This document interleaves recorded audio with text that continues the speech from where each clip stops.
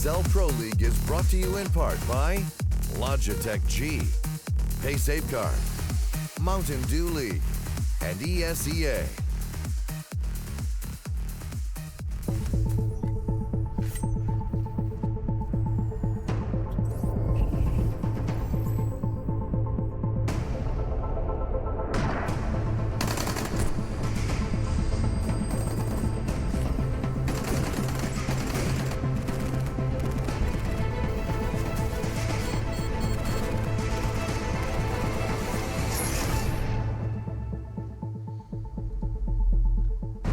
Good evening, welcome back to the ESL Pro League. We are actually closing out our second week of play here for our 5th season. Good God, they do pass fast. I'm your host, Alex Machine Richardson, and by God, is it cold outside. The wind is blowing, Doris is doing her best, but you and there's a bunch of drunk people on the streets of Cologne. Lock yourselves Probably in. dressed up as characters from, what's the What are you movie? going for? I forget the movie. The windy movie? You're looking for a movie with wind in it? No, because you said Doris. Doris. Or Dorothy. Finding Nemo? Dorothy. Oh. Red Wizard of Oz. Shoes, Wizard of Oz. Yes. Yellow Brick Road. Okay, anyway, I haven't introduced them, but you know who they are. It's of course Chad Birchall and Sadakist, none other than Matt Tribbett. I got it right this time. You did. I've been practicing. Yeah. I'm very proud of you as well, I have to say. It takes some practice, but we got there. Pronunciation aside, if you are new to the Pro League or perhaps haven't been keeping up to date with all of those standings, this is how we do tend to start the show. We can bring it up just to demonstrate exactly how things are going. The start is just as important as the finish. And so far over in North America, you can see it reads, as Chad did point out yesterday, a bit more predictably than perhaps over in Europe, wouldn't you say? Yeah, COG's a bit of a surprise. They went up there yesterday. They've made a few movements overnight. But and over in European region, you can see that it is a bit more on its head, Matt. Envy, Yes. top of the table. I mean, if you contrast that to G2, you know, when we talked about the French shuffle, it's kind of crazy. You've got top spot and it close to bottom. Just want to point out as well that you're seeing 0 and 3, which obviously they play double headers. Even numbers should be the only things on there. That obviously has to do with the reschedule last night when they were playing Fnatic. But yeah, down 0-3. The Dream Team not exactly living up to the expectations. Envy's doing very well. Excellent start. And we know you have to have a good start in this league to really be successful, especially if you're an underdog team. Look at the amount of underdogs on top. Exactly. I mean, okay, so let's take it for today, for example, MouseSports and Kinguin, both holding 3 wins, 1 loss. They could very well be sitting at the top of the table at the end of this one if they do go 2-0. That is how it starts.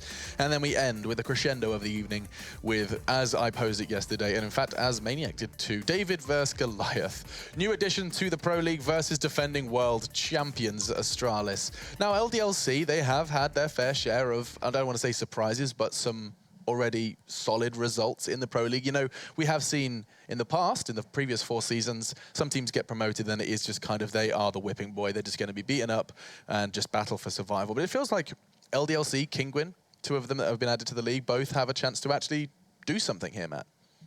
Wouldn't you say? When I say do something, I mean they're not just going to be sitting there being free wins. Yeah, no, both teams, I mean, both teams have explosive potential on their teams. There's no doubt about that. They have individuals that can step up at any given moment. And if any of the top teams have an off night, we know how easy it is to find upsets in this league. It seems the online is still volatile. It seems that teams that are, you know, of the upper echelon, I hate to use the tier thing, especially when they're all in the same league, but you know, the upper teams that are going to more tournaments, they're coming back tired, maybe jet lag. That's the chance for these guys to strike, the lower teams to strike. I mean, you're talking about big tournaments. You know what's better than just around the corner. Katowice, Vegas has only just ended, and already Counter-Strike teams are going to be preparing for another big one. We head to the Spodek Arena, and this is how the group draw did go down. This is a quick reminder for everyone at home. And of course, Chad, you were part of this drawing process. We did argue that your group came out a little more weighty than that of Henry G's. Red. Yeah, and it's mainly just because of recent results, right? That's why it's looking that way. Optic have dropped off a little bit. NIP have definitely dropped off a little bit. On the flip side of that, you've got FaZe, who are going to bolster their lineup with Nico coming in, so that makes that group maybe a little bit more scary. What we saw from Fnatic last night was actually better. We saw more strategy, more diversity. So going into this event, it's looking interesting. And that is, of course, going to be starting pretty much next week. So if you haven't got tickets, or if you want to watch online, make sure you do keep your calendar free to watch some CS and the Katowice crowd, which will be kicking off later on in that week. Pro. There they are. Oh, There's this is a the prime lads. example, yeah. I mean, when was your first Katowice, Matt? Last year. Last year. I hosted it. You cast it. Oh, that's right. Yep. Yeah. Do you remember that the crowd and the roars? I did. I tried to do this cool throw where I was like so-and-so is playing. Well, I'll let the crowd tell you who. And I thought they'd all go nuts over it, and they just did nothing. I was like, all right, language barrier, maybe. I'm just going to forget that ever happened. It was almost as bad, not quite as bad, but almost as bad as Scoot's going, instead of USA, can we just get a chant for Counter-Strike? And nothing happened. Nothing happened. Yeah. Remember that at MLG? Yeah, well, I put my foot in my mouth at one point, and Fiflaren kept poking me at Cologne. He was like, hey, why don't you start the Virtus Pro chant? And I was like, no, it's a bit silly. No, I'm fine. He was like, oh, Alex, what, are you scared? And I was like, okay, Virtus Pro. On the mic, in the big arena. Damn it, Fiflaren. Yeah, never do it. They'll troll you every time. Don't listen to them. They'll troll you every time. They did it, I but had fun hosting that event, though. I was there in 2014, well before you, mate. Do you want to know? Yeah, well, see, you actually played on a team that was capable of This things. was my first major. That was when you had all the cool hair. It's a shame. Can I say that was the first time you guys qualified? Can I say as well that Katowice last year was the last time the Fnatic lineup that is now back together won an event. Oh, good It will mark almost, well, not quite by dates, but it will Close mark enough. 1 year of events that Fnatic has now not won an event, which is pretty significant. That's huge. That's going to be really fun, especially just to see what they can do in their group. The likes of FaZe, NIP, Astralis, Optic, all going to be battling to try and knock them off that podium and stop them from progressing to those playoffs. But you guys can let us know who will go furthest at Intel Extreme Masters. You can cast your vote either at Facebook or Twitter. Now, I think some of the votes are coming in already. Henry G is going to go the furthest? Yeah. Absolutely. If you wanted to go for a Counter-Strike team, perhaps Chad would. The likes of Astralis, SK are probably going to be up there. Virtus Pro as well. VP is in the finals is what everyone wants, right? Especially that Polish crowd. I think there's a chance. Cool. They've been in 7 finals since July of last year. That's ridiculous. Not bad. And it did seem like Taz was getting really sick of this super team rhetoric. That did you see his pre-match interview, Chad, over in Vegas, where I it was just like 6. Sorry, I think it was 6. Sorry. That was really important. Thank you, Matt. You're welcome. Integrity. The point I was trying to make was that in Taz's pre-interview, he was just like, you guys all get hyped about super teams, but look at us. And 6 still a huge number. You can't sleep on VP. Oh, definitely not. I think they're so unique to the Counter-Strike scene, right? There's no one else like them. No one else can be compared to them in terms of being like the same level of family or pushing the boundaries of a lineup like these guys and having the diversity that they have. And yeah, I guess they do get like slept on a little bit, right? Because it's not seen as exciting in the terms of like your Kenny S and your Shocks. But they're always around. The players in that team have been exciting over basically the whole tenure of Counter-Strike, right? And I think that's why they will go down as a legendary team, 100%. As probably one of the most legendary teams over the whole history of the game. Zero doubt in my mind. Now, perhaps we can go ahead and show you guys some of the perhaps future names in competitive Counter-Strike. You guys, it's one of your favorites of the show. It's called Community Plays, where we take a look at what you guys have been up to in those CS servers.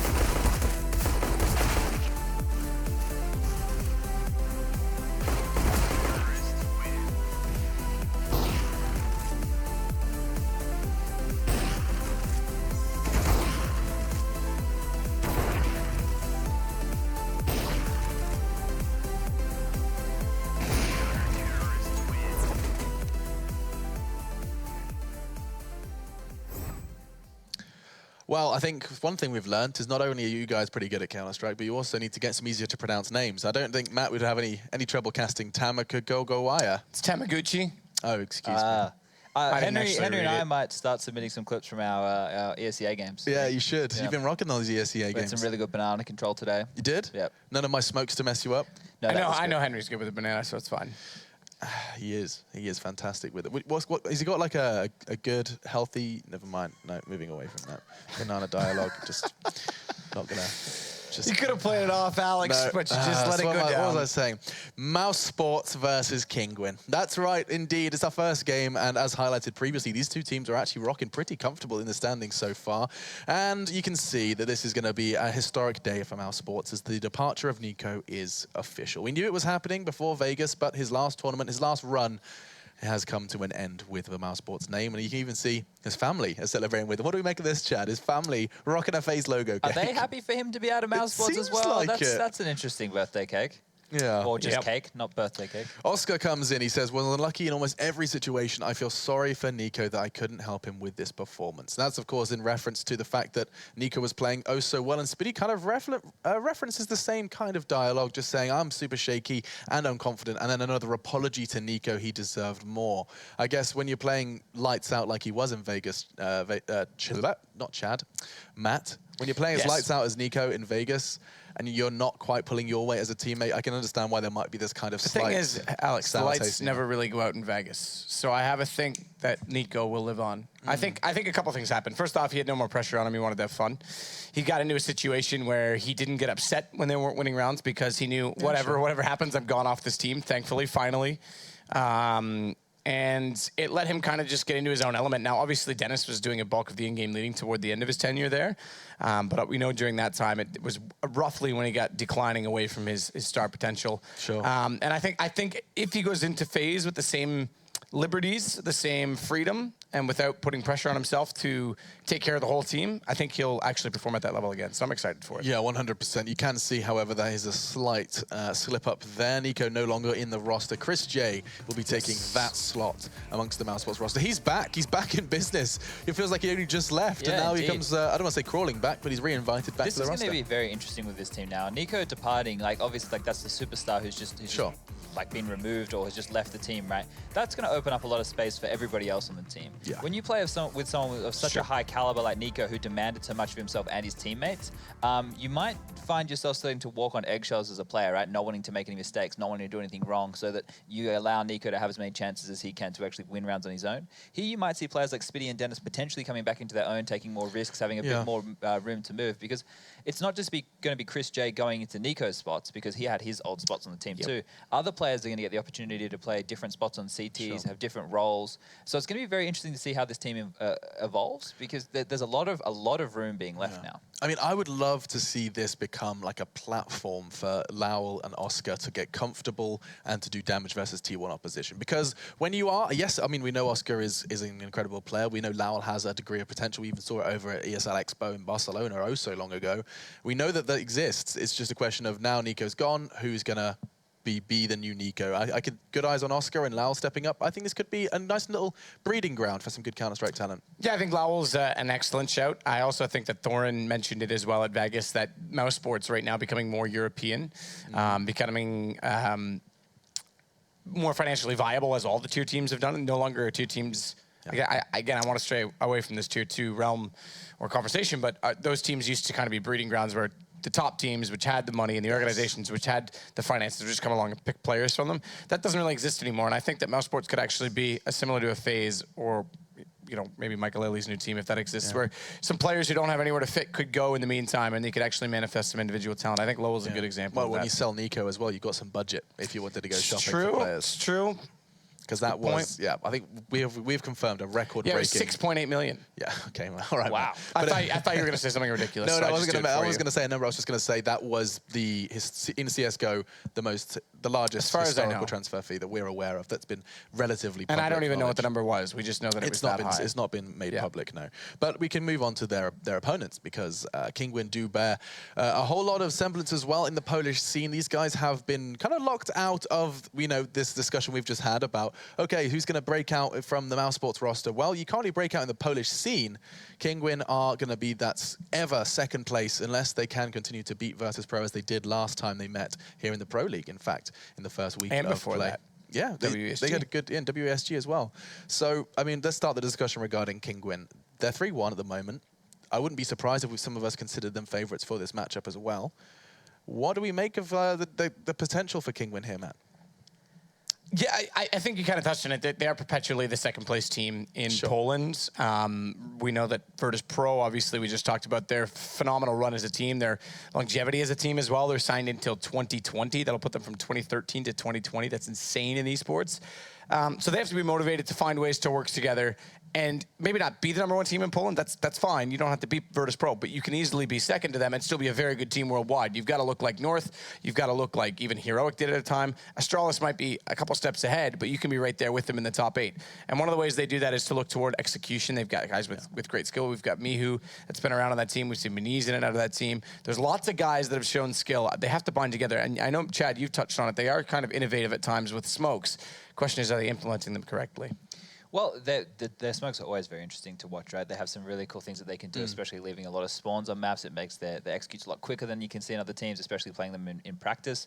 You get to feel the wrath of some very quick B rushes with some interesting smokes landing in your face before you've even been able to set up. Sure. So those things are always cool, but they're the things which I brand as gimmicks, right? Those are things which you can have in your arsenal and you can use, but they're not going to win you games. They're not the fundamentals. They're the things that you can grind. These are the things that you would see from like the Asian region when they can't practice against a lot of teams. Just crazy innovation. What they need to thrive at is the fundamental side of Counter-Strike, making sure they trade properly, set up their after plans properly. They have the skill, right? The individual skill is there and stuff. So they do actually have a lot of pieces, and they're probably hungrier than a lot of other teams who are already in that top, 15 realm where they're in, because they know they're not going to be considered the best team in Poland ever, but like Matt said, they're on their rise. And and to the point I was making, obviously, I mentioned a few names. The point is there's more talent than available there, so even if they aren't working out consistently, they need to, I mentioned Mouz, who's not there, they need to work as a team. They need to work on the fundamentals, as Chad said, because don't get depressed that, we're not Virtus Pro, well, we might as well settle for second best.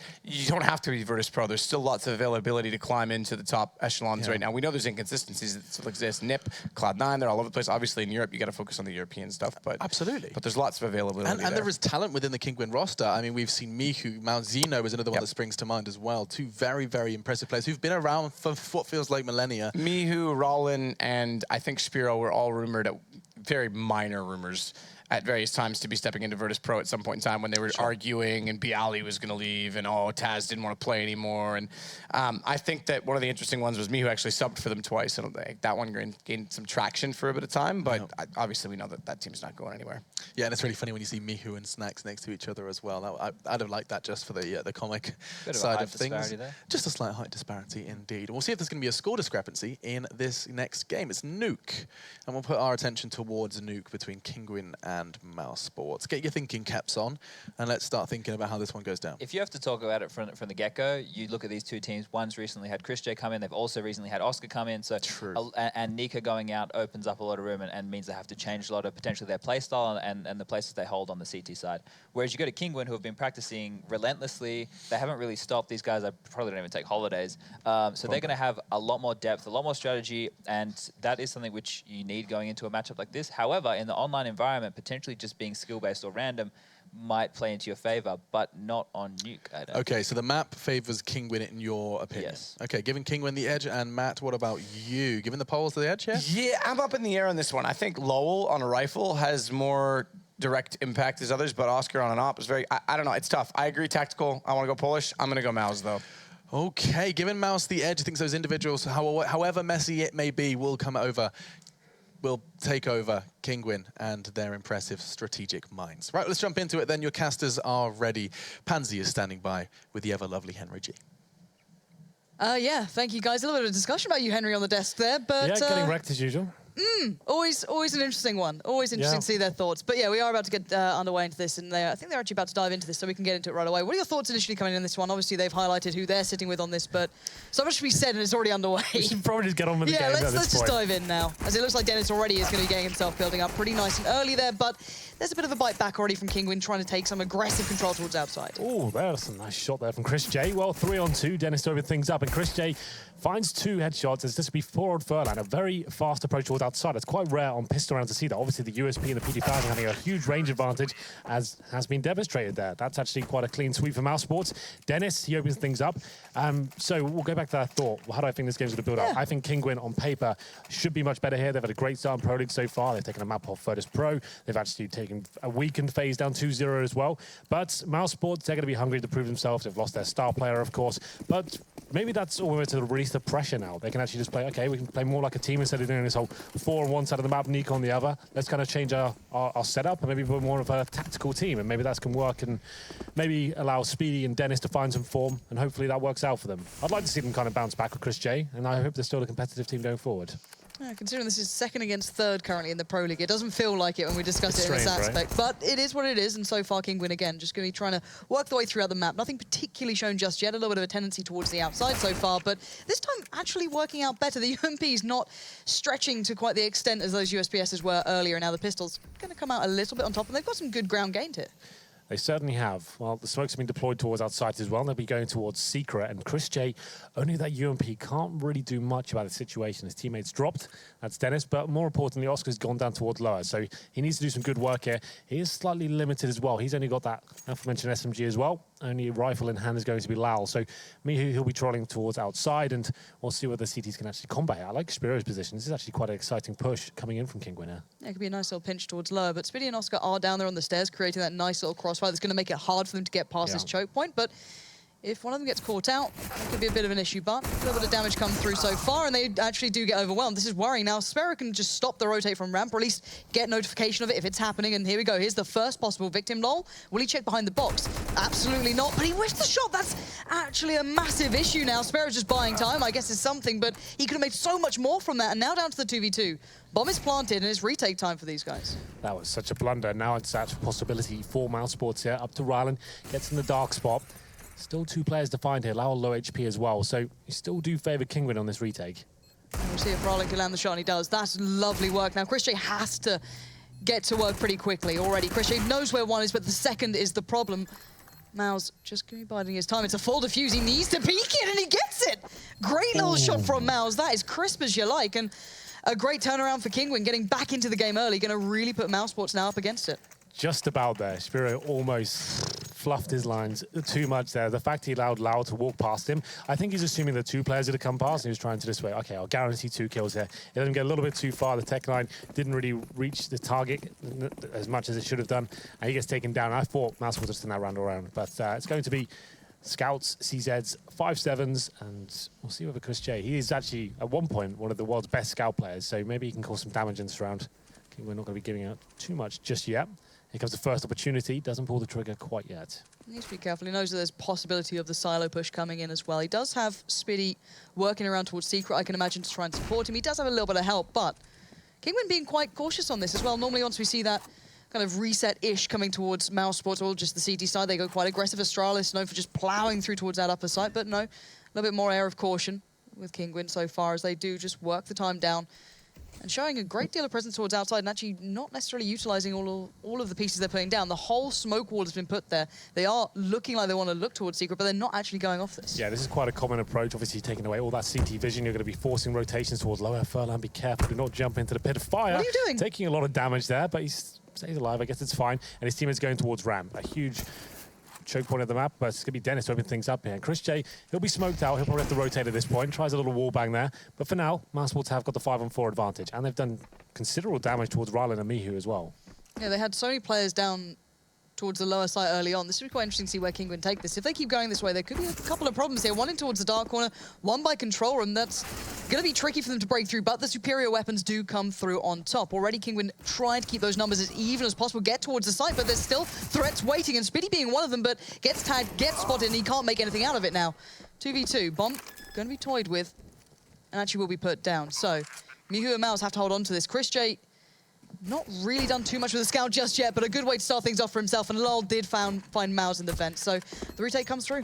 This is exactly why a lot of teams on the T side, especially on their anti-eco rounds, that's why they're rushing straight towards upper. Now we have the CTs that are limited. They can't go above the squeaky door. We're rushing squeaky door against pistols now is actually very viable. If you start slowing things down and try to face towards outside, you take a lot of damage there. With the scout, Christian only gets 1 kill, but he actually assisted in a lot of the frags coming in. They funnel Kinguin down towards lower. There's some blunders made, like jumping into their own Molotovs towards secret steps and then separating themselves. There's no refrag potential at that point, right? He's faking towards lower. He goes down. They're getting picked off 1 by 1. You're much better off this. If you are going to slow things down, stay as a tight unit, have 1 person in T-spawn watching the flanks, and you're just trading frags. I think they kind of overthought that situation a little bit too much, trying to be too clever, and MouseSports capitalized and actually managed to pick up a couple of AKs here. Another 4 spy come in. This suddenly is the war of attrition, but we'll see whether Mihu can get anything done with this AK-47. Yeah, Mouz is there on it as well, but Oscar with a quick start. Not what you want to be seeing if you are a Kinguin fan, and already Furlan as well taking a fair bit of damage through that door, I can imagine. It's going to get confusing. We've obviously got Kinguin player called Mouz, and we're going to refer to MouseSports as Mouz as well. So that's very true. We'll go for the full titles. That's what we'll do, just in case anyone gets confused. Because I got a bit confused. I was like, what's going on? Okay, that makes sense. At least it's not the double Dennis.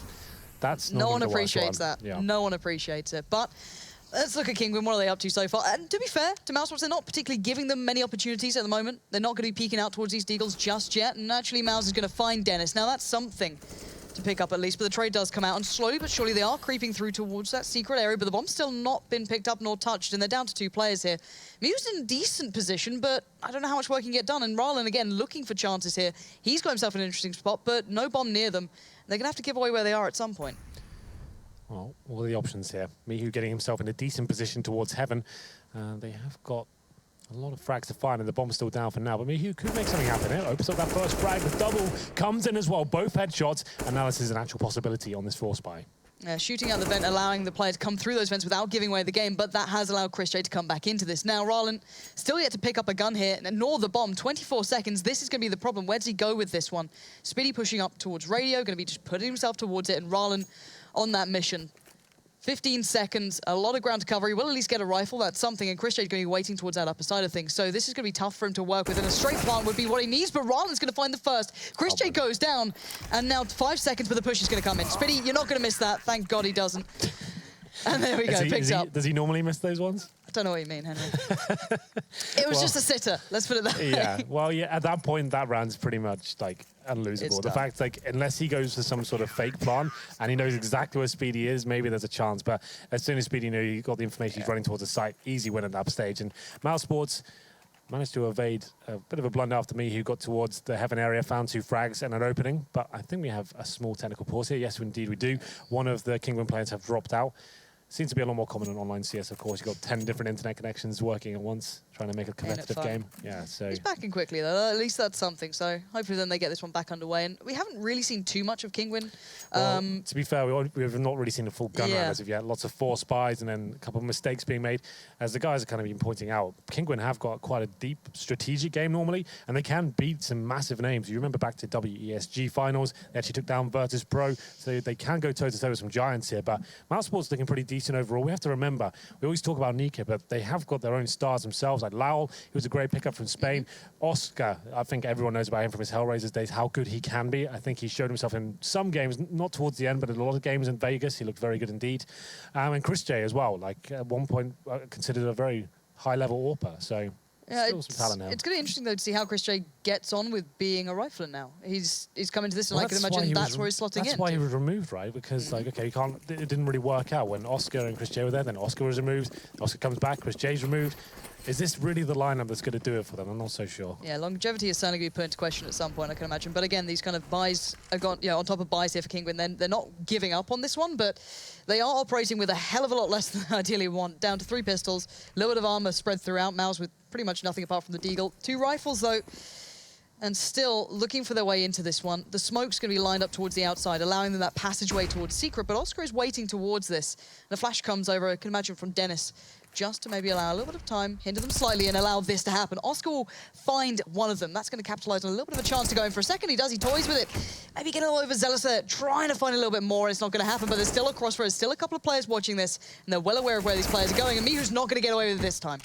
Certainly not. And now they've lost that man advantage. It was a force buy. They have one smoke remaining, but Furlan doing some decent work here. This still is a possibility. The 3-on-3 comes in. Furlan's down to 28 HP. Rylan not far behind, and Spiro trying to do what he can towards lower. There's a player towards the window room now. I believe that's Speedy, and he could be the fly in the ointment here. But Spiro is still undetected for now. He could actually ruin Speedy's plans, but he seems aware this could be a possibility.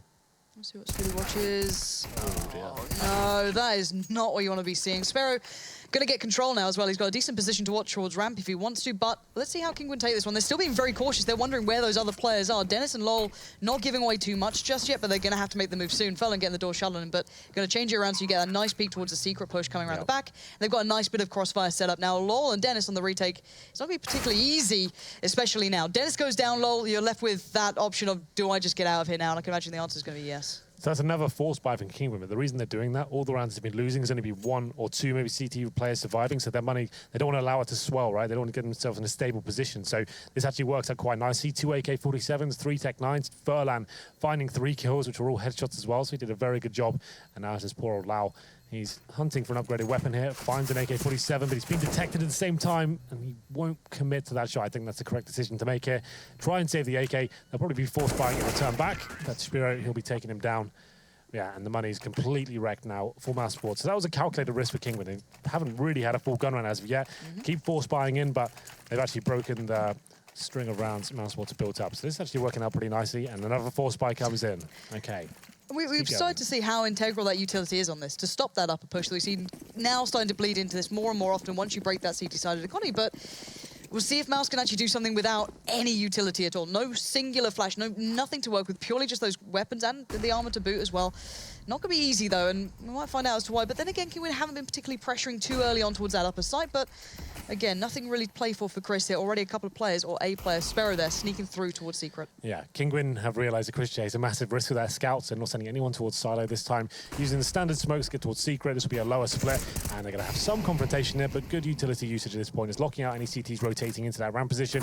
We call it the portal of Nuke. Once you have control, you obviously have options to go towards upper and lower, and especially when you have secret control as well, it's very difficult with the CTs to hold this off, and I think the first frag comes in. There it is. Mihu takes down Dennis, and this should be quite a simple procedure, but starts to burn alive, and Chris now coming to life with that scout. They're shooting each other as well, MouseSports, but it's fine. They're still alive. It's fine. Bomb isn't planted yet, and now this is an issue. You've got 3 players left up for MouseSports. Oscar, Christian, and Lol in pretty annoying spots as well. Kinguin don't have much control yet, and Chris J showing how deadly he can be with his scout, something that we know, but now seeing is certainly a different matter, and he's going to go back in for more. A little bit of a peek, spots a player on the stairs. Can't finish the job off. I think he got the tag to follow as well. 6 HP now on Mouse for Kinguin, and Rylan looking for another opportunity somewhere else on the map, but there's a nasty surprise waiting, and he hears it, Lol. Well played there. This game is getting nuts now, isn't it? The force buys, yeah, will Kinguin do it again? They might as well, right? Because they're going to be double eco regardless, so force buys can work out. They can get a single AK if they really wanted to. We'll see where they decide to do that. Yeah, here comes the force buy. So Tech-9s across the board. No one goes for a Gillo or an AK here, so just the upgraded pistols. Mihu keeps his money a little bit stronger than the others, I think. Yes, he's got about $1,000 left over. Same story for Mouse. So what have they got to work with? Deagles, 3 smokes. That would suggest they're going to be going towards outside again. Speedy's not moving for now. Has he crashed? Is another technical pause coming in? No, he's back. There. He's back. He's just thinking things over, Henry. Yeah. Just a very cerebral player. Yeah. And it does seem as though him and Chris J are going to be swapping things around there already on ramp. Going to be a little bit cautious. They know they're probably coming into a team with Tech-9s with something else. Oh, Chris J again! This guy! All right, he might not be allowed to AWP, but give him the scout, Oscar. Let him still have that one, but we'll see how the rest of MouseSports actually hold on to this, and it's already looking to be an issue. 2 kills have come in. So we saw Oscar go down, Lol go down, and we're down to this 2v3, and they've got a plant. Lovely little round from Kinguin. Not going to be the win, I can imagine, unless Mihu pulls off something outstanding. But to get a plant, to get 2 kills, certainly nothing to be sneered at. And now Speedy probably going to want to see him if he does, just shooting towards the smoke. Trades out in the end. The defuse will be coming in. No problem with that. Kits on both players remaining, but a good bit of damage done. Bomb plant as well.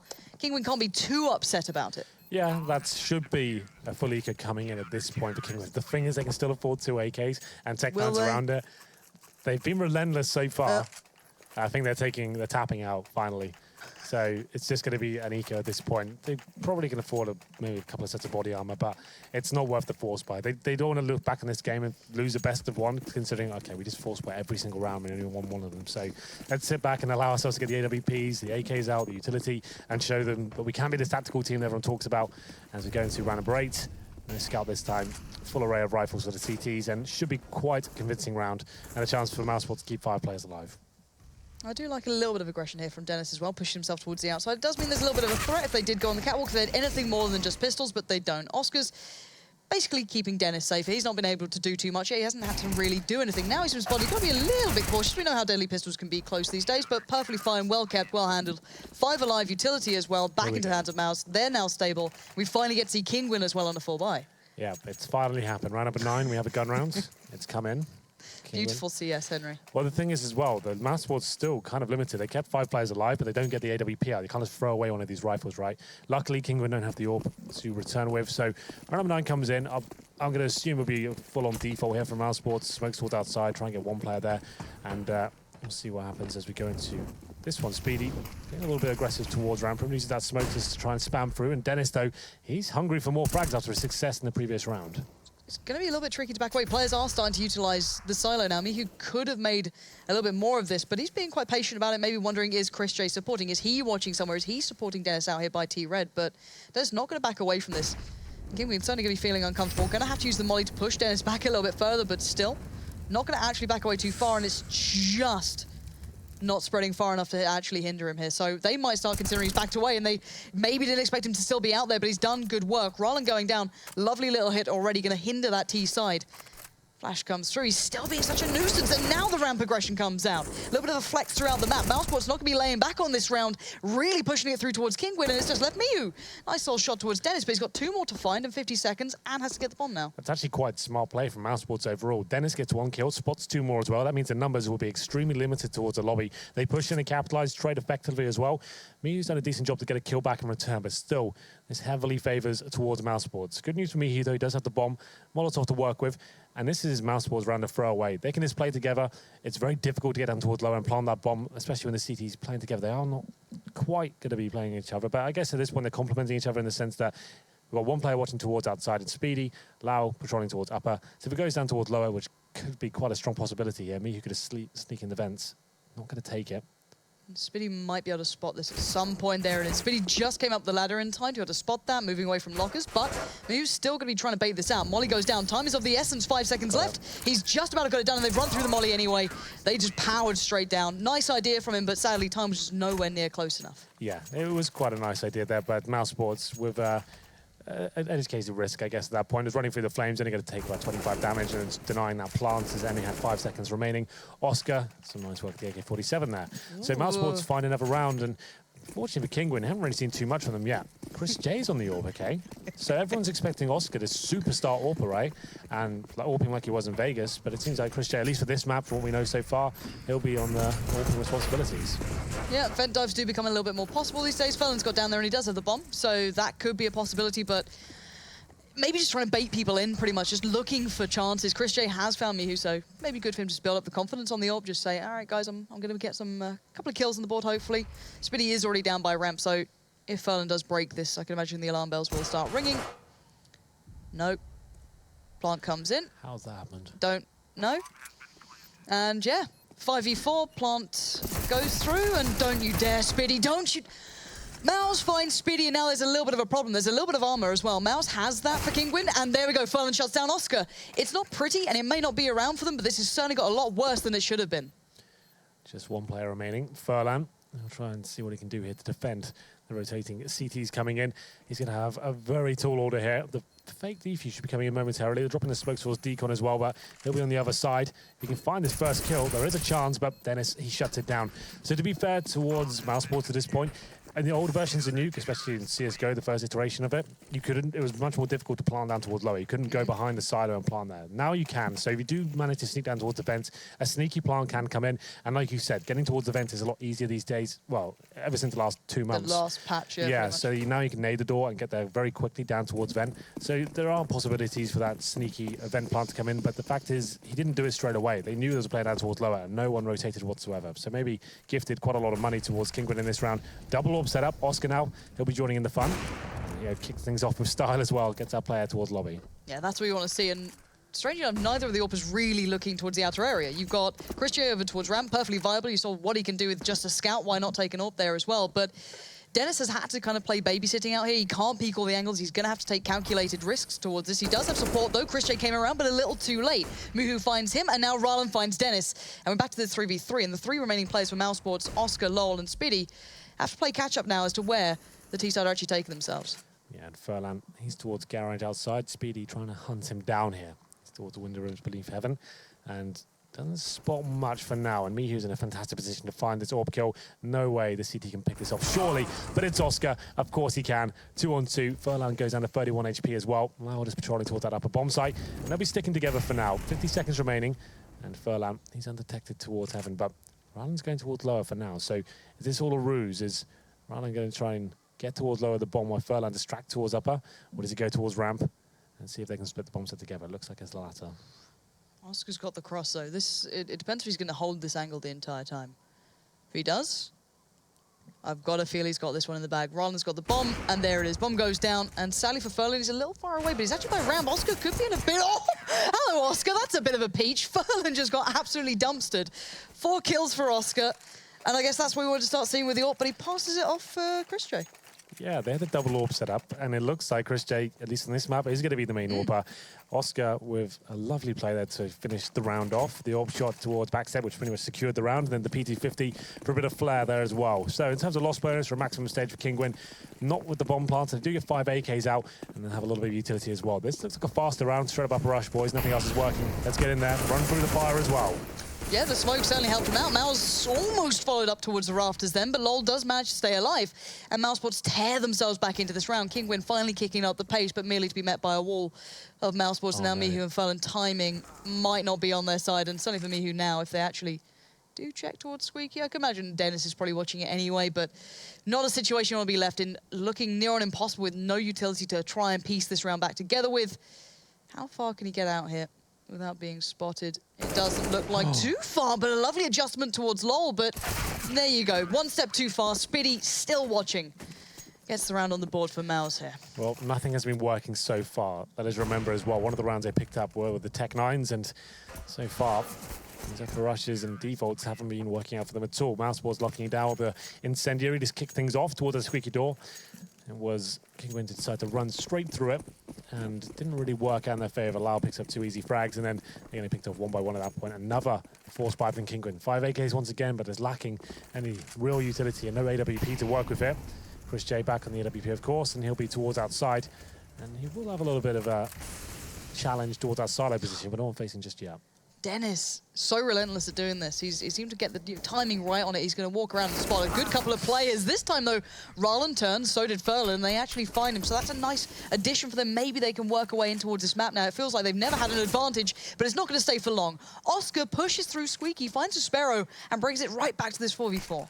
Well, there it is. Dennis looking, he's quite confident right now. I wouldn't really imagine him to make that kind of pick in the previous MouseSports lineup, but goes for it, gets taken down, but a nice reaction coming in from Oscar. As soon as they lose that first frag, he brings it back to a 4-on-4, but Lowell, I thought he was dead to right step, but manages to pick up the frag, and Chris J chimes in as well. 4-on-2 now. Things are falling apart dramatically for Kinguin. Yeah, it's falling apart at the seams. Furlan's not being able to get a step towards the outer area. A massive tag coming through. He's down 21 HP, and Rylan's a mile away. So what are you going to do here? MouseSports seems so much more well-rounded at this moment. Kinguin just aren't making the impact. They aren't having enough players alive to make the hits they seem to want to. But Lol now with that angle pushing through in case anyone comes in towards Hut, waiting for them. And, well, I don't see Rylan getting away with this. Oscar, though, will feed a little there, maybe open up a chance. But it's 25 seconds here. Rylan's going to have to really speed things up if he fancies this one. Looks like he's trying to get towards low. He shot the vent towers already and managing to get a smoke as a veil as well. Doesn't commit to going down lower now. He's been detected. 13 seconds remaining, 37 HP as well. That should be it. Doesn't even have the chance to plant at this point. See if he's trying to shut him down before they have to. Lau, a bit of a mistake there. Rylan will be saving his weapon at this point. Back towards T-spawn he goes. So at this point, still with that maximum loss bonus. He does save an AK body armor and a little bit of utility as well. So I imagine the Kinguin will buy up around this. They're pretty much at the point of no return now. They need to start posting the last 2 rounds. Can't let it go to 12-2. So there it is. This has been the story of this game so far, hasn't it? There's 4 spies all over the shop. There's a Galil Tech 9 this time. 3 AKs to go with it, but very little chance to do anything. The problem is they've got 3 players out of head armor as well. Against the M4s, I mean, there's 1 bullet potential. Very difficult to actually do anything with this. this isn't what you wanted to see either. Kinguin have shown they really do have a bit of prowess to the game so far, especially their T-side has been nicely constructed. We really haven't seen much of a chance.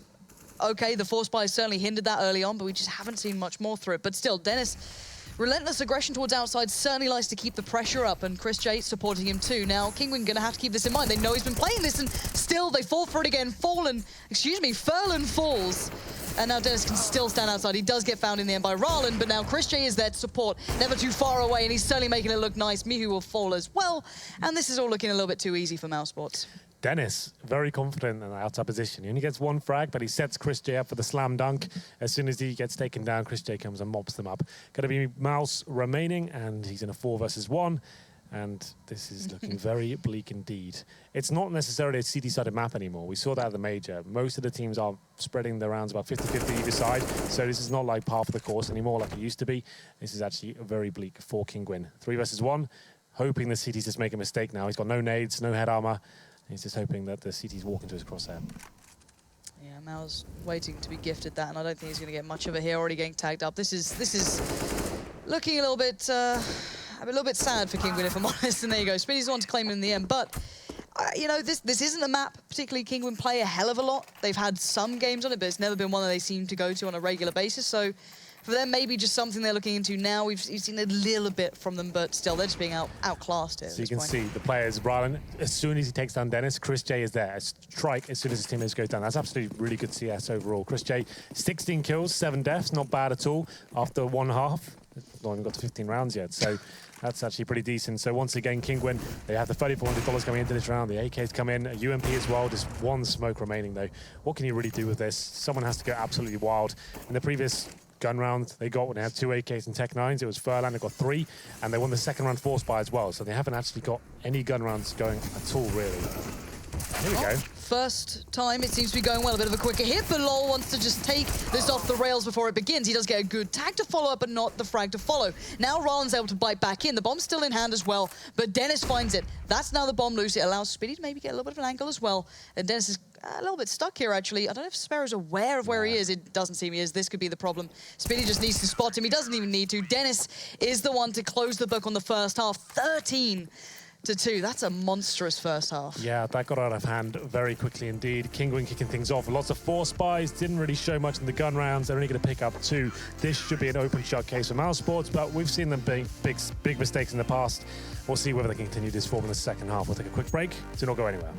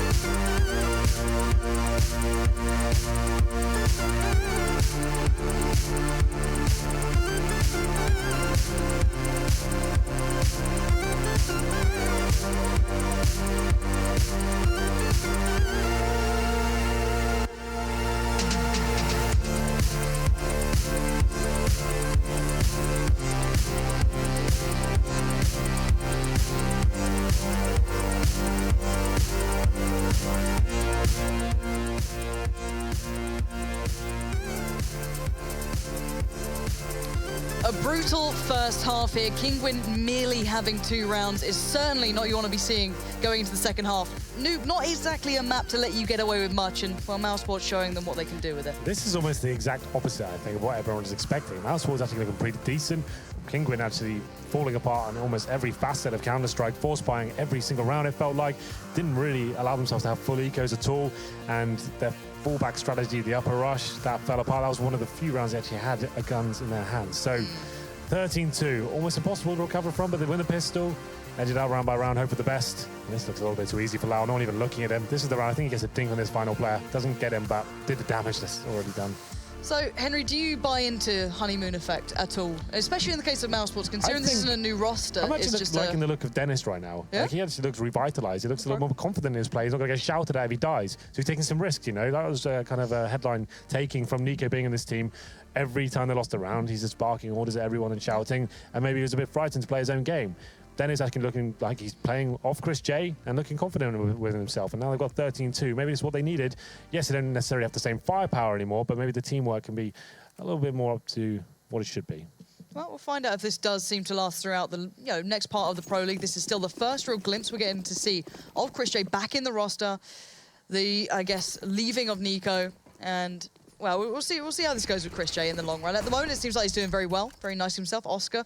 Curious to see how his AWPing now changed, but let's look at what we've got in this round already. Oscar being made the raid boss here and living up to that name already. Furlan's going to be just run over here. Who does bark one back towards the MouseSports side, and that's a lovely addition from Mouz as well. Somehow staying alive, jumping around. Only Oscar so far being able to just cause any sort of scratch towards Kinguin. This is a good start for them. Indeed it is. Up to Oscar now. We're called Superman, not raid boss. Oh yeah, you changed it? We don't like World of Warcraft. But Oscar, he does. He gets that headshot, takes down Rylan, and now he's in a 2 versus 1. And he actually has a chance to win this one, and that's the opportunity. Who thwarts it. He can get the headshot there. And that tactic coming in from MouseSports is actually very common on Nuke right now. You get the maybe 2 Tech 9s, you throw into players at the best spawn, they buy up armor, running through that squeaky door at the start, and hopefully, well, for most of the time I've seen it, it's actually been working out very nicely, but this time MouseSports getting shut down by the USPs, and a sort of shotgun comes in on the T side. Oscar, are you out of your mind? Where's he to go with that? Dive vent against everyone who's got a molly. I've never seen this. He's got to be going towards vent. There's nowhere else, but was he just hoping they were just going to forget to buy mollies? I don't know the plan. I've seen it on CT sides. You can see it where the player above him's playing. Like, maybe he runs out squeaky and kills a gun. That's like, then what do you do? Henry, I don't know. I don't ask these questions, but I'm going to be curious to see how it pans out. It's a misbuy. Like, I just can't see a situation where that really works. Unless it's JW, I'm going to believe it's a misbuy. Well, the only map we've ever seen that this weapon's viable is on Cobble on the T side, and that's only one player that really does it. So I'm interested to see what Oscar's plan going into this one is. Should have been quite easy to spray down Rylan with the Orcanade on top of the players, and unfortunately he'll be falling back alive as well. It's going to be Lau who's down to 49 HP, and this force by not really doing much for them. No, it's incredibly split apart. Spitty somehow got towards Hell. Dennis is pushing towards the outside. I think Mihu's aware of this. He's already seeing incredibly passive. Spitty's just in towards the lockers, and Dennis is just creeping up on this. Shadow doesn't give away the game, and a little bit late on the trigger there, Mihu, but they actually get the only rifle that was properly bought up as well. 3 UMPs and MP9 now left with Kinguin. Not perfect, but Dennis walking out with a lovely addition. What is this round? No, I'm not really sure. My job is to analyse the rounds, right? Henry, break it down. And it's like, okay, a guy's got a sort of shotgun, and they're walking around the lobby, and they're all separated, they're all dying one by one. It's very difficult to tell you what the analysis is to that side of the game, but you know what? I don't mind. It's MouseSports. They should be closing this one out fairly soon. Let's take a full eco here. And in terms of Kinguin's buy, they've got 3 UMPs and MP9. They know up against a full eco this time, so it's not a big deal. Just try and farm some cash. Maybe just an upper rush coming in here. The bomb's at the front in the hands of Dennis. So maybe drop down the vent, hope for the best, see if it works out. Yeah, and it's a complete and utter massacre. The UMP, the molly, everything combined is not a pretty thing for Mouz, but it's just getting the round out of the way. It's what you want to be seeing. I guess they cost one person their life. It's not a huge deal particularly, but at this point, MouseSports now, this is what we want to see. How do they do on the buy round? How do they come into this one? Now they've got a little bit behind them, and Kinguin, are you sticking on these? This is the thing. Normally you would. We call this the bonus round, but when you're 13-5 down, you probably want to be guaranteeing rounds more than keeping your money in a decent situation, right? So going in with an MP9 and 2 UMPs, and you know you're up against a full buy of MouseSports now, I wouldn't be calling this. I'd say let's just upgrade. We need to make sure we're edging these rounds out every single time. MouseSports win one. Yes, you have money to buy the next round, but you've got them one step closer to match point. Well, I guess one small benefit being MouseSports are going outside where the AWP is currently with Sparrow, so the complete line of smokes go down though, so he might not have much action here, but Mew's got a bit of a spot going on. He's seen them crossing now, but he can't really do much about this just yet. He can only call it out, allow the rest of the positions to help, and okay, Furlan just jumps down the bend into the loving arms of Oscar. I don't understand what's going on here. Somehow, it seems like Kinguin allowing them so much room now for Mouz. Well, now you've got one player down towards lower. That's going to be Furlan with the MP9. To be fair, probably the best position he could be in for it. 1T runs into his crosshair. Something to work out for him, but Lau, he finds another kill. Now these 2 SMGs and the AWP. Probably the worst array of weapons you could have for a retake right now. This couldn't be any worse for them. Yeah, and for Rallen, he's not moved, and I don't think moving's going to help in any aspect at this point. Spiddy, I don't know if he's got an idea of it or just maybe keeping it in mind, but he is certainly keeping that in mind. Just kind of hoping if they don't check it. Okay. Maybe I can.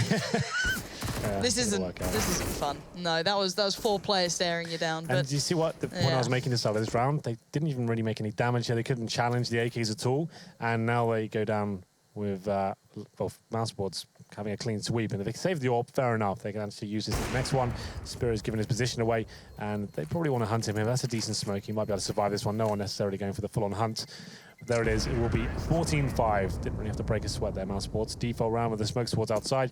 He was in a decent position, but couldn't actually find the shot to slow them down. And Oscar, he opened things up. And here's the replay. An exciting one. The full upper rush. Sprayed down with the UMP. Not bad. Thrilling. Well, this is Kinguin now on the decent buy at least. I guess if you want to play exciting CS, just leave it as late as you can to still win the game. But 5-14, they've given themselves a bit of a mountain to climb here, but MouseSports still on a decent buy. We saw what they had left over, only losing out 1 in that round at the end while trying to chase the AWP, but didn't come through in the end. So the AWP still sits with Sparrow, but MouseSports switching things up here, maybe looking towards a hit towards up, but maybe just buying their time. We'll see what they go for in the end. You've still got 2 players towards the outside, could just drop those smokes in, could do something towards the upper side, but again, we'll wait and see how this one goes down. Furlan waiting by the old vent. Not to be utilised anymore, but Mouz as well watching Squeaky. So at the moment, Mouz just biding their time and Kinguin just trying to stay alive. Okay then, well, upper execution potential here. They will be opening the door, and Dennis takes a lot of damage. As soon as he opens the door, he takes about 30 from the Molotov, but it doesn't matter. He gets the kill, so all is forgiven. Up to Mouz now to defend the upper bomb side. Timing could be everything on this, and he actually gets it working in his favour for once, but a quick adjustment from Spiddy will just swing it right back in the hands of Mouz. And in a blink of an eye, the up hit comes in, and it works out incredibly well for Mouz. So we didn't see any of that from Kinguin, right? Those upper executions, you're dropping Molotovs, the smokes towards heaven, flashbangs coming in, that's pretty standard stuff. And the Polish side, I think they limited themselves. So we watched this back and think, we didn't really have an opportunity to ever do that. Every time we had AKs, we had no utility to work with, or we only had Tech 9. So pretty standard round from MouseSports, and they've got themselves match points. And it's going to be a Scout, a FAMAS, and a CZ, and a couple of M4s to defend here. No kits. And Oscar, he's got the AWP on the T side this time. He'll be heading towards Ramprim. So maybe that's how they're going to kind of swap the responsibilities. Each half, Oscar, you can have on T side. Chris J, you can have on the CT. That kind of makes sense in a way.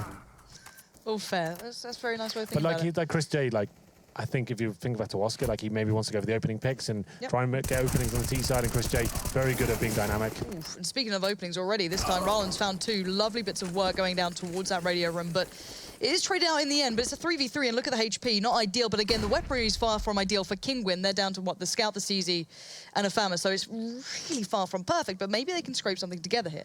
Well, it's going to be Lowell outside who will be swinging towards heaven. You'd assume his teammates will be going towards that upper bomb site. Molotov towards the side as well. Flashbangs go in. Dennis, maybe he'll just be the sacrifice of low HP, but he's actually be holding towards lobby, allowing his teammates to investigate towards that. But Lowell now actually be heading towards heaven. I thought they'd capitalize that point and go in together, but they're slowing things right down here. Still got a smoke and a couple of mollies to play with, so I guess they can still make these sort of hits if they really want to, but Furlan seems aware this is a possibility, or at least keeps it in the back of his mind as now slowly encroaching would be low, but he somehow hits the shot and Spiddy finds Mouz. This is a disaster for Kinguin. They had the even numbers, but look at the HP, it's still so low, but Sparrow... Yeah, the Scout doesn't really matter. It's not the gun you want to be having in this. I guess you've got a pistol if you need to go to something, but... Here we go, there's the first step, all right. Let's see what you got here, Sparrow. You've got a chance in this. He doesn't have a kit, so time is of the essence for him as well. You're going to have to just make a bit of a guess at this point, but Spiddy is the one to close down the account for MouseSports, and to be fair, if I'm completely honest, it felt like Kinguin never really got going in that map. No, I absolutely agree. Not the team I'm used to seeing when we talk about them being like a powerhouse with the AK-47s and working well as a team. Didn't see any of that on Nuke. The tactical prowess wasn't there either, so MouseSports, to be fair to them, they look decent overall. They're playing off each other quite nicely. I thought it was going to be a horror show tonight, but I'm actually quietly impressed with them. Yeah, I think the next challenge will be the next map coming up, something we've seen Kinguin on far more often. But for now, MouseSports, for what it is, looked good. Yeah. We'll have to see if it plays out into the future. However, I do wonder what the desk have to say about that one. So, guys, what are your thoughts there? Thank you very much, Henry and Lauren. Yes, MouseSports, I think the words from Henry are quite appropriate here. Quietly impressed. Kinguin, a team that bested VP at WESG, a team that are, well, top 3 in our league currently, a team that have already proven their worth and beaten Virtus.pro in this very league in overtime. But it was not, definitely not on Nuke. Perhaps this is not a map in their repertoire just yet, Chad. Maybe not. I didn't think it would be in Mouse's either. The time I think they played at the Major vs Liquid and they didn't have a very good time there, I don't think. But I was really impressed with how Mouz were able to capitalize on the communication from their teammates. You could see when Dennis was going for aggressive plays on the outside. Yeah. He pushed around one round and he saw that there were a couple of, like, I think it was 3 players outside. So other players pushed ramp, pushed hard, took lobby control because they knew that there was going to be less players in that area. So that was really good use of trusting their teammates' communication and actually listening to the calls that are coming in, because teams can, you can hear the communication, but it might not register because you're too focused on your crosshair. Understood. So that's really important. Henry was bashing on Kinguin a little bit for all the force buys. I agree when it got into the later part of the game. I think early on, because of the way it was unfolding, it was worth fighting for that, fighting to try and get in control of the economy, because then you can get a decent amount of rounds. But they went too long with the force buys, and when that happened, they didn't give themselves enough money to do proper executes later down the track. It is a very easy trap to fall into, though, isn't it? Yeah. Like, oh, well, only 1 was left last round. Exactly. There's only 2 left this round, and then you find yourself buying, no smokes, no nades, and a couple of poo rifles. I think just from a mental standpoint as well, this is a very important first game for MouseSports to be playing against a team like Kinguin, where they can actually get a footing in the match to get some confidence built up. If they were playing against someone like a Virtus.pro tonight, if they were playing against, perhaps even a Fnatic, a G2, Envious, and all those guys are struggling, but and they lose right away, then they know everyone's going to stay and tweet, oh, team's useless without Nico, things are rough, and they may even get inside their own heads. The fact that they win this first game 16-5, okay, it's 1 game, but it's enough to get some confidence saying, hey, this isn't a futile attempt, guys. We've got a team here. We've got some skill. We can still work together. And on that, everybody was contributing, right? Everyone was doing their job. I was really impressed with the way Dennis was playing outside. He was aggressive when he needed to be. He wasn't afraid to take duels. He looked really good. Yeah, I'm actually just kind of casting my eyes down the ADR as well. And it's actually kind of crazy to me to see almost 4 members, if not 5 members, 4, closing on 90, if not 100 ADR. So that's a perfect way to summarize. Yeah, usually in a thumping like this, it's not where one person just carries, it's everyone contributing, and this is a really good way to pad your stats. Well, stats were padded, and a 16-5 scoreline. Nuke just completely collapsing around Kinguin, but the chances are that they are going to have a considerable better fight over on Cobblestone. The Poles do need to respond and do so with force, as they're going to otherwise concede 2, and we're going to be seeing MouseSports leap to a 5 wins, 1 loss scoreline on our standings. That would be absurd, given the loss of Nico. Let's see how MouseSports do perform on our second map after our break, though. So do not go anywhere, and we'll be right back with more Pro League action.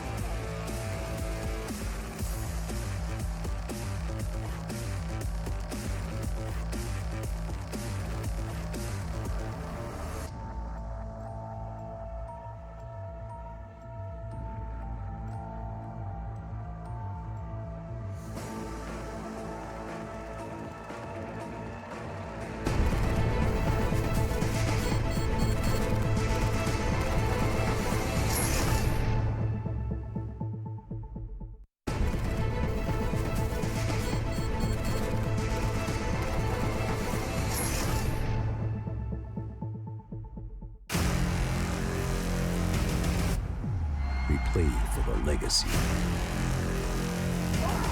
We play for the prestige. We play for the glory.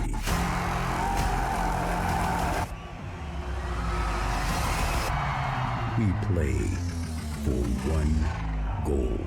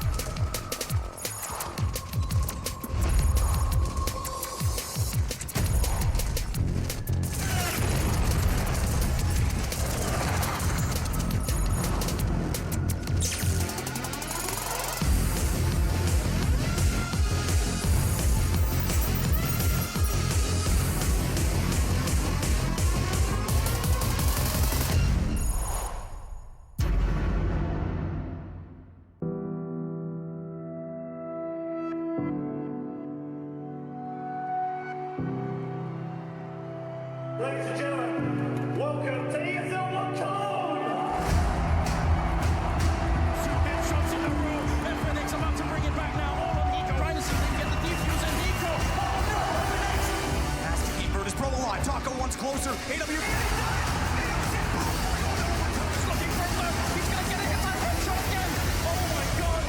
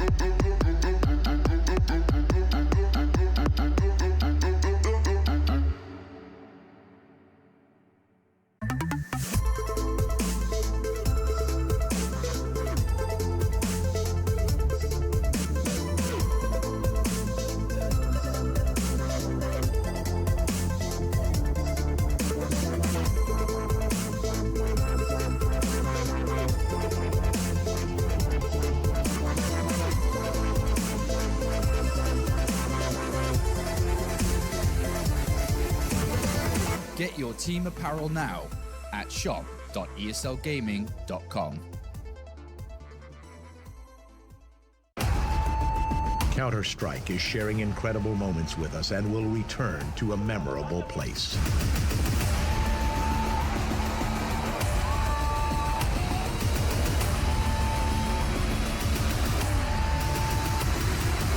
Get your tickets now at proleague.com/Dallas.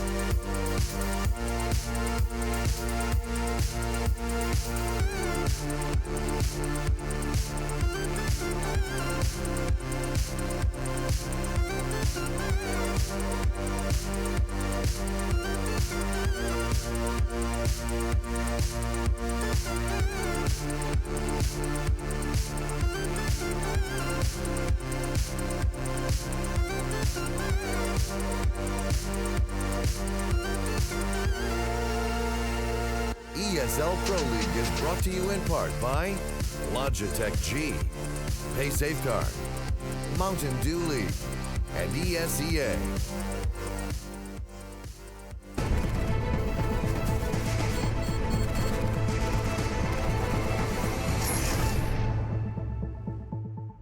MouseSports have hit the ground running so far versus Kinguin. It's been a swift start to the day here in our second week and the very last day of it.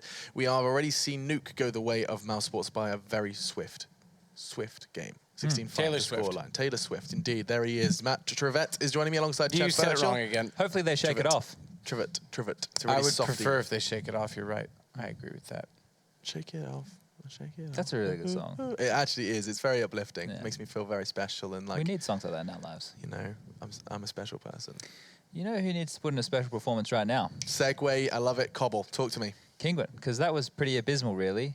They didn't really get a foothold on that T half, which is very important, and then not to be able to lock it down on the CT half and give yourself a chance is also not ideal, especially on a map like Nuke. But coming over to a map like Cobblestone, the jury's still out if this is a T-sided map or a CT-sided map. I think it depends on the team. I don't think you can narrow it down. I mean, I think it's a spectator-sided map.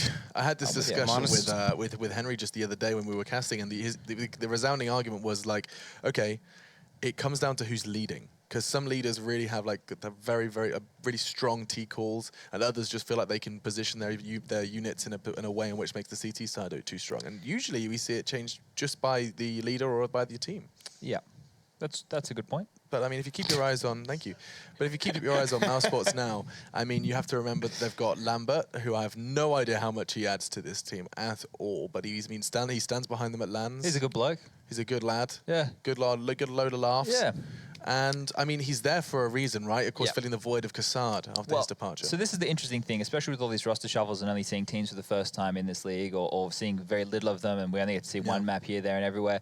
It's so difficult to make a prediction in terms of how they're going to approach the game. They might just completely change things up now that Nico's not in the team, right? Or they might change the positions around or whatever. I would. Yeah, you may as well. You have a good opportunity to. You have players who have had to be extremely versatile during Nico's tenure, so they're not worried about change. They're definitely not going to be resistant to it. Yeah. And you can give other people star roles in the team and possibly see them do better. The ones we were saying we're disappointed in, though, Kinguin, is where the spotlight should be on, because this is where they have the opportunity to have a really good map, just like I thought on Nuke. This is where they should be able to set the pace and the tempo just with their cool gimmicky executes, right?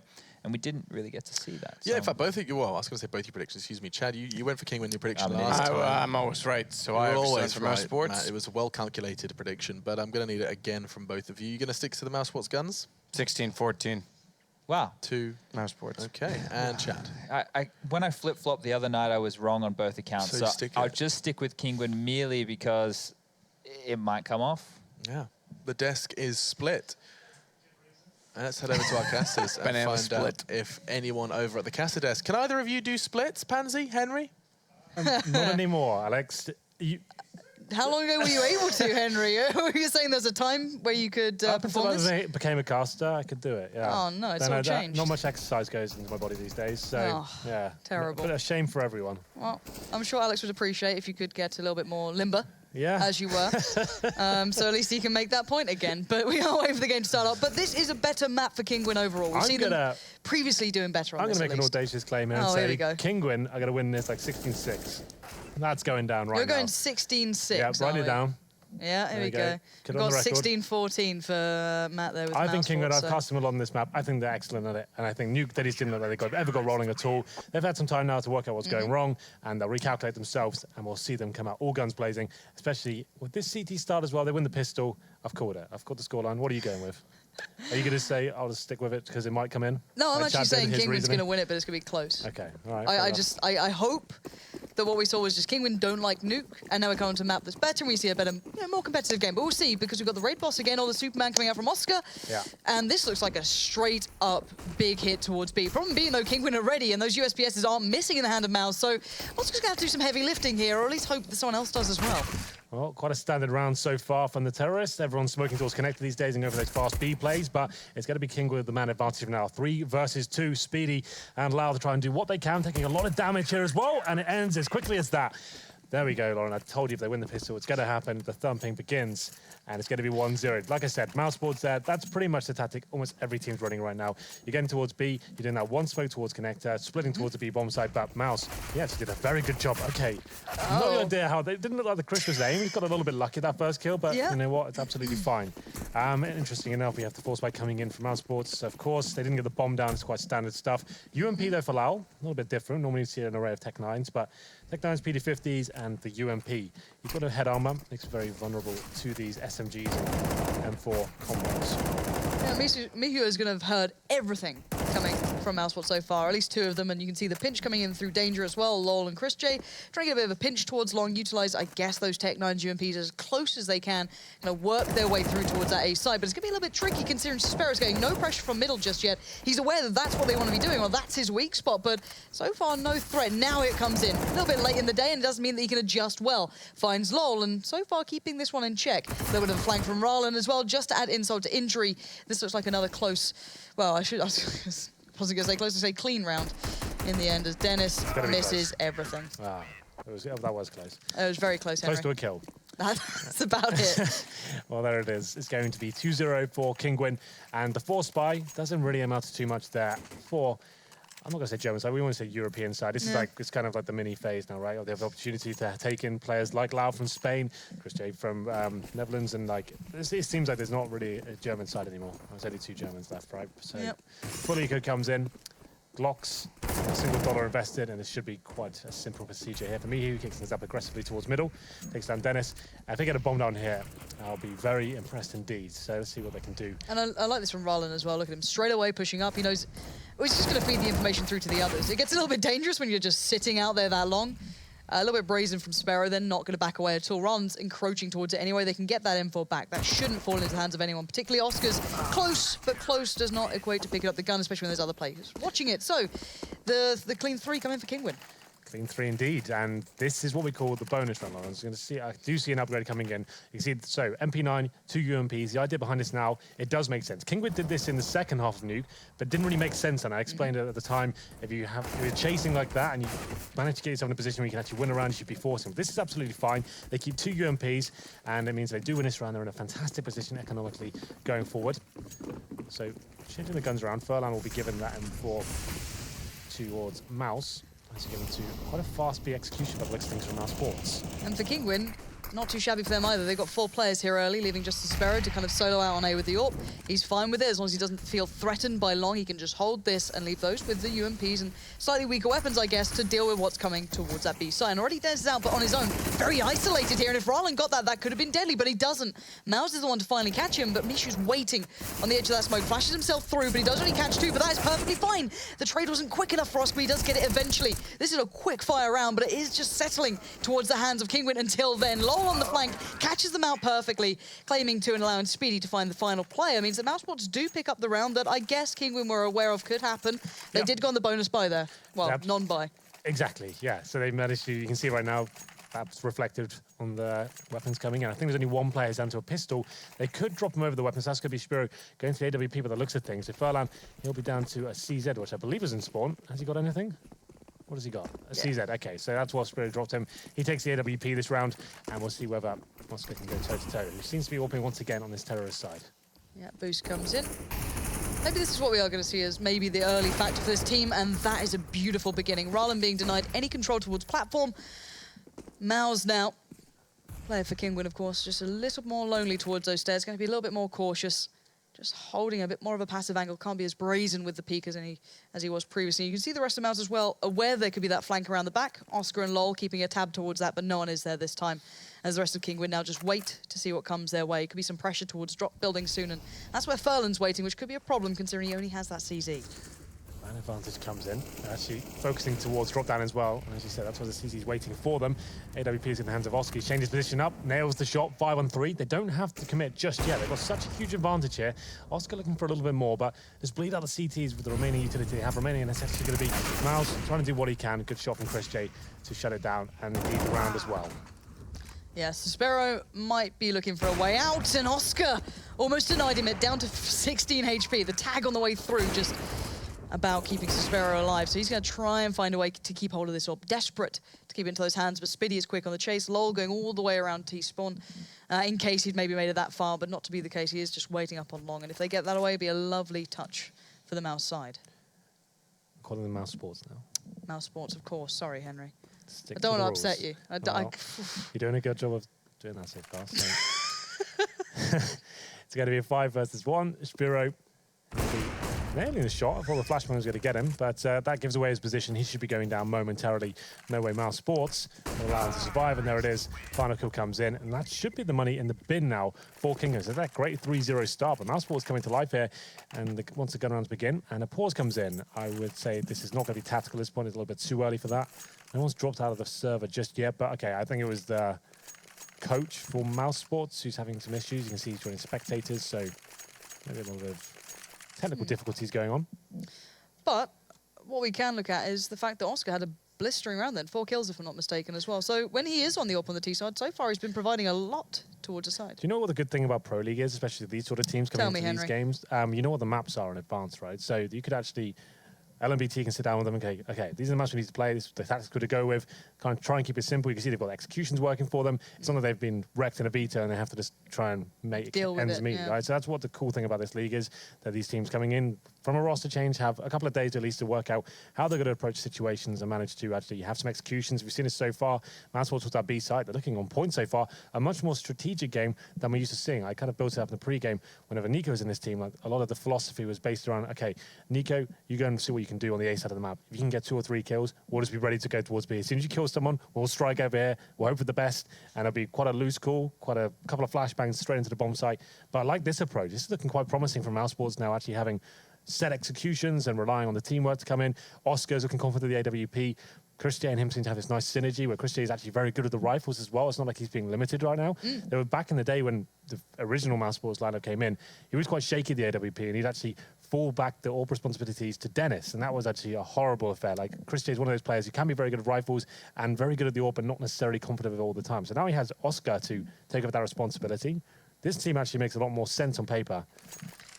I am very interested to see the new look MouseSports. How long it lasts, how long they can go, if this is just, a peak after coming back together, having this roster like, all right, guys, this is us now. I think if it actually stabilizes and continues and builds, I think this could be actually a very interesting look.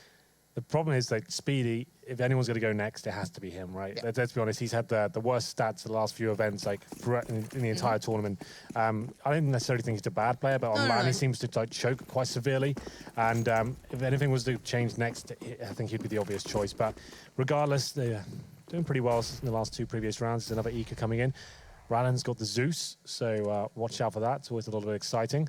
And he's pretty far removed, so maybe we're going to stick on him. I know it's E-League, Pro League. Don't get those close confused, enough, Henry. Close. It doesn't matter. Confused. Pro League tradition when Russia's spectating that we follow the Zeus player. Yeah, it's normally Anders who demands it as well. He loves the Zeus. Loves it. Something to do with the squeal, apparently. I like that noise as well. Alex has a very good impression.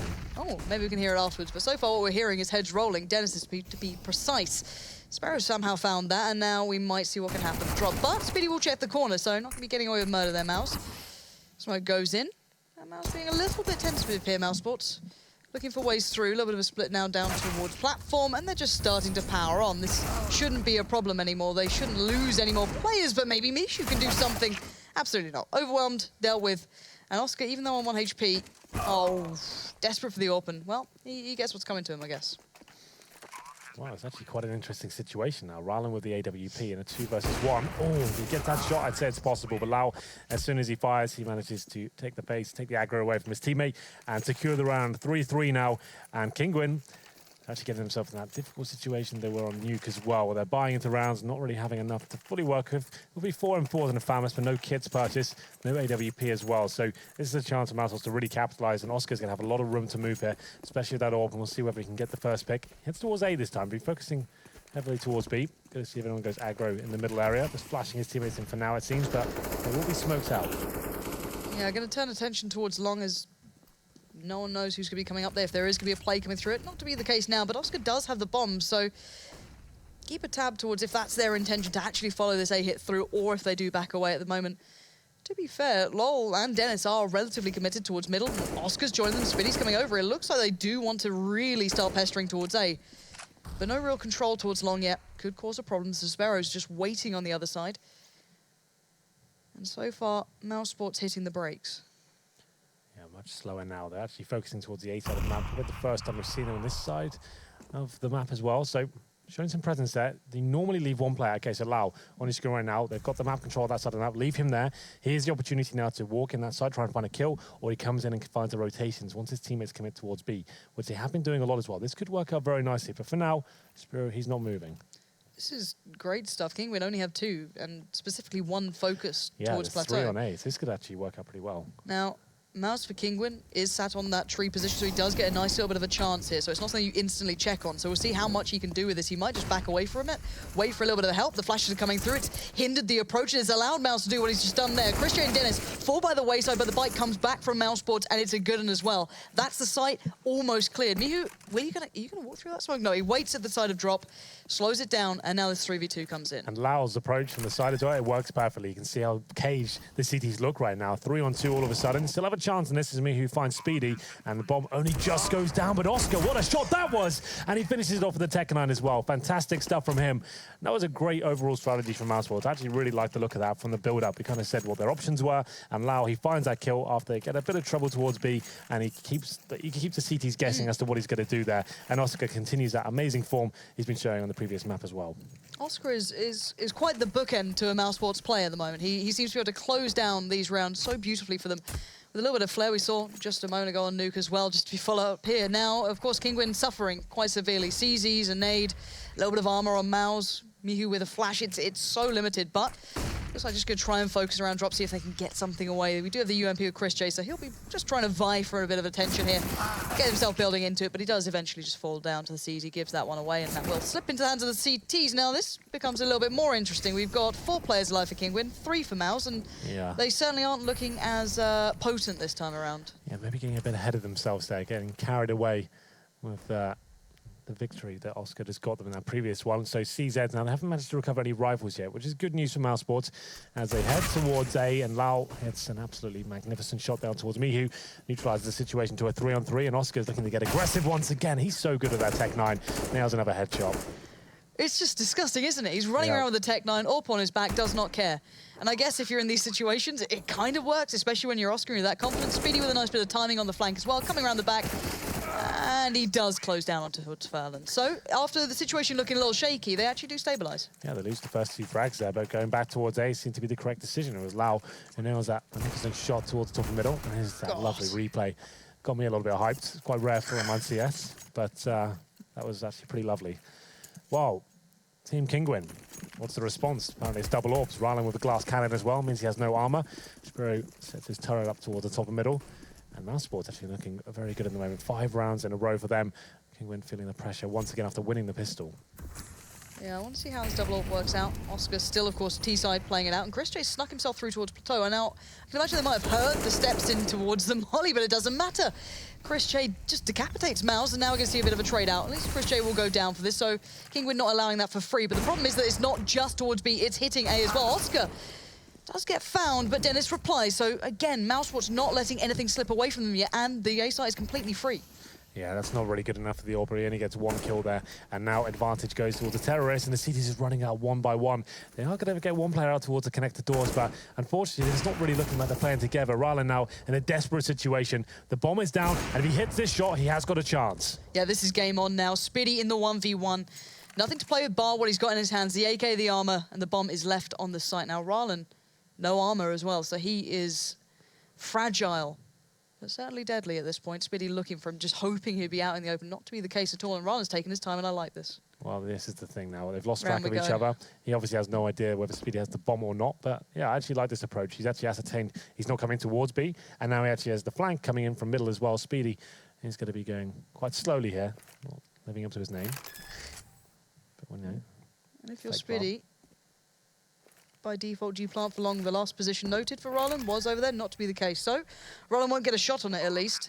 But now, Speedy, would you consider this to be an option? Time passed might slowly be considered, but certainly not the first thought that comes to mind. But it depends how quick you are on the trigger. And now the tag comes out. Speedy is lower now. Still waits, and he does pounce in the end. Speedy will close it out, luckily, in a way there. That felt like Rylan almost had that in his hands. The tag didn't quite do the job initially, but still, Speedy wins it out for them. Yeah, he certainly does. He gets a little bit lucky there. Like you said, he gets tagged up through that. I think Rylan had outplayed him to all intents and purposes, and he actually managed to get all the way around towards T-spawn, and in towards long A, but Speedy gets legged, manages to survive and win the 1v1. It's going to be 6-3 now, 6 rounds in a row for MouseSports. So CZ, PD50s, a couple of smokes here. Rylan, he's got the HE grenade. Not really much I can do with this round. The maximum loss bonus not really enough to fully invest on the CT side. So in terms of a stack, not really much going on. 3 towards B, 2 on A. And Speedy, he's patrolling towards drop down. Oscar with the AWP, trying to see if anyone walks into his crosshair. Frustrating series, I can imagine, for Kinguin so far, with Nuke not too far away. Well, luckily, and then coming to this. MouseSports won't win another round, because I predicted 16-6, so that's of course. So this is the round Kinguin just kicked back in on. Told you. And, well, Henry apparently tells no lies. Dennis might have other ideas, though, which could be the problem. And Oscar now controlling the angle, seeing if anyone would dare walk out, try and play into this. It will allow likes of Dennis to kind of slip through. But Kinguin are waiting, and Oscar's caught a glimpse. He can surely relay all this information trickling through towards Dennis, and he does. But will they expect more? They don't need to expect it. Oscar is quick enough and well-trained enough to wait patiently and to be fed as he waits on the edge. This is looking very promising from MouseSports here. Not giving anything away in these anti-eco scenarios. That was something they're actually quite famous for. Even when Nico was in the team as well, that was so frustrating. They'd get this great spell of rounds and something would go horribly wrong and the team would just drop off completely. They're looking quite composed at the moment. Yeah, and that'd be when Yanko tweets out just the most beautiful things yeah, about that's when he MouseSports. tilts as well. It is a beautiful thing to see. But 3-7 at the moment. MouseSports, it has felt quite close at times. We have seen a couple of 1v1s, a couple of close rounds going back and forth. But at the end of the day, MouseSports are putting the rounds on the board. Now, I do see that double up coming back out again, but MouseSports, very different, very quick, very to the point. It looks like they just want to take towards A, and they are doing it. Smoke goes down towards door, quick flashes go down, but Sparrow's still behind them at long. There's going to be a threat, surely in the back of their minds, and whether it's the back of minds or not, it's going to be in the forefront of their minds here, as he's making a bit of a meal of that shot and now gets caught in between two of them. So, 3v2, Furlan on the site, Lowell in between him and Rylan, and Mouz nowhere to be seen. So Oscar's going to be slowly building his way up, but a tricky situation now for MouseSports to work out from. Lowell, easy kill. The timing, to be fair, Furlan was checking that position. The timing just horrible for him. Now 2 versus 1. Mouz up against 2 MouseSports players. He's got the kip, 1 smoke, and just been out-positioned here. It's been a really challenging clutch situation for him. Yeah, Oscar making these angles almost impossible to play with. Lowell could have been there to help him, but Oscar just completely ignoring the fact that could be a possibility. Maybe just too late, maybe a little distracted, but no matter what happened, Mouz is now very possibly in this. What on earth was that? Lowell just goes wandering out. The AWP's now a nice little pickup. He's got a kit and a defuse to boot as well. Kinguin get themselves finally back on the board in a round that seemed to just fizzle out to nothing. Yeah, I guess at that point, I was just found it strange that Oscar wasn't scoping at that point. Like, it's not like he can really hear the scope of that range. You know he's to be coming out towards the connector as well. He was hoping to have a little bit more time, I guess. Got caught out off guard, and Lowell, same story for him as well, but a really nice shot there from Mouz. Problem is, only 1 player survives for the CTs. If they lose this round, that's a really harsh reset coming in as well. So they need to guarantee they win this one. Yes, they save an AWP, but there's a FAMAS out, a UMP as well. Plenty of money left over for MouseSports. And if they do take this, which is quite likely on paper right now, that could be a double eco coming in. So what's the play here from the CTs? Do they go for anything aggressive? They've sent 4 players towards B. Me, who's alone on the A site. He's actually towards long A for now. Trying to see if he can find a frag, but he's got 3 players heading towards his position. He can hear the flashbangs coming in, buys himself some time with that smoke grenade. Good nade, though. Oh, lovely. 3 players connected to. Look at that. Chris J, Oscar, Dennis, all down to around 62, 64 for Chris J. Beautiful work for a solo player as well. Yet to call support either. So we'll see how long he plays this one out. You do start wondering, it's all about how Mishu feels about this. Does he get pressure? Does he think, okay, they might be walking up middle now? So far, he feels comfortable enough to leave 4 players over by B. A bit of a gambit, a bit of a gamble, I guess you could say, for him. But so far, no massive commit from Mouz. You've got Dennis slowly working up long towards danger, clearing out. Lowell still in middle, but we know that MouseSports have rotated away from this before. So the advantage for now. CTs lead the way in damage. And he's going to be flashed by his own teammate there. That didn't work out too well, but luckily for him, the teammate will back him up. It's going to be Furlan to take down Lowell. Now, Lowell last time was the player on the flank, so maybe a couple of second thoughts, but now there certainly won't be. Chris J showing his hand or showing some presence, they're going to have to start believing this. And Rylan's a little late on the rotate. Dennis already there, finds him quickly. And now Furlan's amongst them, though. That's a problem. He's in a really weird position for these guys to deal with. They can't cross up easily, but it doesn't matter. Dennis watches for it. Now Mouz trying to watch the cross. Doesn't expect Oscar to be already watching that sort of angle, and he is. So, bomb plant comes in. 1v3, not looking so likely at this point. No, and especially we've got the AWP as well. That's a nightmare weapon to have in these sort of clutches. If it was a 2v1, maybe you go for it. I don't think this is possible, but he does manage to find a first kill, but he falls straight back. He knows this is a full reset. That's why I said it. If he needs to save us all, that's all he really can do. His teammates will have absolutely nothing to work with going to the next round. So looks like MouseSports won't bother with the hunt here. They want to keep their 2 AKs alive, just securing the round for now. That was a weird round. So Kinguin got that first pick, and then Mihu decided to commit. And instead of falling back and think, okay, we have the lesser weaponry here, we've got this advantage, let's fall back and settle the crossfires. He decided to push through middle, got taken down, and the round just fell apart at that point. And now poor Spiro trying to save the AWP, which is good news. The good thing is about the AWP on this map, especially on the CT side, just one weapon like that can actually dictate the pace of the round. He can go towards B, go for that aggressive pick, fall back towards A, and start funneling them where he wants them to go. So if he does manage to even let that happen, if he has a decent spawn, then that's something that could get a little bit exciting. No ideal spawn anywhere for him. We'll see. We'll see how they want to try and utilize this. I'm hoping we see it trying to make a bit of a play, try and make a bit of a dent in MouseSports so far, and it looks like MouseSports heading over towards B this time in a 4-1 play again, coming out with the AWP not to be over by A. Maybe that's a bit of a play coming out from these boys on the CT side, switching up where they're keeping that AWP predominantly. But we'll find out if that actually works out for them at this point, because there's a lot of players lining up for what looks like a very scripted, a very choreographed piece towards that B site. All players now from Kinguin have to respond. Mouz is completely blinded up. Doesn't matter, Dennis was there. He turned the flashes well enough himself and got through it, and yes, indeed. Now look at this, a 3v3 suddenly. Rallen finds use for the Zeus as well.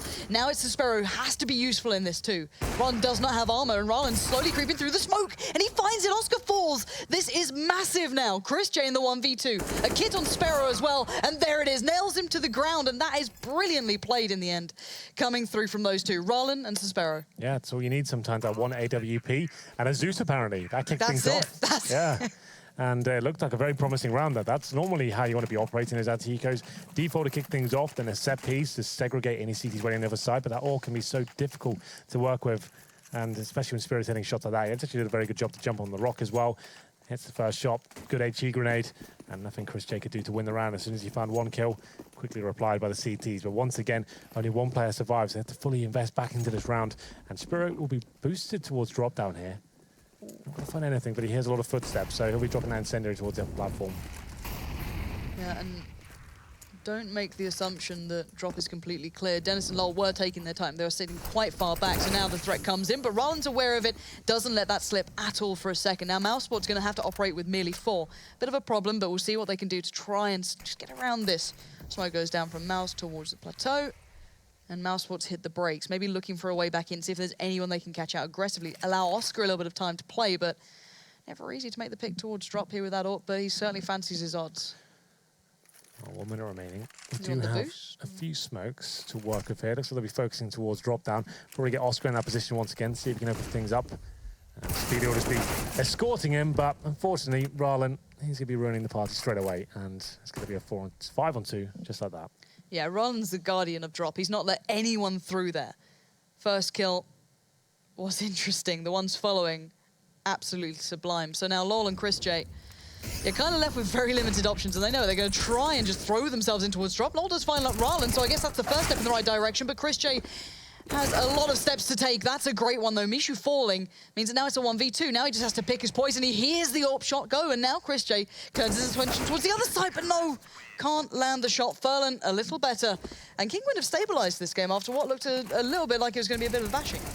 Yeah, absolutely. They've done a decent job now, managing to find the last 3 rounds out of 4. They've got the 3-0 as well, so they're bringing this back to a respectable scoreline, and they've broken the money for MouseSports here. So 4 UMPs. A very strange scene to see this towards the later stages of the half, but we'll see what they can do with it. And that's going to suggest to me something very quick to move towards drop down. Rallen's been a bit of a nuisance there, and they'll be boosting once again. So will he commit to the boost actually? Oh, he does. Okay, this could be a little bit exciting now. Timing on Lol, let's see how it is. Well, Rallen does get him down, but the plan's kind of over for Rallen. He needs to back away, but still, great initial damage, and now Mouz can kick into gear, but no, Spiddy's better. He finds it, and now they trade out. They get this one back to a 4v4, but the damage is still dealt. MouseSports dealing with Christian on 4 HP. Dennis, yeah, a little bit lower, but the problem is that now the nades can come raining in. They've still got more. They've still got flashes. They've still got everything with the CT side. This is tough for MouseSports to find a way through on. Yeah, it should be round over this point, especially when Oscar drops as well. Spirit in a fantastic position to close a round out. Dennis maybe finds a redundant frag at this point. 3 versus 1, 7 HP. you feel like his chances are very limited at this point. He does have an opportunity to get the bomb down. The CT is almost gifting him that, but they seem to be aware as well. Now he's dropped that smoke. They'll probably be pintering him, and indeed they are. Rylan coming in from the B halls. Feels like a matter of time for Dennis. 7 HP. I guess a bit of a hope and a prayer at this point. And Furlan gonna secure this one. So, Kinguin, after what was actually a bit of a rocky game at the start, seemed to find a bit of footing back into this one. So we might be treated to the competitive matchup that I guess you were calling out at the very start, that this is a far better map for Kinguin. MouseSports, it looked good on Nuke, but let's find out how they can do in the second half coming up in this game in just a moment's time.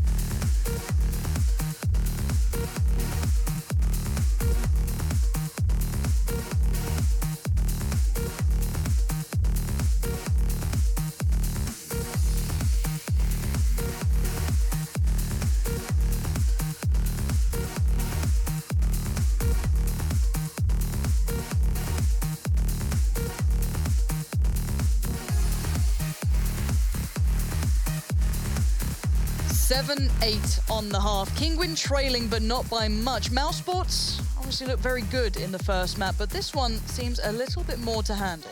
Yeah, they were actually 3-0 down, and we thought Kinguin, okay, as I speculated, I thought they were going to really give them a good beating on this map, but it didn't really seem to be the case. As soon as MouseSports got the guns in their hands, actually looked like a pretty solid unit. Lots of execution-based play there, and Cobble, not necessarily known as like a home MouseSports map. They can certainly play it, but they've had some really horrible results in that in the past, some big events, but that actually looked pretty good for them, considering this is the first showing with this lineup. So I'm actually impressed once again by them. They managed to have the lead at the end of the half, and Kinguin now, pressure applied to them once more as they swap over to the T side. I'll be interested to see whether they employ a similar tactic to MouseSports. Like I said, most top teams these days, smoking towards connector, focusing on that B site, and trying to go very quickly. And normally throwing a Tech 9 here or there. Well, we're going to find out any second now. Kinguin's T-sides, something that a lot of people look at and say is probably their better side on this one, or just throughout most of their map pools. To be fair, they do seem to have these very well-constructed rounds. They put a lot of time in. We'll see if it comes through. Well, there's the one smoke, 3 sets of armor as well, make it 4. And in terms of the CT buy, we have Speedy as the utility players, got a couple of flashbangs and a diffuse kit, surrounded by 4 sets of armor as well. They'll be sending 3 players towards the B site, and normally the CTs like to go aggressive towards mid doors as well. B's a very common spot, as I said. We're seeing a lot of players push for those mid doors now, trying to get the pincer going, and let's say the execution be coming in momentarily. To be fair, Mouse is the player with the smoke, and he's towards A, and we know the smoke can be thrown to connector from this position, and that's where his teammates are rotating towards as well. I wonder how they're going to play this one out. It looks, obviously, it looks pretty well constructed. Seems like they have a plan in mind so far. There's and here we go. Let's see what Mouse does with this smoke as well. Yeah, towards Goes connector. straight over. Yeah, that is going towards the doors, so it allows them, I guess, to play through mid a little bit quicker, play ahead of it. Mouz, he does have the P250, but he's not really the kind of, I guess, meat of the sandwich. He's not the player to be doing all the work here, so we'll see how the rest of them get on. They are actually making their play through towards the site. The support arrived from Suspero. Oscar falls, and this is a beautiful piece from Kinguin. I guess flipping what we'd expect on its head, hitting A very well, and a 3-man retake is looking quite tough for MouseSports. Absolutely. They do have the kit here, but 5 players to find, and another one goes down. Mihu hits a headshot there with the Glock. Chris J, though, trying to battle back here. At this point, feels like Constellation frags any kill he can get worth $300, but waiting for his teammate to rotate in. It's Lal, and they might just be submitting here and saving the defuse kit. That's worth $400, and along with the body armor as well. Yeah, off we go. Kinguin, though, a lovely little piece towards A. Yeah, well, like I said, most teams focusing on this kind of idea now, just throwing one smoke into one specific area. It's normally towards B, but the smoke is being quite common these days, going towards outside long. You can throw it. It's quite a challenging smoke. You have to run and jump with it, and it goes straight into the connector. It buys your team enough time as well. As soon as the smoke's released, they can actually get themselves positioned up towards the mid-ramp, and as soon as they finally find some sort of commitment from the CTs in terms of a face, the smoke's bloomed, and they're actually locked out of that situation. But MouseSports, of course, they love a force buy. Chris J back on that scout, and we saw happen on Nuke. Yeah. Yeah, I never doubt this guy. I remember being baffled when he used to stick on the scout over the AWP, and then he'd prove me wrong every time I brought that up. Yeah. He'd just do something ridiculous with it, especially on Dust 2. It's such a good map for him. That's out of the pool now. But so we'll see what he can achieve here. We've got the 3-man play towards long, a bit of a stack coming out from MouseSports. Again, trying to utilize the pistols to the best of their ability and the limited options they have. Well, here we go then. There were 3 CTs towards the A long position, actually thinking better of it and falling all the way back now. I guess maybe they face towards the aggressive position. Saw, okay, Chris, don't even let me finish my point. It's kind of rude.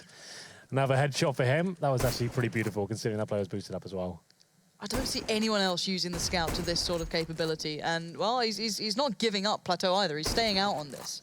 Pre-fire in the spot, getting flashed constantly, but he's holding ground. He's forcing Kinguin to respect this as well. They're going to have to maybe consider options, and Dennis will be holding down middle. Long is a problem. That's the next threat. You can see Oscar and Spiddy trying to get into a position to deal with that in the background, but Dennis takes a bit of a tussle towards mid, but backs away, readjusts. And this is a good round so far from MouseSports. They're being a pest. They're not allowing Kinguin just to run over them. And you can see the switch around of weapons happening as well. Just that UMP into Furlan's hands here. The advantage still lies in the CT's favour, but the detector where Dennis is, and he's done considerable damage, taking 2 players down to 2 HP, but it might not be enough here, considering Oscar, he's at the back of the Deagle. Very common position here. And Molotov, doesn't go in on his feet, but very close. Will they check? You've got to hope they check. Yeah, they wouldn't plan on checking this. That'd be nuts. We'll see. We'll see what they go for. Chris J's already got himself down. They are going to check it. Damage again. They're so low, but low is not enough. Kinguin just about keep things together on such limited HP. I think it was Furlan and Ral, and then both. Minute amount of health left, but look, let's just watch this again. Chris J, it's just dirty. It's like the rail from Quake. I don't know how he seems to have that and no one else does. Yeah, that was a beautiful shot, but not enough to win the round, unfortunately. No. Dennis doing considerable damage towards middle of the CZ as well, but he can't find the frags required, and can just about scrape that round together. But this one should be a bit more convincing to go up against just default pistols here. Not a single dollar invested into round number 3. 4-man stack to actually make a 3-man stack towards the platform. And at this point, Kinguin don't want to give anything away. They try to drop down room here. That Molotov allows them to focus towards the window. And they want to be keeping 5 players alive here, but unfortunately, Speedy takes down Furlan. Yeah, so Sparrow wanting to get the action as well with that Mac 10, try and build up some funds for himself. Speedy, I don't know if you can get any more here. Good work already finding one, perfectly fine. You don't expect to get much from this if you're just on those UMPs. And Sparrow just shuts it out with that Glock in the end, rather than Mac 10, a bit of a shame. But still, money's fine. Certainly okay going forward, but Kinguin now get themselves a nice buffer to work with. They're actually leading in the instance. Now MouseSports have their chance to find a bit of a rebuttal to this. Oscar straight onto the AWP this time. Did we not see him doing this the other way around? Or maybe this is just a map he wants to AWP on? Oh, yeah. It's obviously not going to be solidified just yet in terms of the roles. So they're obviously just saying, okay, do you feel like it? What do you want to be doing this time? And we'll see whether it works out for them. Oscar's on the glass cannon, though, so maybe he has had a little bit more money and he wants to see what he can do with this weapon. Towards B we go, though, and it will be 4 players from Kinguin. This is a huge round, and if they can pick this one up, it's going to be almost certainty they get the 5-0. That's why that second round force by is always a little bit scary for the CTs. 1 Mac 10, though, in the hands of Spiro, and there's 3 players, make it 4 without head armor, so he can actually cause a lot of damage with that weapon. He's being a bit of a nuisance as well. Dennis is being kept here by this a little bit of attention. We'll see if this actually works out. Chris J's tucked himself in the corner as well. Lol's flashed out, so Chris J is very much alone here. And they're surely going to check on this. They do. Absolutely clinical. First thing on the checklist to go through, but the one thing they didn't account for was Lol. Rather than Inferno going to full foul to that, but now the bomb is loose. Mishu tries to find the reply, and he does it. That's Speedy gone, so now a little bit more play here into this round. Dennis is still pretty far away, and Oscar wants to get out from that instant threat that was coming towards him, so he backs away a little bit. And Mishu hits a blinder. That's not what you expect to be seeing. Now, Dennis, not clean, not pretty, but he gets the job done. Now it's a 1v1. Indeed it is. Mishu, 35 seconds remaining as well, but Dennis, actually quite a nice position to get in towards here. Towards connector, and Mishu has not planted, so he's actually a little bit worried that he's coming in from that upper platform position. We'll be scouting around, but time ticking away now. Dennis probably lost track of where he's actually going to be heading towards. Yeah, no kit for Dennis. There's one on the site yet. The bomb's going to go down for Mishu, so I guess Dennis at least knows where he's heading towards. But the problem is Mishu is hitting shots, and that was another one of them. So for him that round, they were absolutely beautiful. So Kinguin, we're starting to see that T-side that we expect to see. That sure. Quite powerful, quite nicely constructed, and very well-rounded approach. Well then, in terms of the buy now for MouseSports, we said it was almost being a certainty it'd be the 5-0 coming in. There's currently 4-0. Can't really afford to buy into this round, so PG50, 5-7, CZ, 1 smoke up against Kinguin's 4 AKs, and Spiro sticking on that Mac 10 as well. So not really much he can do here.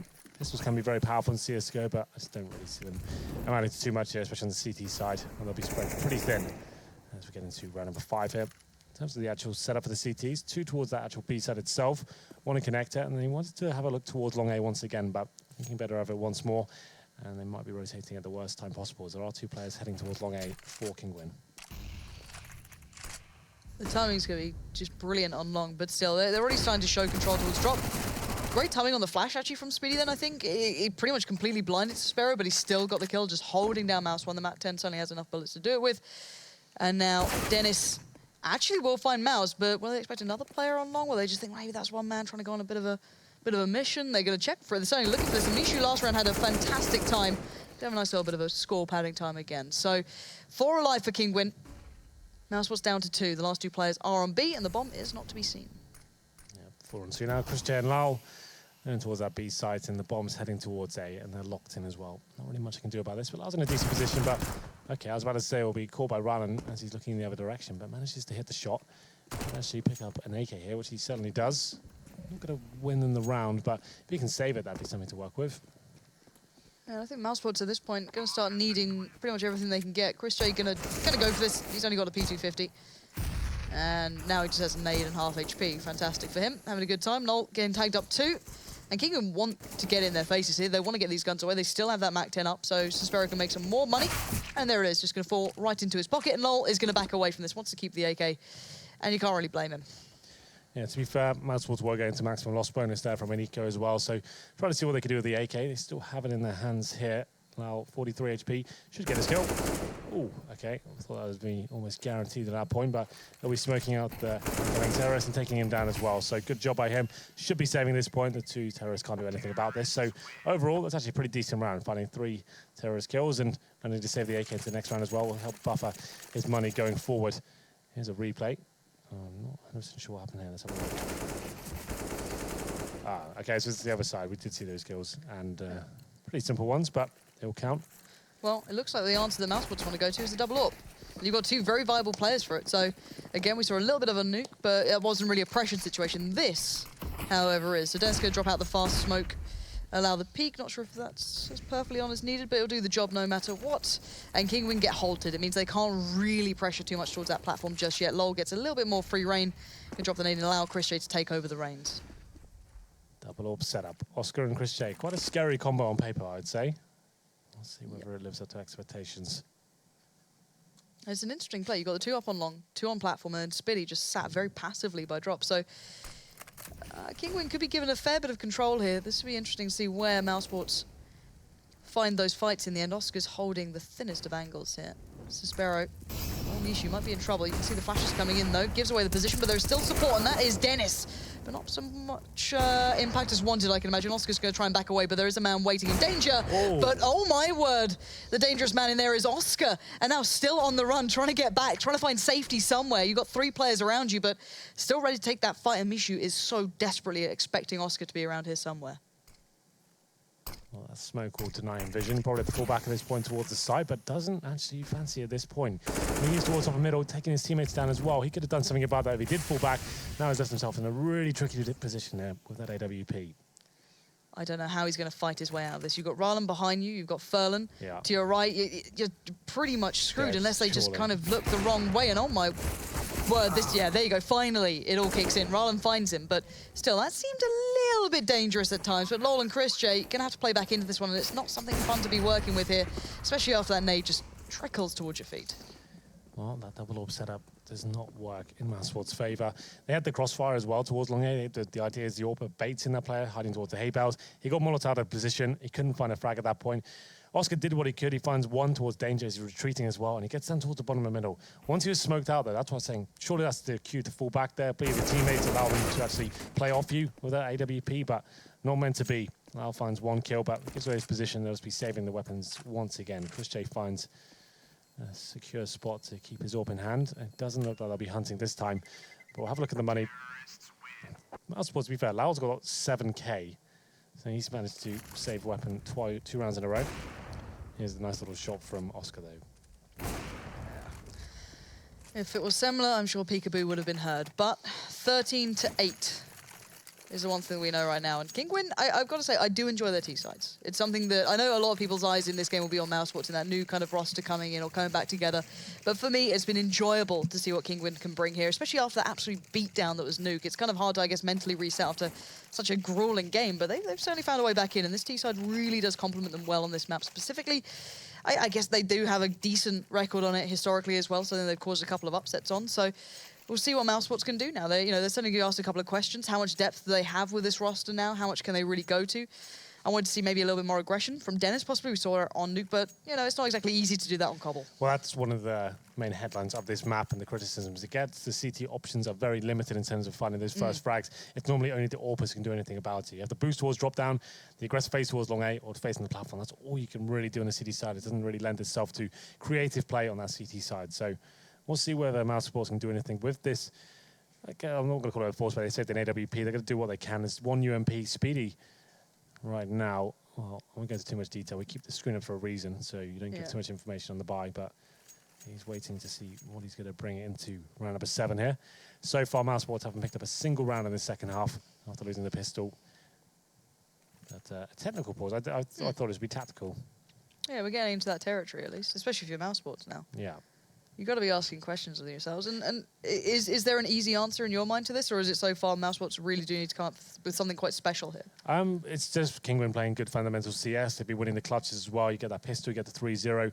And MouseSports starting to experiment with the buys coming in. The double orb setup hasn't really been working for them. It's a very difficult map, like we said, for reasons you can't really go super aggressive. Your star players can't really kick off, and they're not giving the chance to if you're losing frags at either side of the map and they're just rotating between positions. It can be very difficult to actually make anything happen. But Oscar, he's going to try and mix things up. Here's another option for the CDs at the start. You can smoke and try and get that first pick, but doesn't fully commit. Chris J goes down. At long as well. I guess if you're MouseSports, you wouldn't have thought they'd predict the AWP to then be on long as well with the double AWP. You'd maybe think they're on both sides, but Oscar still stays alive at least, so there's still an AWP up on this side. I don't think they'll be able to get that AWP back out from middle as well. Kinguin have 3 players, eyes trained pretty close to it. Yeah, this is almost perfect. So they've pulled Oscar away from the A side after finding that pick and B as well, and they've actually changed their setup. Looks like they're actually going to be feeding out towards the A side as well. And Dennis flashing through. Does he dare go any further than this flashbang? The AWP's waiting for him. Okay, just about falls back in time. So Dennis gets a bit of information to work with here, and now Oscar, he's in a really good position. Might be flashed out, and the duel comes in. No one hitting a shot just yet. But they're getting such good information for Kinguin. Yeah, they keep just working out what that AWP is. Yeah. Right? So. Oscar's not getting away with anything, which is the problem. Dennis is looking for that aggression. The work from on Nuke, he does find one, but can't back away from it. Punished instantly, and still nothing really gained, nothing lost. There was presence shown over by Kinguin by B. You saw Oscar having that little bit of a duel out, then you saw the presence coming in towards long. So it's hard now for MouseSports. Where do we put ourselves? What do we do with this? Lol can't leave A. You got Spitty now playing quite passive towards drop, and then you got Oscar being pretty much the end of the line here. And MouseSports definitely need him to come up with something at this point. Something to do. He's still towards B. And I'm having a look at the minimap right now. Mouse, Kinguin Mouse that is, makes his way towards long A, and he's just going to throw in some sort of fake here. He's making a lot of noise, trying to pull over anyone he can. He's just firing redundant shots at that point, but they're not going to buy it. Oscar's hitting absolutely everything. And the time is running out, and Oscar is the master of it at the moment. 10 seconds remain. Mouse is nowhere to be found. Player for Kinguin, of course, and Oscar, he was the end of the line, and it certainly was for that round coming in from Kinguin. It was a nice foray into the round from Kinguin. It seems as though they had a nice approach to it, but you still have to take him down. Yeah, well, Mouse tried to do what he could. He could see the time ticking away, and he just runs out long A, fires his AK while he's trying to pull something over there. But Oscar in position, ready for it, and we said he had to find something in that round. He hits his 20th frag, and maybe, just maybe, a lifeline for MouseSports here as we enter round number 8. So they managed to keep a decent number of lives there. So 3 players surviving. So the reset potential is definitely still there. They lose this round, but it's not as devastating as it could have been. Now we'll see what Kinguin now bring to the table as well.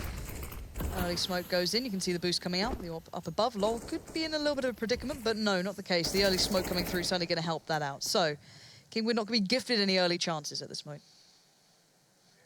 Not quite yet, but full default for now. Spiro boosted up and towards the upper platform position. The Molotov won't do any damage to him, but it will to his teammates, and then Lal strikes first. Okay, with the AK-47, wins the duel there. And look at Lol just crouching up. He's looking for these fights so actively. He's got Chris J beside him. I guess you've got support on that, but very brave to be just stood out there. Now going to back away. So showing a little bit of presence, falling off from it. Maybe MouseSports starting to feel out this map at the moment. Dennis left very much alone, long boosted up there. He could have some problems if he doesn't check it. I can imagine he might have a little glimpse. And now Dennis... Oh, God. Oh, God. That could have been so much worse, but in the end, it just trades out for him. It's a 3v4. Mouse will still have the man advantage, so they still have a little bit more flex to play with. They don't have to overcommit anywhere just yet, and Oscar is still the warden of this A site. He certainly is, with the AWP as well. You feel like he's about to hit a shot momentarily as he goes towards middle. There it is, takes down Rylan, and it's going to be a 4-on-2 now. And no reason for the CDs to commit at this point. Just get trades, wait for the commitment to come in from Kinguin, and it should be round secured. Yeah, especially with the time running so low. Oscar is adjusting so well. Look at this guy. Doesn't feel the need to run through that. He's fine over here. He's done more than enough right now. Maybe that's the answer MouseSports needed. Just putting Oscar into the action, get him up on the orb, get everyone else in the right position.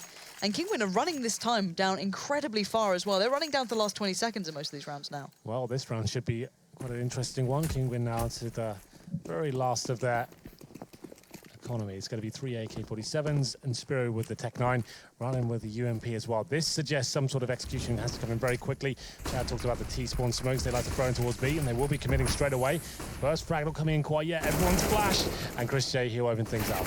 An absolute carpet bomb of flashes came through, but it doesn't matter. Mouse come out of it completely fine in the end. 5 alive. Chris J taking a bit of damage, but even sometimes the best made plans don't always work out here, and now just Sparrow left, and he knows this is not a nice situation to be in. Lol will at least fall to his hand, but any more is starting to get a little bit of a reach on that, and there we go. Will be shut down in the end by Dennis, and MouseSports certainly building back into this one. We're getting the match we wanted.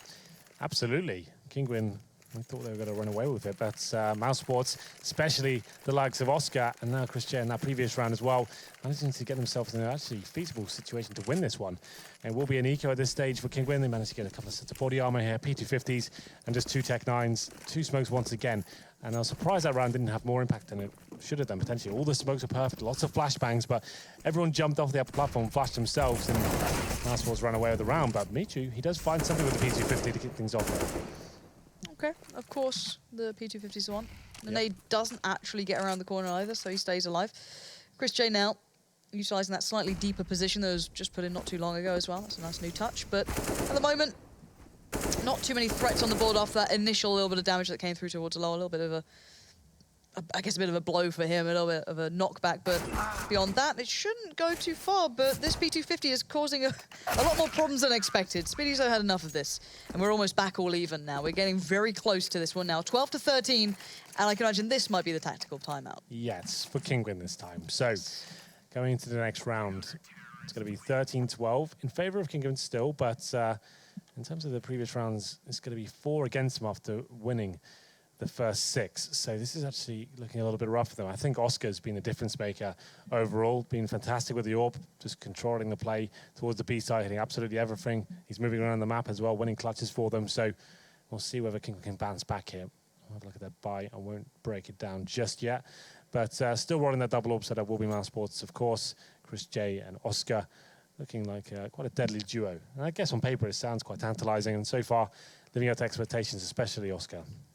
Yeah, Oscar, this was the map, I guess, back when he was originally with this roster that caused so many kind of bits of confusion where he was meant to be AWP, he just refused. You can see him dropping it time and time again to Chris J. They kept giving it back to him, and that was just the previous event prior to him leaving the team, being asked to leave, however you want to see that one going down. But this was the map that it happened on. He was completely and utterly blocked out, and then I think he was envious here playing at one of the Gfinity events quite some time ago now, I guess. But yeah, so clearly finding confidence, and it was quite a unique statement he put out afterwards as well, saying that he felt he let himself down and his team down. He's he's very hard on himself in that aspect, but so far he seems to maybe find this roster to work with him. Maybe again, not having to be constantly under the pressure of performing. You've got someone like Nico, putting up numbers. Might work for him. We know Oscar's a very emotional player. Yep. Like the pressure gets to him a little bit too much sometimes, and we have said Nico, yes, he's an amazing player, but you can see him having a lot of frustration with this lineup and emoting. Sometimes rightly so as well. Yeah, absolutely. Yep. But I guess we saw Dennis and Nuke look a lot more comfortable, taking some risks, and now Oscar, he's looking like he's hitting a lot more shots. So maybe this lineup does have some legs to it, and we'll see whether they can continue this form into round number 11 now. It's quite limited buy for Kinguin. They do have, I think it's a 4th stage loss bonus, enough to buy up with the AK-47s, no AWP this time. Oscar changes position once again.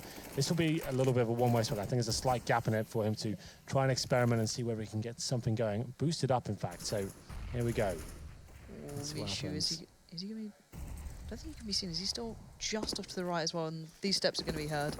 Got to be a little bit careful now. Furlan, Mouz, Mishu, and Sparrow all around that area. If they got that frag, if they got that opening opportunity, they could have hit that A site pretty darn quickly. But for now, LOL and Chris J as well. Look at this aggression throughout the map. They really are not allowing Kinguin any step towards this without having to take some sort of fights. Every area could be a contested sort of piece of ground. Now, Oscar's going to be under a little bit of strain there. You can see that Molly's starting to burn, and Dennis and Oscar going to be asked a lot here. They have to stop this before it starts, and they do. Already, Oscar finds one. No one's really watching middle right now. That is a little bit of a danger, but Oscar just going to work around it, going to back away through the smoke, leave now Dennis to come into the action, and he's done just that. Really nicely played so far by Mouz. Yeah, he's actually looking very good. Dennis, he was actually covered by Oscar there as well. Didn't have to overcommit to that situation, getting a bit ahead of himself. They do have the man advantage for now, and Lau will continue it as well. So recovered, no harm, no foul, I guess, but still a little bit of danger here.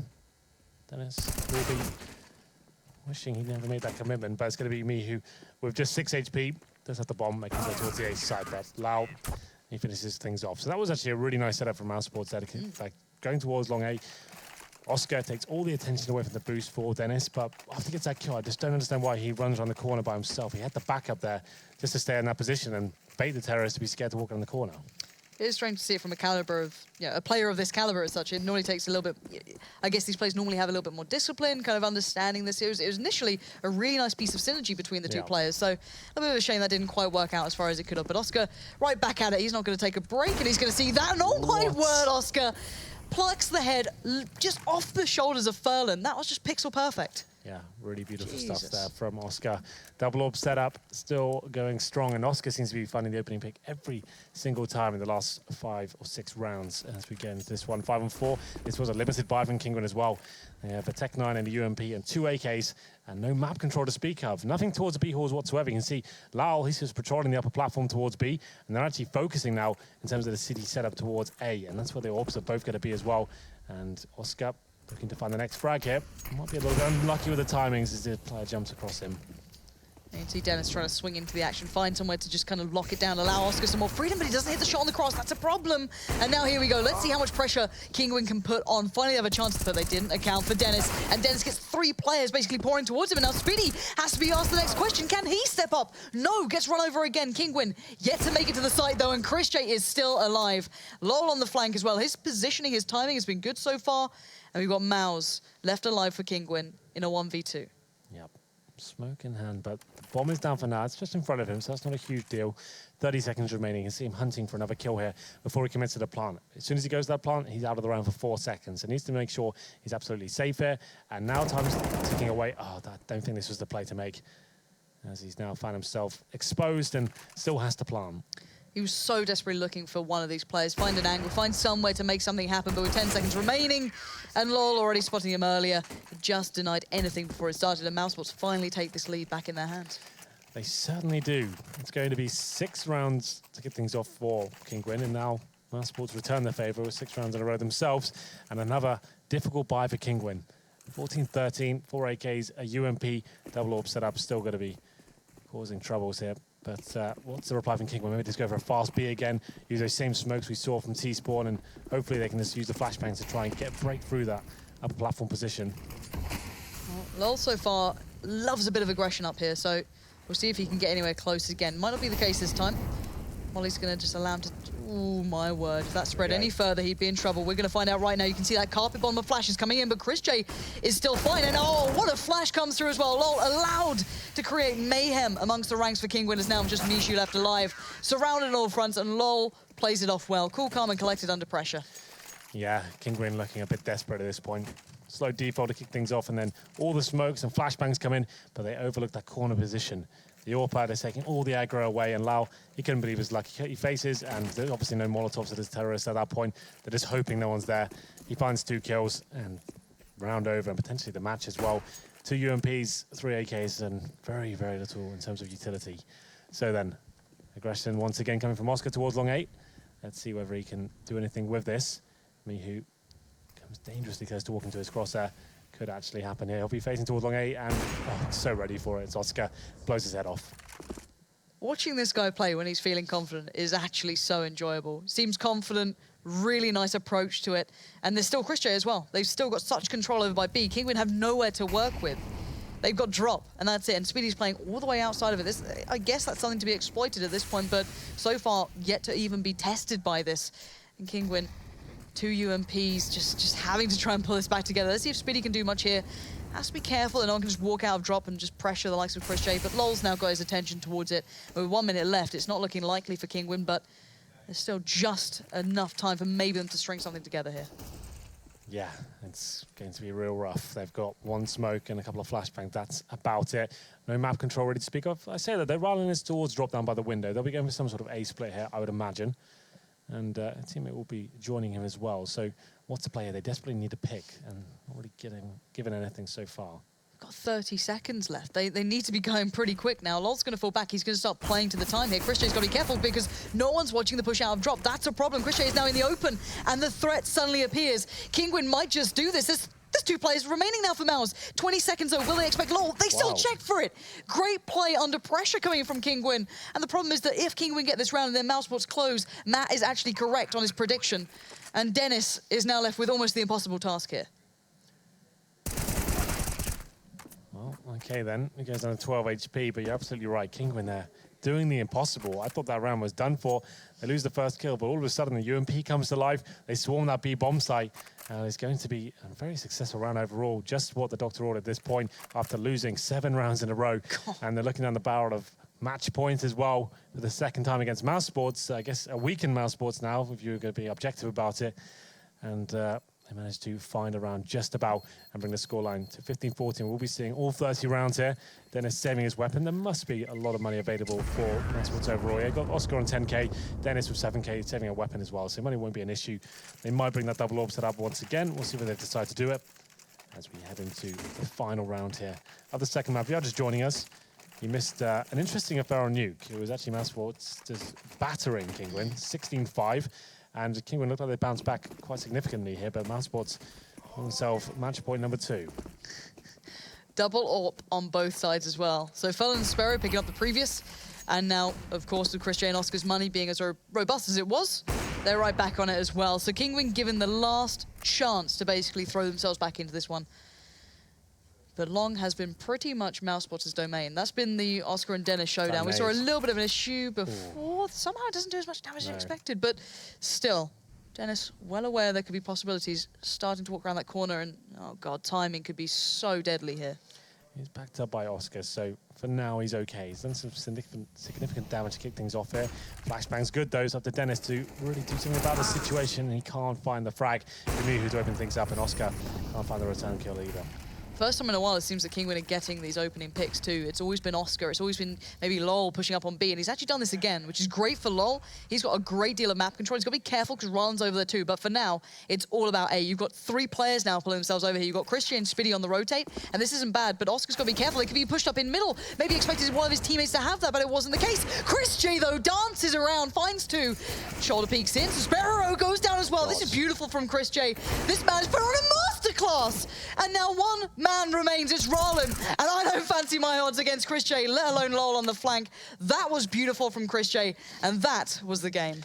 Such an exciting finish there. Opening picks coming in there from Kinguin across the board. Look, they've done enough to force us to overtime. But Chris J, we know he's good with the AWP, but that was something very special indeed. 4 kills to finish it off, and MouseSports closed the series out 2-0 as well. I don't think anyone saw that coming, especially on Cobble as well. It's one of Kinguin's absolute best maps. Well, someone who did see it coming, disgustingly enough, was Matt.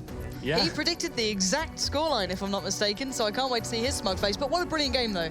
We actually see MouseSports looking like maybe we've got a contender now. Yeah, like normally when they go down 6-0, you just know they're never coming back from it. Now they didn't even have to take a pause. A couple of technical issues there, but they looked like they knew what the game plan was. They stuck to it. The double orbs come out and they recover. And actually managed to win 16-14. I'm very impressed. Well, we are impressed over here. Guys on the desk, how are you feeling about that last map?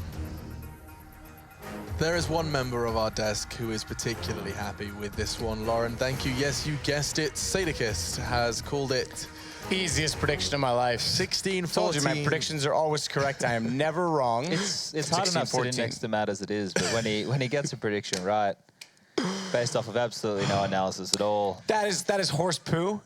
I knew they had Oscar, and I knew they had Chris J. Chris J on the rifle has been reliable. 2 of the 5 members. And you look on the CT side, Oscar goes nuts in B. Last round, who steps up with an AWP? The second man who needs to.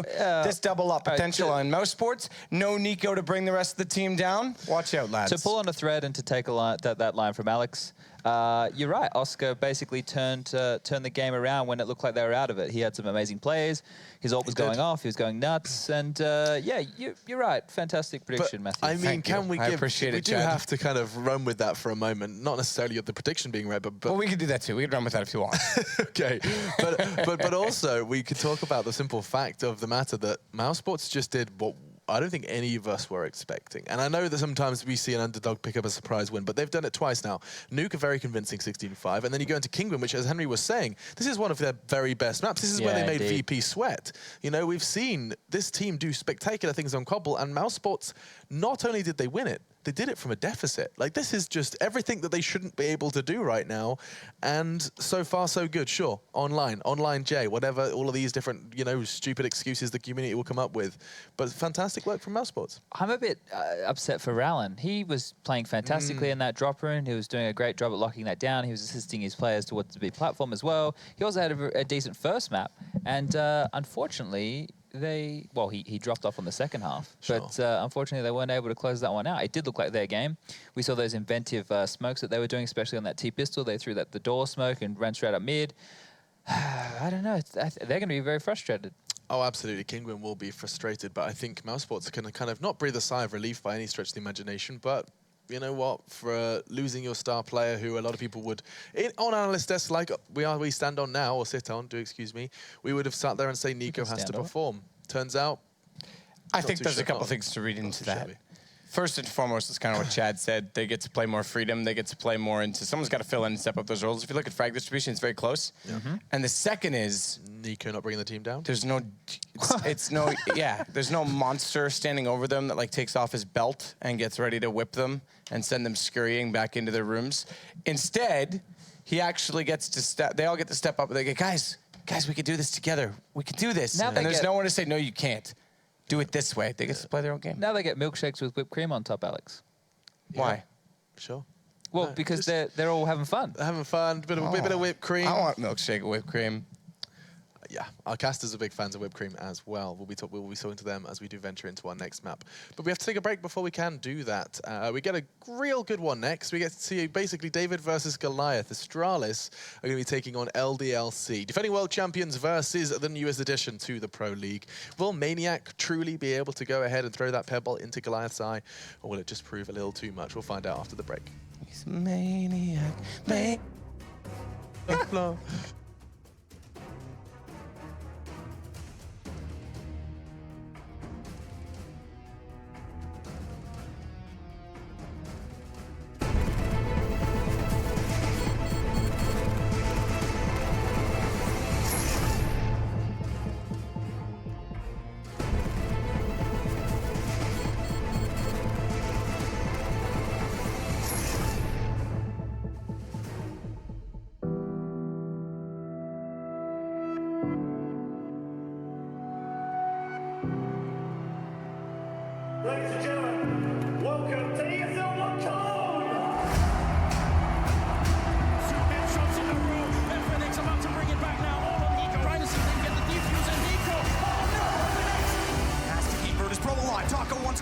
AW. He's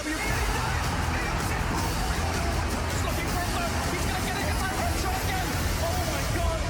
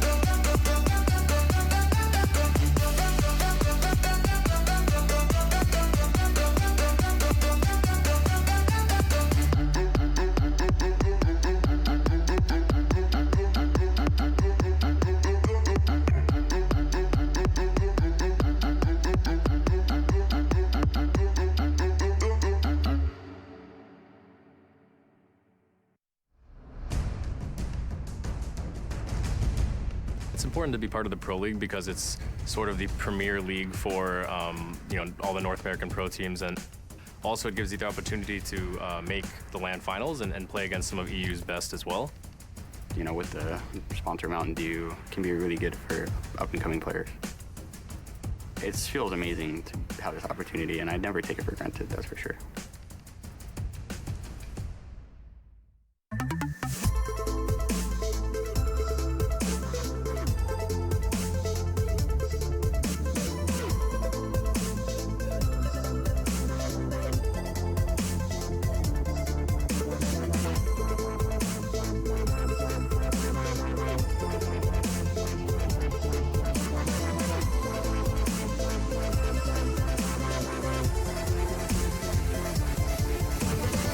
Get your team apparel now at shop.eslgaming.com.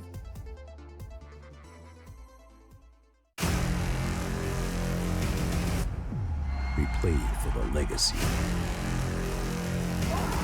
We play for the prestige. We play for the glory.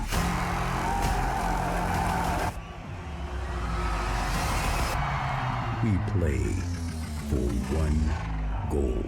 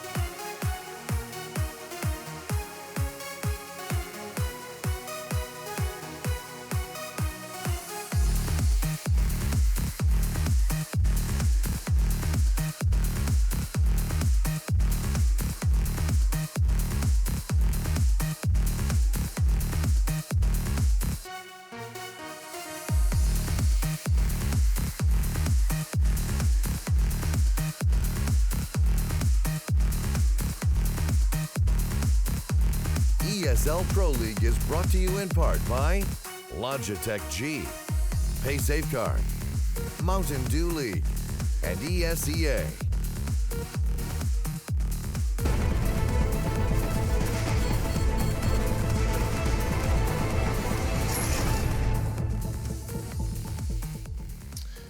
One series down and another one to go. It was MouseSports who came out firing on all cylinders. Chris J, Oscar combining forces with their various scoped weapons, as you can see on your screen, doing damage with those zoom bangers and actually bringing home the victory on both Nuke and Cobble. Hi, I'm your host, Alex Machine Richardson, and so far so good for MouseSports, as they're going to be standing 5 wins, 1 loss in their standings coming into the 3rd week, which will, of course, kick off just next week after Katowice. Still, introducing my panel, we have chopped and changed. We've got a bit of an upgrade. Lauren Pansy Scott is joining us, as well as Chad Burchill. Loz Dogger. No, Dogger, we shouldn't call it. The ER are a dangerous addition. Yeah. Loz Dog. Not great if you're thinking of like UK, British. I don't think we call British that the same mentality's not thing great. anywhere else. Us Brits are just horrible human beings. I agree. But if you're not a horrible human being, and you fancy playing some Counter-Strike, if you actually want to, you know, maybe be talked about heading into Season 6, 7, and maybe even 8, who knows where this one's going to go, you can compete in the Mountain Dew League. And, of course, the details are beneath, all the details on how to get involved and how to very much potentially be within this Pro League coming into the next season. Mountain Dew are kindly giving you the opportunity to do so. And talking of opportunities, you guys have also been hitting us up on social media. You guys were asked, who is more likely to go further in the tournament? Will it be, I believe the question was Virtus Pro and Astralis. If not, it was SK. We can bring up those poll results now. This was over on Facebook and Twitter. Now, I believe we can summon the results. It was VPSK was the question. It looks like we've got a 65-35 split going in favour of the polls. That makes sense, I guess, given the Vegas performance, Lauren. Yeah, and it's about Katowice as well. Good point. Forgot about that whole location thing. Yeah, seems to do them all right sometimes. They do well in front of a home crowd. Yeah. They're quite quiet, though, so, you know. Do you mean the home crowd? Yeah. Oh, yeah. We're being sarcastic, Yeah, a little bit. Absolutely crazy. Anyway, do you know what else is nuts? Is the Counter-Strike we could very well witness. Because look at this. This is Maniac, of course, new addition, and actually has done well for LDLC so far. Playing against Astralis tonight, David versus Goliath much. Lauren, you think that's a fair summation? I think it is. I think it's nice to see teams who are competitive coming into the Pro League. Yes, I think that's always a lovely feature. You know, been talking about a couple of them so far, and it's like, okay, you know, LDLC, they're not just an easy pickup. It's not like the previous times that we've seen teams coming in and it's just a little bit of a whitewash. They show that they can fight back, but it's still Astralis here. Absolutely. Defending world champions. Now, just given that we just saw our tweets mentioning David and Goliath, Chad, why have you got the Wikipedia page up for Goliath? I just wanted to make sure I had the storyline. Do you want to give everyone a summary? Well, I just like this bit. The phrase David and Goliath has taken on a more secular meaning, denoting an underdog situation, a contest where a smaller, weaker opponent faces a much bigger, stronger adversary. Yeah. Well, I just really like the picture. I wish we could have seen that. If we could have brought that up, it's a really just throwing a little pebble at him. He's quite tiny. Nice. Yeah, he's a small boy. God. So, recover, Alex. No. So Virtus Pro, we will continue this as a strand of discussion. Before we do delve into our LDLC, you saw what Maniac had been saying. But Virtus Pro, of course, fresh off their victory in Vegas, this has been tweeted out, and this is just absolutely insane. This is over in Moscow. This is apparently Virtus Pro's new boot camp. Now, it may look real. It does look like it's CGI. Chad, you fell for it as well. I think it's a render. Chad fell for the rendering. I just loved it because it was Portal on all of the PCs there. Was it actually? Yeah, if you clicked on the picture, I think it's Portal on every single one. Or at least it's a background of Portal. Somebody just Googled video game when they were making it. I'm super envious, though. Imagine that as the place that you got to practice. Oh, and there's SK's boot camp. Boot camp is ready to receive our boys. They're right here in Cologne. Yes, how cool is that? They're going to be hanging out in Cologne for their boot camp ahead of Katowice. Certainly makes sense. Get on European time. Get ready. Interesting for them to have to play some of their NA games, though.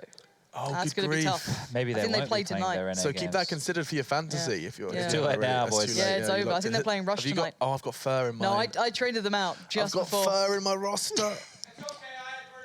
Yeah, Matt's got Virtus Pro, but he's told us that 19 times already. No, you wouldn't, Matt. Let's move swiftly away from fantasy, which of course you can partake in, of course, at fantasy.eslgaming.com. In case you're not playing, you can actually keep track of our league. Who's winning? Someone's made. Just don't sleep on Lauren. No. She's just climbed up the ranks. Been really, really sweaty about it all. Yeah. What's your team again? Just NA. A whole lot of NA the right now. NA strat, I appreciate that. It makes an awful lot of sense. Well, back to Europe, I'm afraid. I'm pulling you back because LDLC are out to take on Astralis. Now, while we do focus on the French side, you can see some of their gameplay going down. They haven't been awful, Chad. I mean, if you look at their past results, I'm seeing a fair few greens. They did beat Hellraisers. Two wins under their belt already. And then we saw them against Heroic, and it went one each way, I believe. But yeah, they haven't been terrible. It's a weird change, with Maniac coming in. Sure. They lost XMS, who went to Envious. This team is one which you will get praised for structure and strategy and existence, using all of his pieces and getting the most of them as he can. The player who I would like to see more from is Toinu. I don't have a French accent. Anyway, I think he needs to get a bit more happening with the AWP. Maybe a few more star performances from him to get that going, because he's from Belgium. Oh gosh! I don't think he's actually French. Let me dig for a flag. See what I can do. It looks like it's a Belgian flag. Yeah, he is. Yeah. So I know what I was talking about. But yeah, this team, it's very difficult to look for positives in this matchup specifically, because they are outgunned. And obviously experience, they don't have the same level as Astralis. And Astralis are coming off a high, right? Obviously they didn't do fantastic in Las Vegas, but they're still on that major high. Yeah, they're on an upward trajectory, right, Lauren? I mean, yes, it wasn't necessarily mirroring the performance of the major, but I think Katowice, we saw the tweets from Dupree saying, we're just going to come out and we're going to defend our world champion title. Yeah, I just want to see how much work they get to put in towards it now. They've had a little bit of time, of course, to come back, just refresh themselves and start focusing on what they have ahead of them. It's a new thing for them to be the #1 real team out there as well, to be looked up to, because normally it was they're a threat, they're a potential, they can always do well, but everyone expects them to choke. I want to see how they deal with the pressure now that everyone looks to them to succeed. I think there's quite a few who have been saying, Lauren, this isn't directed at you specifically, about Astralis being the #1 team. You said the world champions and stuff. They're the title holders of the major. Yep. Whether they're the best team in the world still right now remains to be seen, because of the way that they... I just want to clarify, when I say defending world champions, I think that's the major. Because we use the major as I agree. a gauge. I agree. Yep. Yeah. I'm just... Not world's best team. I think that's a different status. Oh, is it? I would argue so. Okay. I would say defending world champions means they currently hold the belt, as it were. Okay. And I like that. The world's best team is something that is more opinion-based. Okay, cool. And I think probably the argument would be towards Virtus Pro in this instance, given their Vegas performance and given what they did at the major as well. I mean, they were close to winning the major as well. So I'm glad we clarified that for me. Does that help? Yeah. Okay. Yeah, no, I like that now. Okay. I get the reference more. Yeah. Because basically they won't have a chance to defend their title until the next major. Yeah, I'm with you. Okay, cool. Right, so we should start talking maps. I think Overpass is up first. That's the one. That's the way I like it. Going into this quickly, jumping over all the basic talk about Overpass, if I was LDLC and I'd watched any demos, you would have noticed how much Astralis liked hitting B at the major, and then again at Las Vegas. They loved their B hits. They like to go over to the playground area and feign a default, throw some nades, maybe get device to shoot an AWP bullet or something like that, get a person in connector, throwing the Molotov, all that kind of go gear, and then they just go back to B, they execute, they have lots of numbers there, at least 4 players, and they did that quite a lot. They were able to do multiple different executes and different styles of doing that, but I would be stacking the B bomb site, or maybe going for some information plays at A if I was LDLC. Yeah, I want to know how much work LDLC have put in. They're a team in a position where they can put that time in. It's something you expect of an underdog team. You can look up to what the team you're coming up against is going to do. Astralis, well known on this map, as they have something to look at in Inferno, in the next one afterwards. But yeah, Astralis, their approach has changed so much now with the addition of Glaive. I love the way he in-game leads. I remember talking to the team at the time when the Carrigan change came in. The stricter kind of structure really helped them out. So again, that's something I'm really loving seeing, especially on Overpass. Yeah, well, I'm afraid we haven't got much more time to talk. We are going to have to throw it straight over to our casters. There is so much more to be talked about. Maniac was so good on this map last time we saw it here in the Pro League. Let's see what our casters are saying. It's Henry G and Sado. Indeed, and we're going to jump straight into things. I know your pretty face is still on screen. Don't turn your head too far sideways. It will break, but it is going to be Overpass. And immediately LDLC start out on the CT side with aggression. Why not? Nothing to lose, map. You're the massive underdog here, so you might as well see what you can do here and surprise Astralis a little bit here towards the connector. Mistu getting himself in a decent position. Got some teammates backing up as well, but Dupree, he's the master of this area, and he manages to find the head of existence, but Mistu strikes and gets one. Back out play, baited in, finds bomb as well. Kierby falls down. Bomb flung slightly forward around the corner. Mistu gets aggressive, gets Zipix. 3 in the round. An excellent task, all things considered, considering the underdog, considering they lost the first pick. Twanu's going to fight his way out and leaves Glaive in a 1 versus 3. He has the bomb to work with. but he's not sure of which direction to go. He elects to use the P2000. Opening this door, though, Maniac has position, and Maniac makes no mistake about lining up the shot to make it 1-0 LDLC. Mistu doing a very good job there with... Mistu, Twanu. Twanu, Mistu. Yeah, working our pronunciations. We don't really speak that good of French in UK, but yeah, that's a very good pistol from them.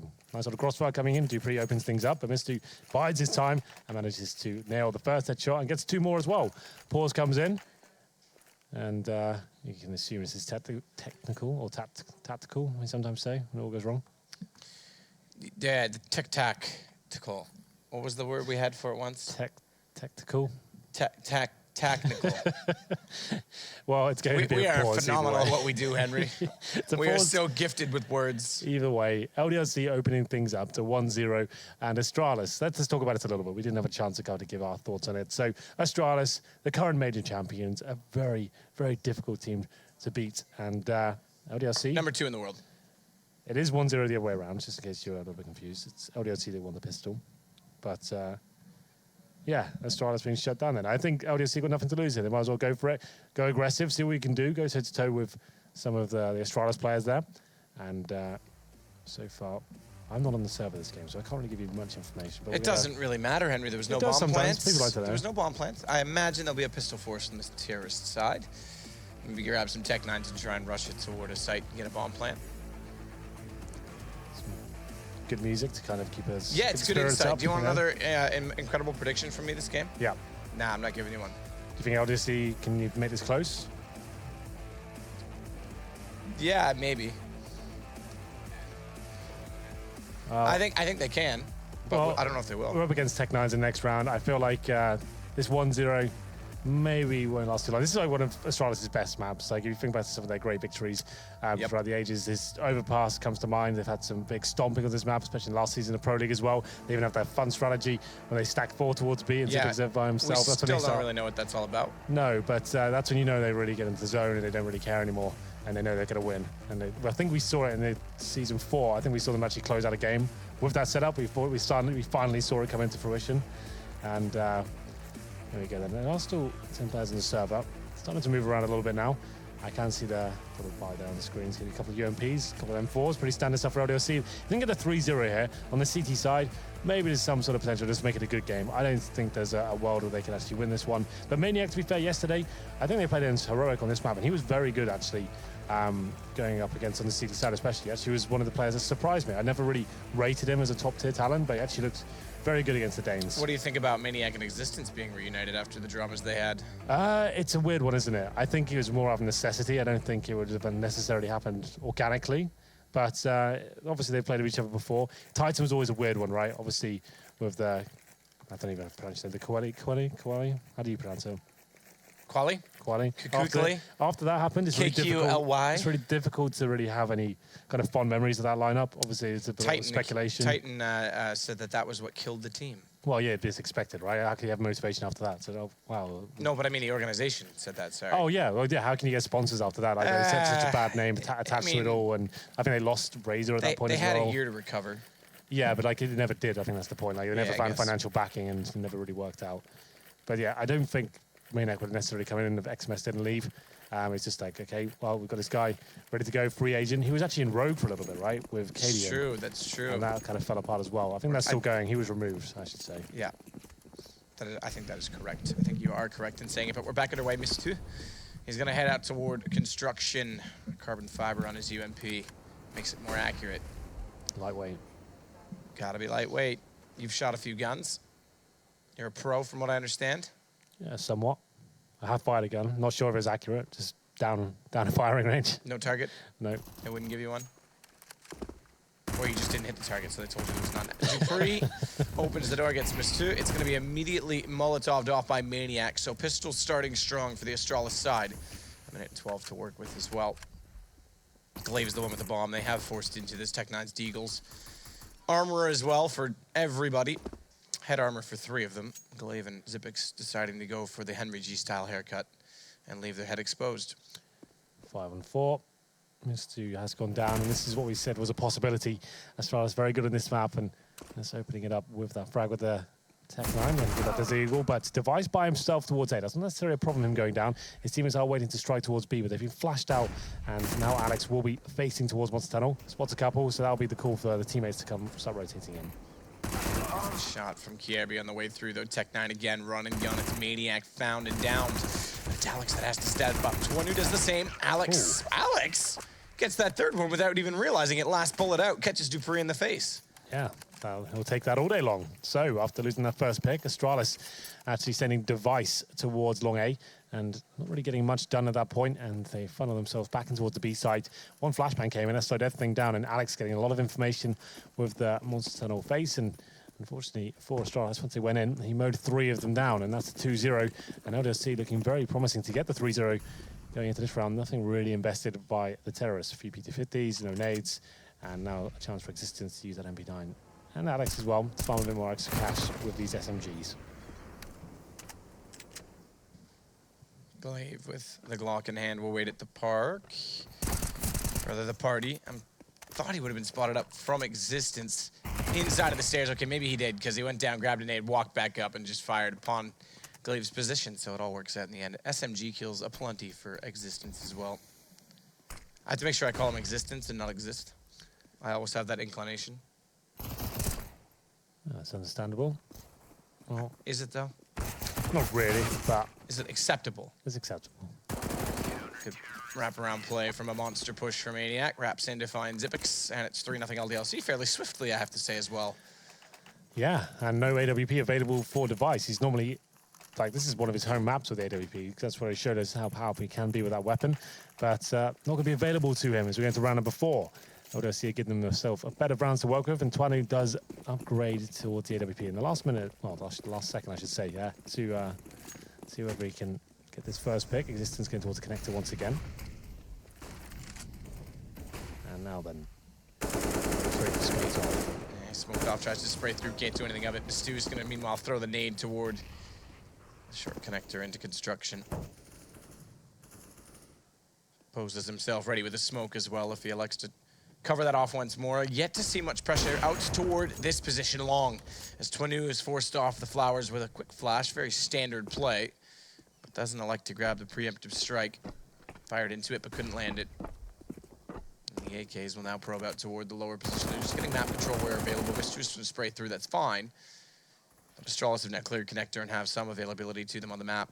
If I'm not mistaken, and the position is quite interesting right now from Existence. He's put himself in behind the flower pot. They're going to make some noise. If he gets flashed in from Twanu, or even this, baited in with information, that's not a bad spot to be. But thankfully, for Astralis' sake, all but one have left this position, and it's Device that's going to walk back away from it. Existence is going to know that he's come up close and then not done anything with it. There's going to be noise and notifications over at B. It's an early rotation, leaving the 2 on long. But how fast can they get on the flank? And Miss2 aggressive again. So LDLC trying to take advantage of the aggression. They spray in, can't quite land it, do some damage, but don't realize that he's in behind the bags. Meanwhile, Maniac's gonna rotate back. Miss2 is still inside of the smoke. Dupree gets him, but it's the nade from Alex, more importantly, that finds Zippix as they smoke their way into the site. And Alex continues to be an absolute menace inside of the water position. Finally downed by Device, but it's Existence on the flank. The man from long is going to shut this down. Yeah. Device has 8 HP in 8 seconds. Yeah, and the incendiary on the bomb as well. Nothing they can do about it. Astralis, it was quite equal up until the point they really committed to the bomb side. Alex picks up 2 frags once again. Existence, intelligent play, drops the bomb carrier down and gets the incendiary on top of it as well. 10 seconds remaining. Nothing Device could do about that. And 4-0.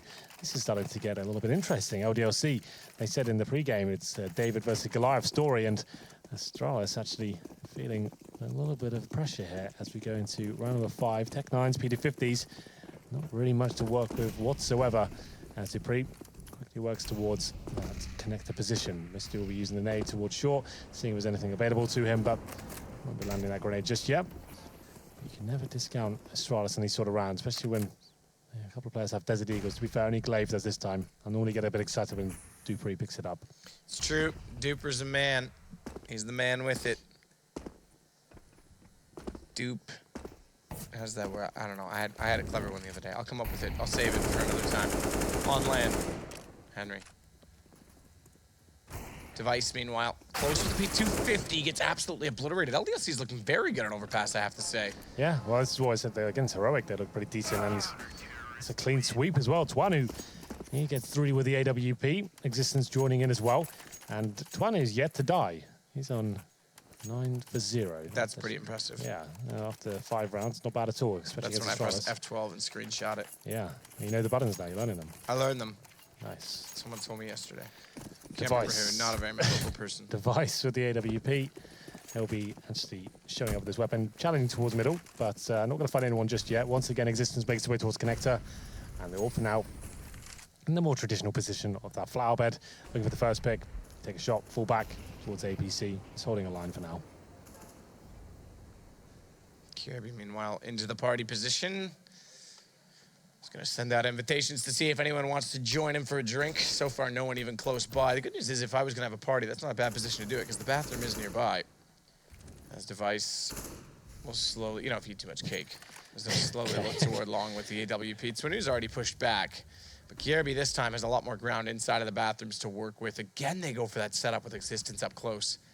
And the bait in from Twanu, so this is something they want to continue to try and use. And not a lot of teams do it exactly in this fashion. It's a little different. This, however, foils it all because there's one. Oh, where's the, oh, look, oh, take the far, take the close. Bye-bye, LDLC. The best laid plans of mice and men get laid to rest as Kirby is able to sneak in from behind. It foils all plans that have been masterful thus far. Good kill from Alex, who continues to look strong. But Twanu finally does die, and immediately LDLC's backing away. Well, you could see what LDLC had in mind there. It was Twanu just backing up Existence normally in that one and done position, and they get caught horribly by Kiabi. He makes his way all the way up towards the A-bomb site and actually finds 2 in the back. So that's actually going to be the first round for Astralis to pick up here. It's going to be LDLC desperately trying to hold on to their weapons, but it looks like Mistu will be the last remaining player, and he'll be hunted as well. But he finds Slave. Device and Co needs to be very careful here, because if they give away these 2 weapons and lose the next round, they could find themselves in quite a heavy reset position as well. But Dupree, he manages to find the final frag there. And indeed, the first round for Astralis. It's not the scoreline I don't think anyone is expecting right now. 5-1. LDLC are on the favoured CT side. But a chance now for Astralis to get into this game. They managed to recover the AWP as well. As we go into round number 7. Also in the hands of Twanu, who is holding defensively towards long. That's the first time he's died. That's in the hands of Kiabi. Tis indeed. Twanu, though, does go back onto the AWP, as you mentioned, with Device to do the same. Kirby walks out, nearly lands it. Dupree seems to be the one that hits that all the time. You've got to be very brave to make that jump against Astralis.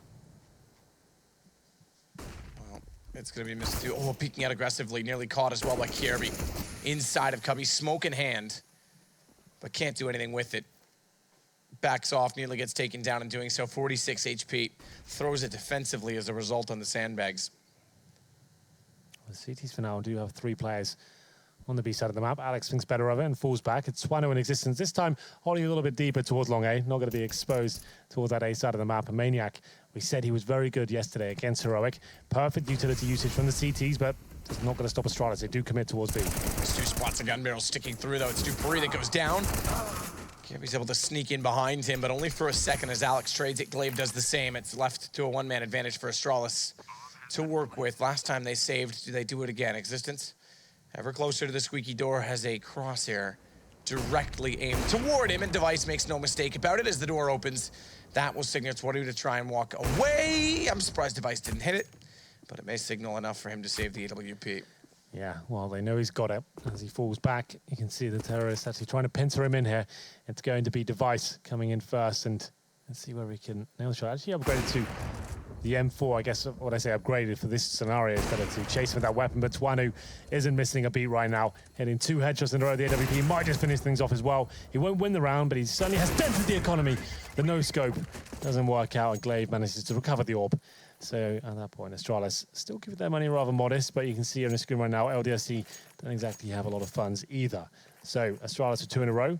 As we enter round number 8, it has to be an eco, maybe a little partial buy or a force buy from LDLC. They're going all in. UMPs and 5.7s. Like we said, we know the money's weak for Astralis, so you might as well take a bit of a gamble here, see what we can do. Twanu's a little bit closer this time toward bathrooms in itself. Device, meanwhile, waiting for a push that does not exist. As the UMPs play back closer onto the site. In fact, Twanu, in behind the yellow boxes, is going to wait and see if they go for default plant onto the A side.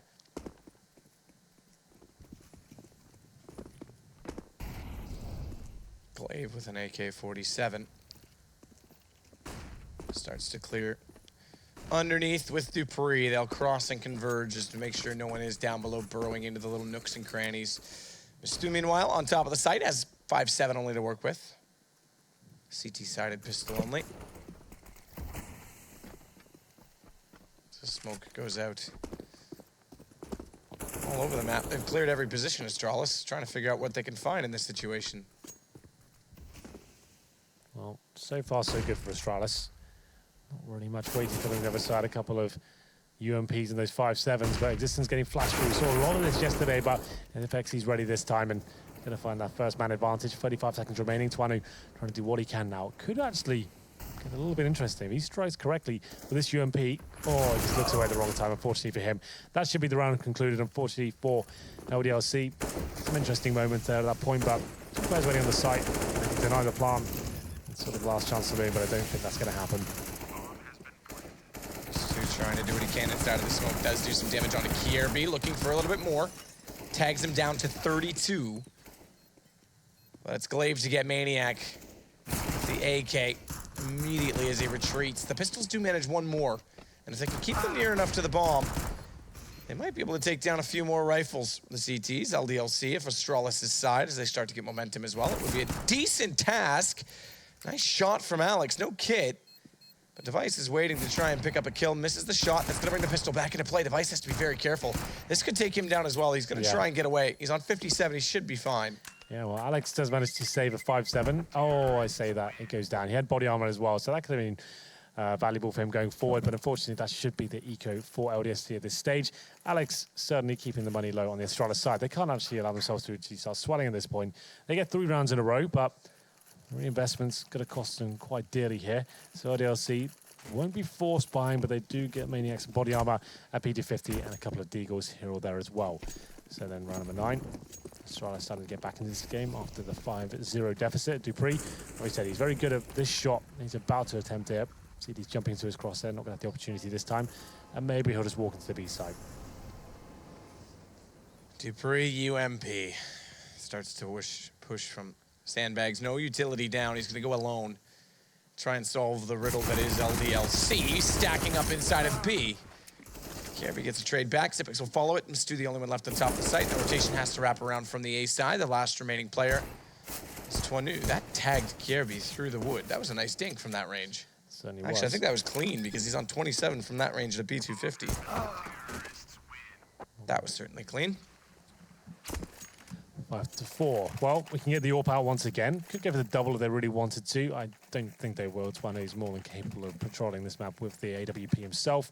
And only 1 kit purchased so far. And that's going to be in the hands of Alex. So, Device back in the AWP. But you can see the money still hasn't really got out of control, considering that's 4 rounds in a row now for Astralis. But LDLC starting to feel the burn a little bit now after having that great start. Things starting to subside a little bit for them as they are on the favoured CT side. And KRB, okay. Once again, fast towards B. They have no fear to challenge this position whatsoever. Dupree. Trying to spray through. Has to be careful not to give away his position because Mistu is on the other side of it. Could easily figure out exactly where he was. Meanwhile, it's Zipix that's going to work in from Monster. And as he does so, Maniac's behind barrels. The question is how much utility gets expended in that direction. In fact, none. Completely open. Zipix going to go down inevitably as he missed the spray. Dupree's able to trade Maniac, but Mistu's to sneak around him behind. It's the smoke to conceal. And Alex to set a crossfire. This could be big plays right now coming out, but Astralis seemingly have solved it. And bomb will be planted inside of the smoke. Mistu has got him behind them, though. No one looked in that direction. Kierby, and a missed shot from Device. Goes down, wide peak, runs out of ammunition. Device able to hold true to leave it down to a 3 versus 2. Up to Twanu in existence with no kits here, and Dupree makes it a 3 versus 1. Twanu going to be falling back and submitting at this point. It's going to tie things up at 5-5 after the fantastic start. They haven't found anything in that B-side execution, working very nicely, especially for Dupree. He finds 2 kills, and now it's up to him to find the 3rd as well. I'm going to say he almost guarantees it. Could have been the no-scope from Twanu, but not meant to be as we enter Number 11. Another eco, it seems, for LDLC. Can certainly partial buy into this one. It's going to be maximum loss bonus picked up by them. They're actually going to force this, you know. Okay. I wouldn't say that's required at this stage. Like I said, maximum loss bonus, take some deagles, and then now to get a 6-5, then get back into it. This one limits them severely going forward. We'll see what they decide to do. 2 Famases, 3 UMPs, and existence alone towards connector. I'll smoke down into the hallway. It's Dupree. Waits on the far side of it. Flashbang ready as well to try and repeat that and get into position, but a tie game on 5s after a great start from LDLC.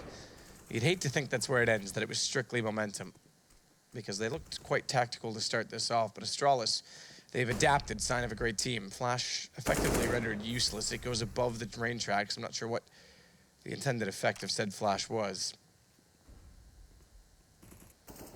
Well, they have to go aggressive here, backs to the wall. I think I know what the intention was. It blinds the train driver, he crashes, and everybody just dies. That's the end of the round. It's a good theory. Thank you. I thought of it all night. Missed 2, though, has gone very far forward toward T-spawn. Yeah, he's getting some good map control here in terms of what they had to do with the weaponry. Actually works out quite nicely for him. Picks up that first kill and managing to maybe upgrade to an AK-47 as well. He does indeed. A chance to actually win this. Questionable force buy as they have the man advantage. Swings, finds one.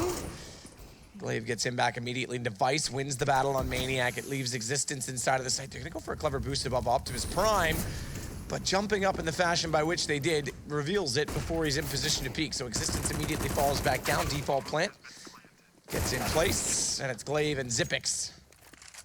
Glaive just missed 2 remaining.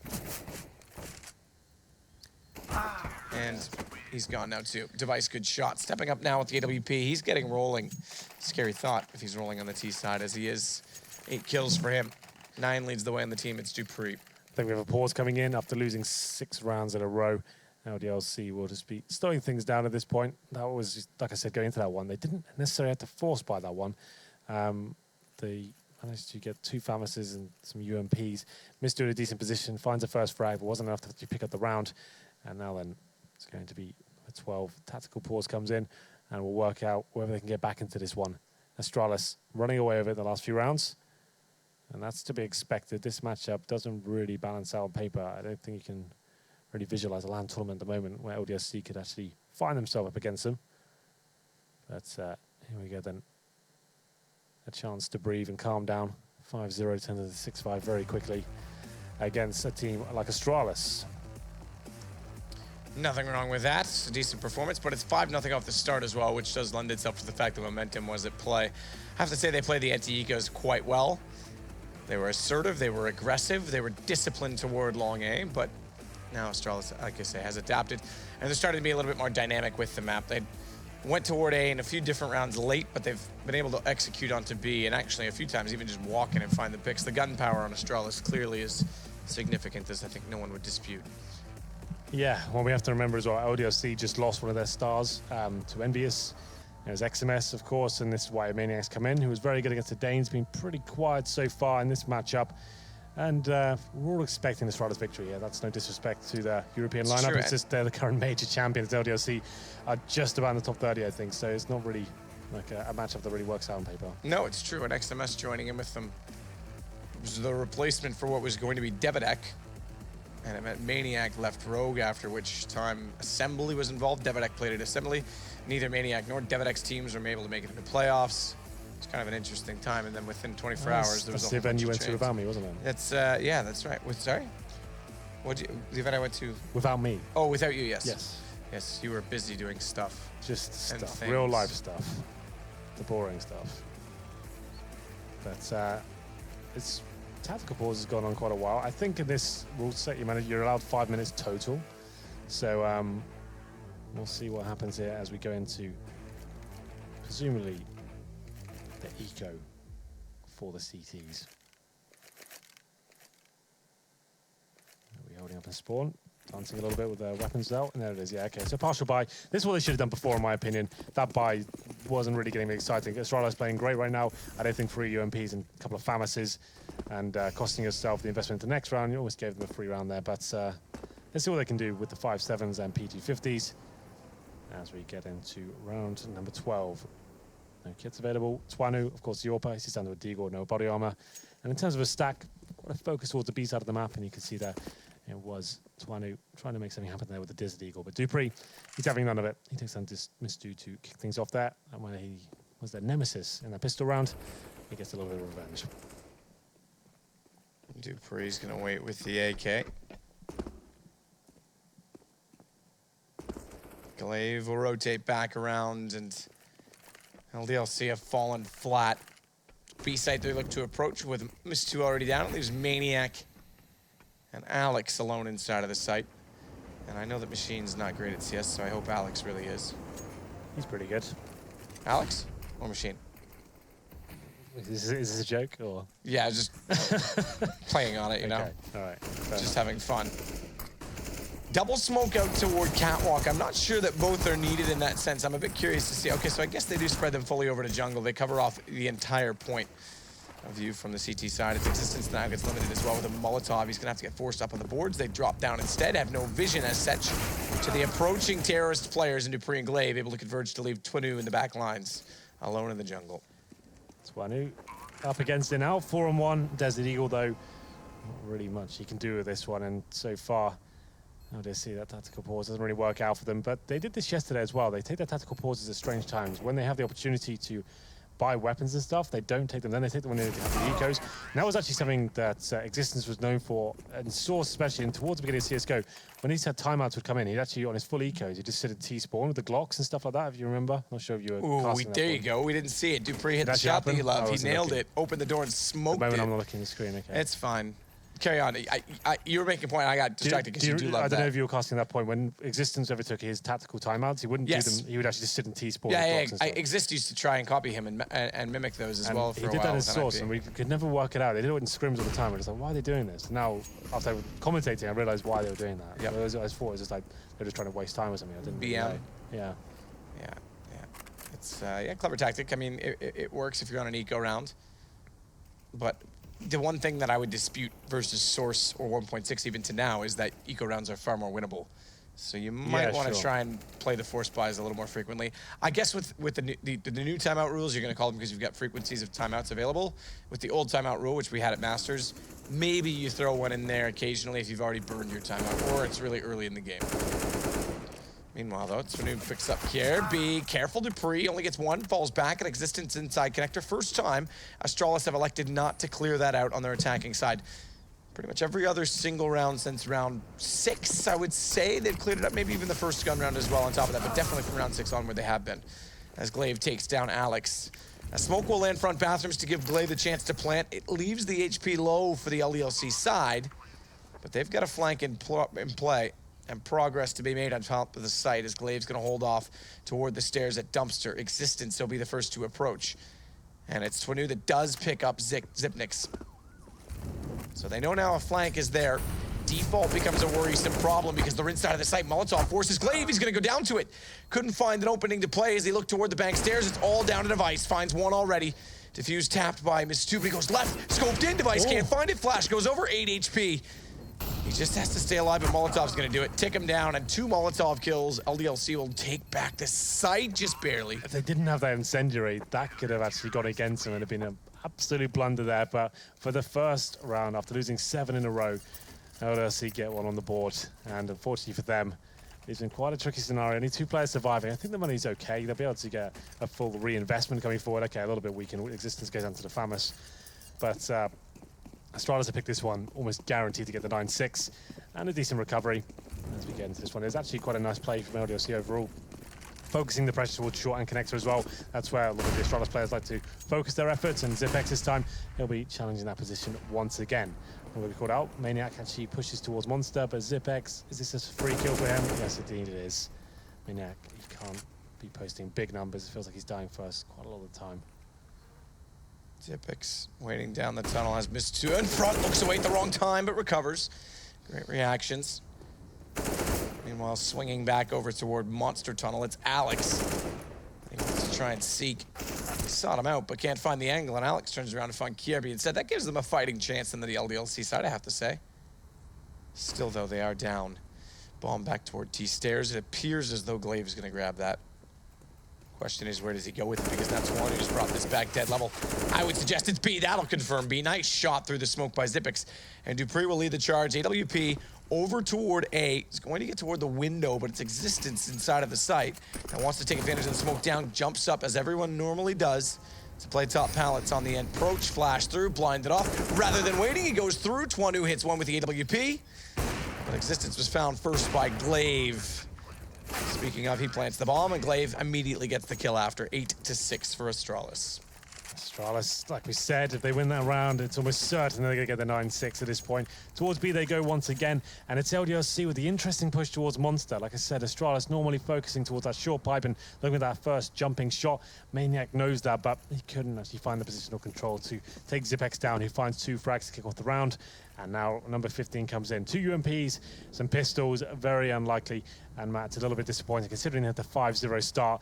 They only pick up 1 round after that one. Astralis, once they got rolling with in terms of the money, they seem to be giving them a little bit of a masterclass here in Counter-Strike. So the scoreline a little bit misleading, to be fair. If they finished this half, you'd say LDLC, they must have had a great game in the gun rounds or something like that, but they actually opened things up very well and couldn't really recover at that point.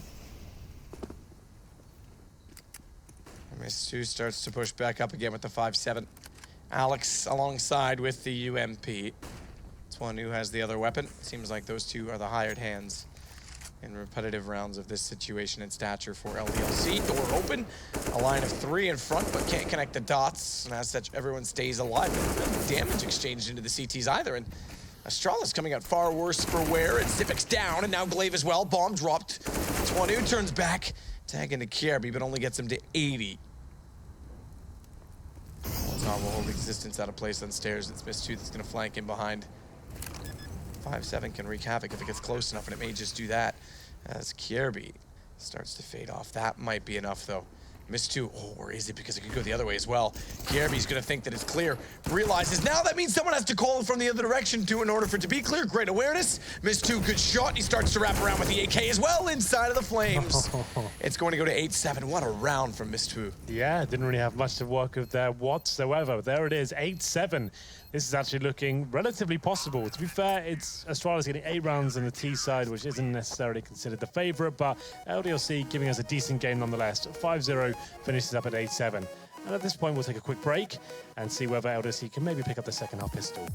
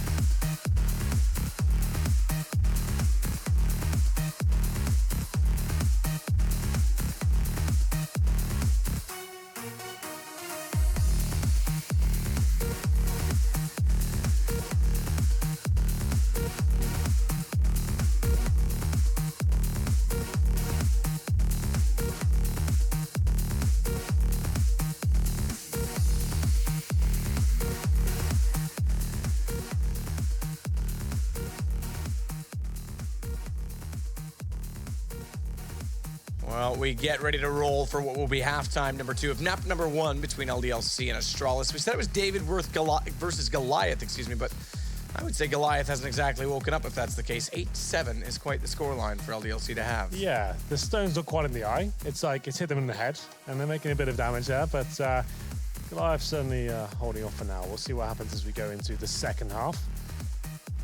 Some highlights here for you. Twanu with some stylish AWP play. That was to save his weapon, but Dupree, that's the shot he's known so well for. Managing to hit that a couple of times. Zipex holding off the aggression as well. Through the smoke, of course. And this was the last round. This is where things started to fall apart a little bit for Astralis here. But I think overall, they win the half, right? They'll be fine with this. Like, it's just business as usual. On the CT side, that's where things get really scary for LDLC. This with Device. He's an absolute monster on the AWP on this one. Device gets aggressive as well. Speaking of, bit of damage done to Alex, not much. 73 HP. He's tagged down to is Dupree. Tries to do equal damage over toward Miss2, or better at Zipex. It certainly does do better. Lovely shot from far. Miss2 goes down altogether. Yeah, well, we do have a couple of smokes here. Existence certainly known to like the set pieces, and they'll be heading towards middle and maybe long A here as well. They haven't got a, oh, they have got a flashbang, so you can flash towards long A and try and get control here. But in the 5-on-4, the CD's not overcommitting, and they'll be allowing them to get towards the end of long. But they've got the USP, so they're fine with this for now. When the smokes start to drop, if the bomb gets planted, that's when we have an interesting situation, because you can see Alex has got a Molotov, and there are no kits available for Astralis. So Device will be challenging a little bit here towards long. And as soon as the smokes come in, you wouldn't want to fake in this scenario. You want to use the smokes to their absolute best. And here we go, the final play from LDLC. Oh, dear. Ooh, that doesn't help it. Bomb already dropped.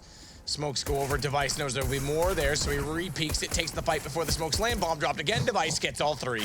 Correct. That is just ridiculous. Oh, yeah, nice strategy you got there. You forgot about my hired hand, my gun. Yeah, that's the problem, isn't it? As soon as he gets that first player as well, he sees 2 smokes coming from the right-hand side wall. He's just like, oh, there you are.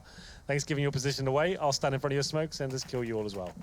Well, 9-7. I did say in the half-time break that LDLC really did need that pistol round to have a chance here. No bomb planted.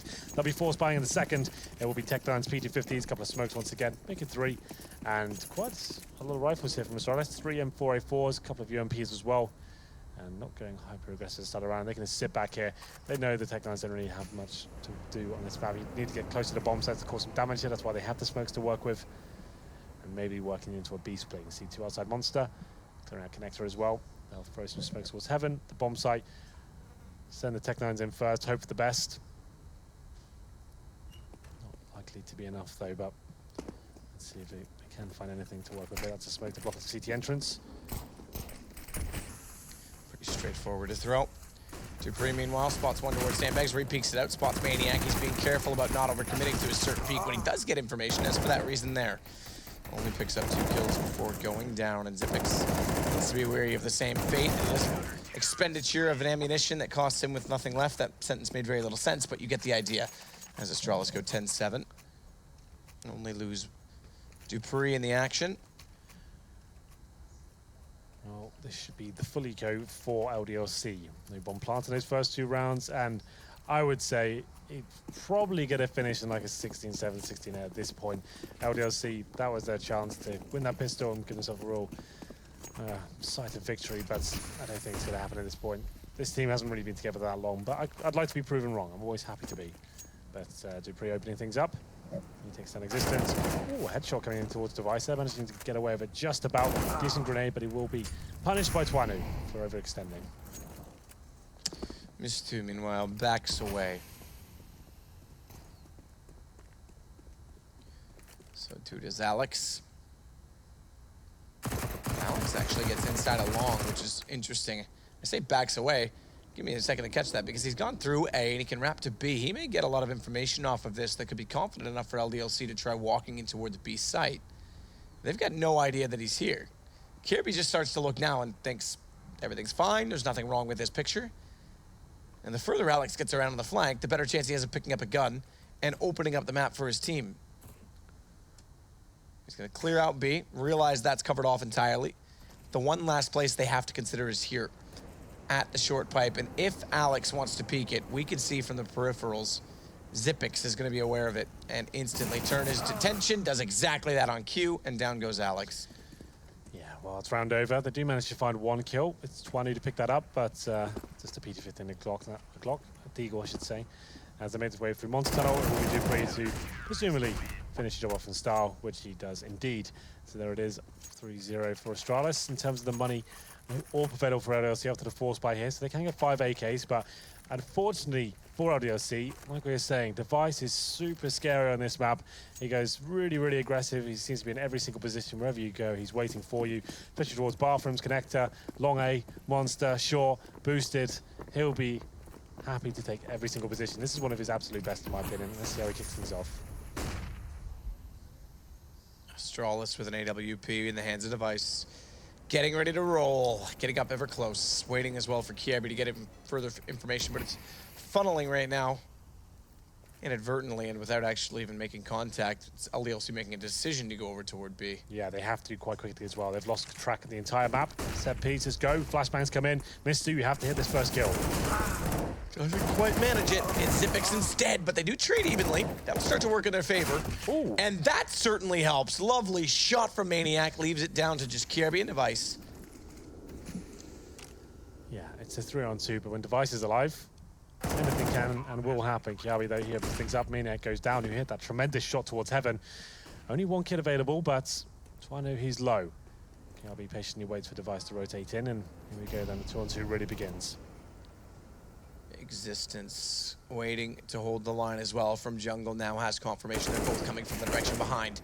So he can look one way and one way only. The way he's looking toward Device tags him as well on the 71, but Kirby's able to slip past Twanu, and it's all down to Existence. They're already on the defuse. He's got to get aggressive, and Device just holds and waits. Nice bit of synergy there. You see the communication. I don't even have to break that down for you, Kiabi. He touches the bomb. Kiabi holds the, Device holds the angle as well, and at that point, the terrorist has to commit. He knows a full defuse is coming in, and Device, after missing a couple, manages to make up for it. So bomb planted. Loss bonus accumulating, means they can buy, but as the underdog, this is not the situation you want to be in. 4 AKs of UMP, limited with grenades, and Astralis, their money starting to get in a decent position as well. Kiabi with 7 grand, and to be fair, they've done some damage to it, but it's a full buy for the CTs, and this sort of shot comes in. Oh, gets the flashbang off in time. He won't be able to find the first kill just yet. You can see they're a little bit cagey about the situation.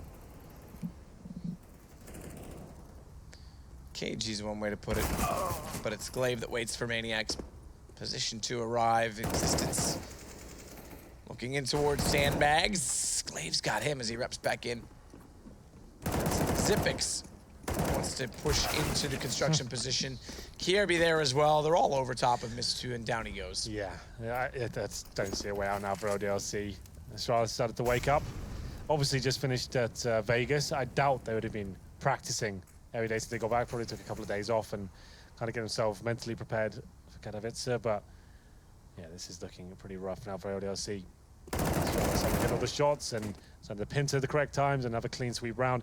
Just the money was like, it was fine. It wasn't like getting into a crazy position. At this point, LDLC probably have to take an eco here. That was the force buy from them. Yes, their maximum state loss bonus, but as you can see, 13-7. $3,400 per player is not really giving you enough to win around against Astralis as they are playing right now. So 10k for Kiabi, and you can see that everyone else is getting a decent money. This should be almost guaranteed victory. LDLC maybe just go for a straight up B rush, hope for the best. Got some smokes to work with, so not necessarily going to be the case. As they go towards middle, Device waiting for them, doesn't hit that first shot. Tries to fire one through the wall as well, but 13-7. Astralis making quick work of LDLC after going down 0-5, remember, so 2 guns, 1 since that period, and none thus far on the terror side. Twanu does get through the smoke, but Device finds Maniac. It realizes now he's about to get overwhelmed, and to compensate, Kirby gets aggressive, takes the bomb as well. That's going to be held outside of the smoke at the main door. Of the bathrooms, of course, that is, and Alex, he's picked up an AWP, but has no time to wield the weapon. But gets 2 headshots nonetheless, I give credit. Where it's due. It's fine. Did you just choke? No. It sounded like you said it's fine. It stopped. It sounded like you just literally choked. I thought you said, did you joke? I was like, no, that would be a weird joke to me. Yes, I did choke a little bit, actually. I thought so. As we discussed in the producer before, my jet lag starting to kind of hit me like a ton of bricks today. So words and breathing seems to be hard today. But yeah, breathing's usually difficult. Yeah. I'm working on it. It's not something you just pick up by nature, you know, you really have to work on it. Yeah, well, as long as you kind of concentrate, it's quite easy to pull off, but... Well, with all that said, speaking of concentration, Twanu is very concentrated on getting an oppa pick to start this off. Down the lane, now smoked off, is where he looks to hold on. Katowice, meanwhile, would greet him with open arms and a closed scope. I remember playing with French people in Canada. They called no scopes open scopes. Really? Yes. That's never heard that before. I hadn't either. But Kierby Oh, is take me to your lead. Take me to your leader.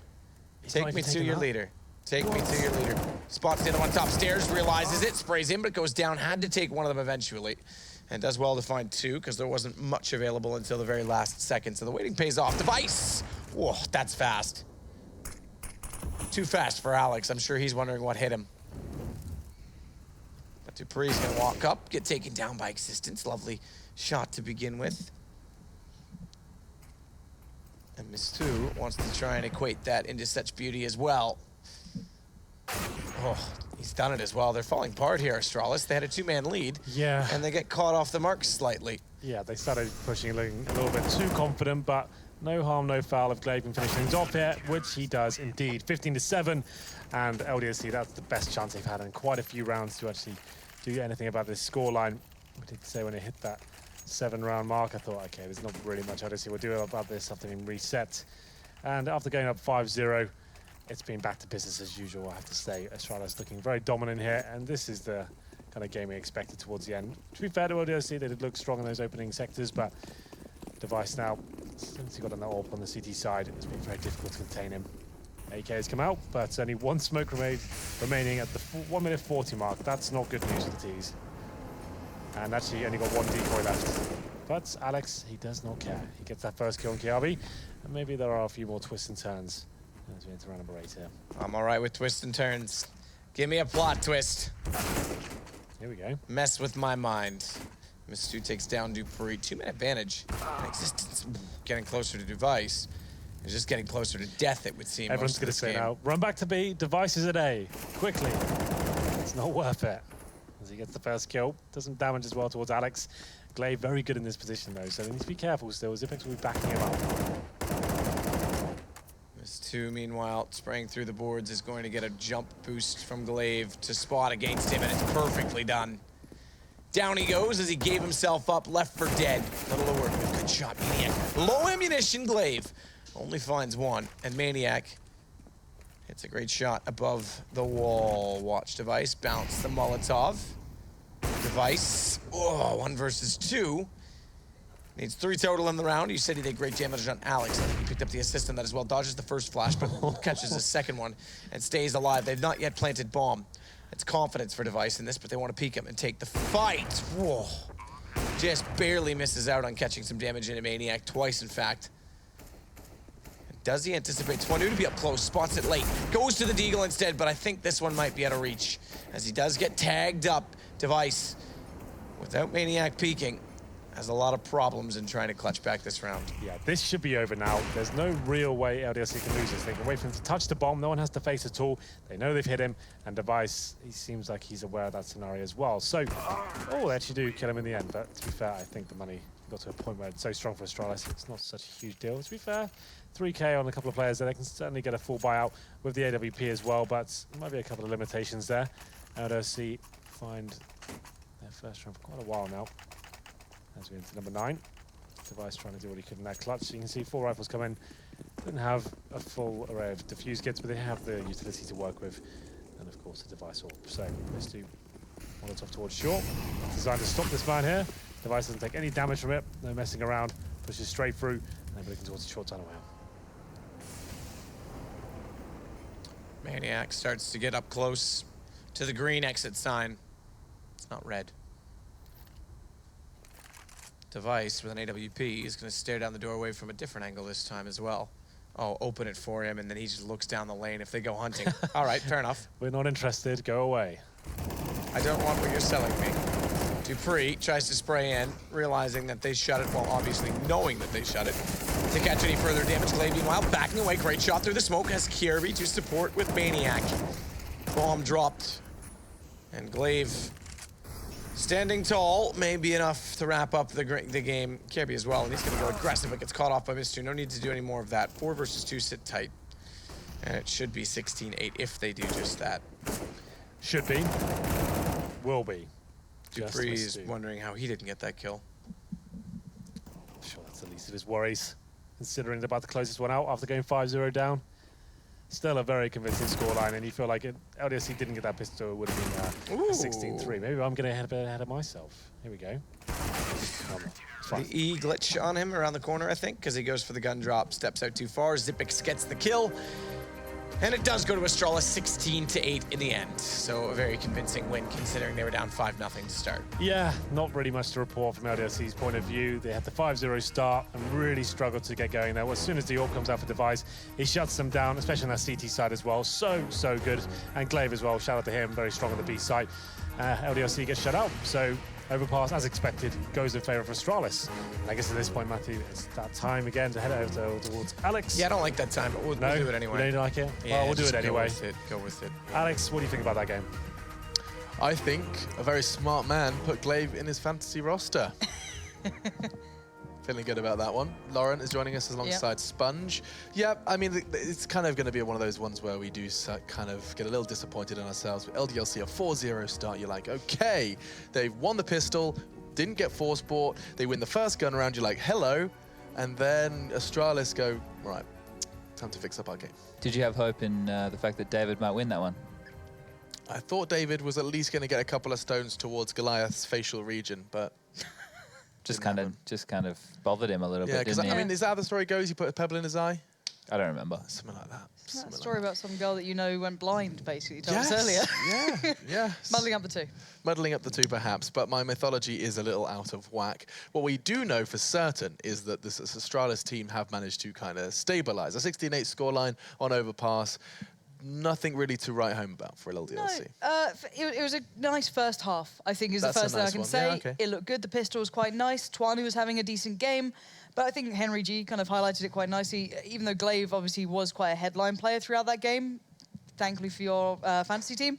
Device is AWPing. If the best teams in the world can struggle to shut him down, I don't think LDLC are quite near that level yet. Yeah, on paper it looks like it was a very competitive first half, right? You know, 8 rounds for them to get. We wouldn't expect them to be winning the half. Oh, sorry, they only got 7. Yep. My bad.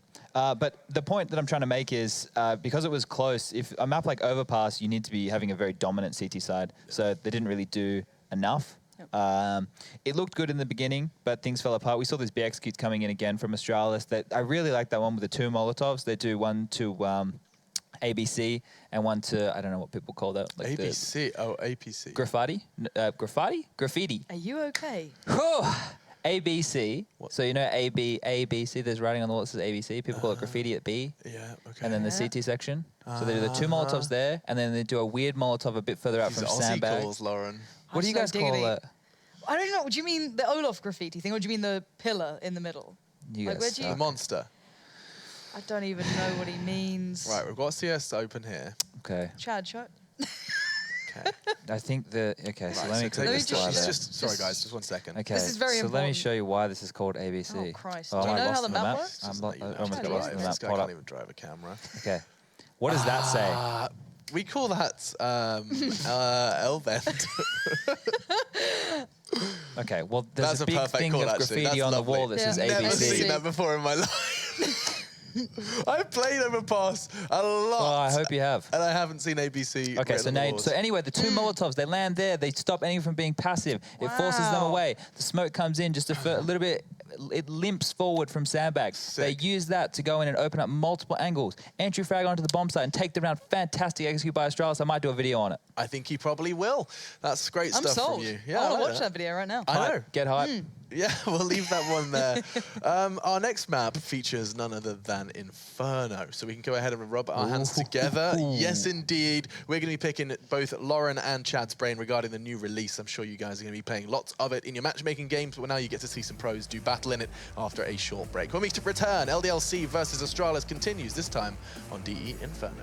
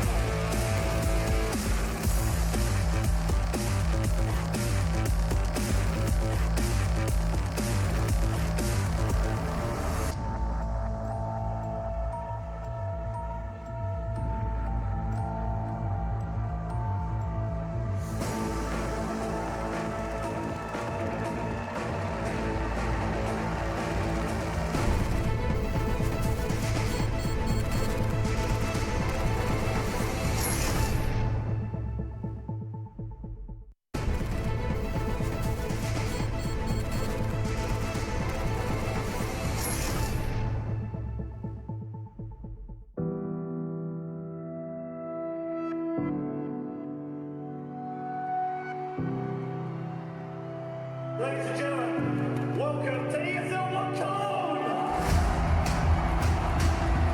Shots in a row. Inferno's about to bring it back now. All on Nico. Trying to see if they can get the defuse and Nico. Oh no! Has to keep Virtus Pro alive. Taco once closer. AW. He's looking for him. He's gonna get a hit by headshot again. Oh my god.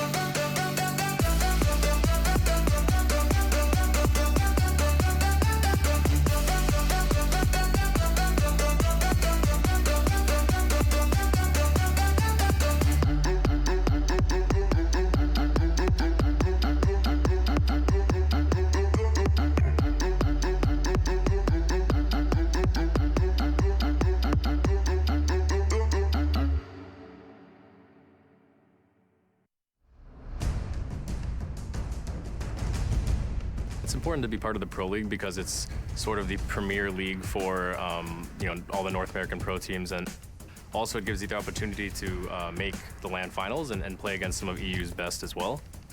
You know, with the sponsor Mountain Dew, can be really good for up-and-coming players. It feels amazing to have this opportunity, and I'd never take it for granted, that's for sure.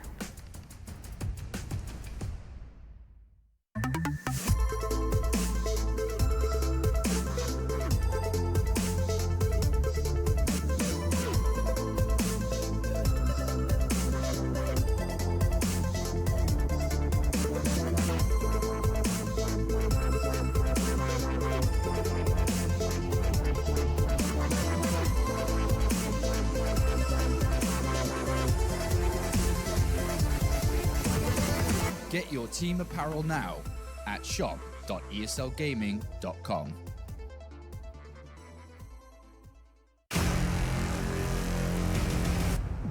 We play for the legacy. We play for the prestige. We play for the glory.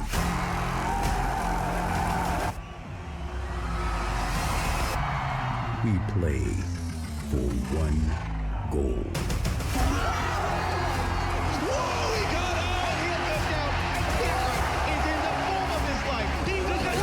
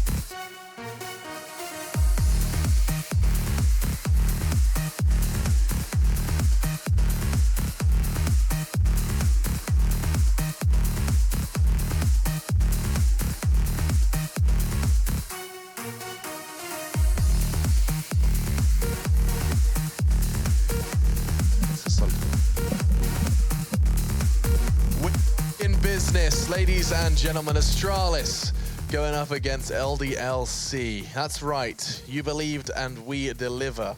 First, we started with MouseSports and Kinguin, and you're getting a little bit of a glimpse of just how some of that did play out. Seeing Chris J back in the MouseSports roster. Lowell was shutting down bodies. Oscar was back with the AWP in his hands. We got to see some deadly double AWPing towards the end of that. Not forgetting, of course, Mishu did put up a valiant effort. Kinguin, however, did lose both of those, and you saw it there in the standings during the break. MouseSports, 5 wins, 1 loss, top of the table currently. We'll see how long they can maintain that. Either way, though, Astralis versus LDLC continues. The battle started on Overpass, and it was a rather one-sided affair, 16-8, the 8 rounds, given our analysts here suggesting it was perhaps a bit generous. Either way, we do have Chad Birchall and Lawrence Scott joining us. You're having a the good time. rave is over. It's over. Have you ever been to a rave, Chad? You're a raver? I think You don't one of the strike me after as a parties raver. after like Cologne 2015, it was a bit of a ravey vibe. I remember Top Gun standing there with his backpack on, doing a bit of the Muzz. The Muzz is, I don't know if I know muzzing the Muzz is that thing, right? With the Ziz hands. Yeah, he was loving it. Fortunately, the camera didn't catch That any of was that. so and I'm lucky. very happy they didn't I'd do love a gif of that. that. No, I'm not going to do it again. No. But I know how to muzz. Can you muzz? You're trying to encourage it, I'm aren't not you? a muzzer. But I'm sure you know how to.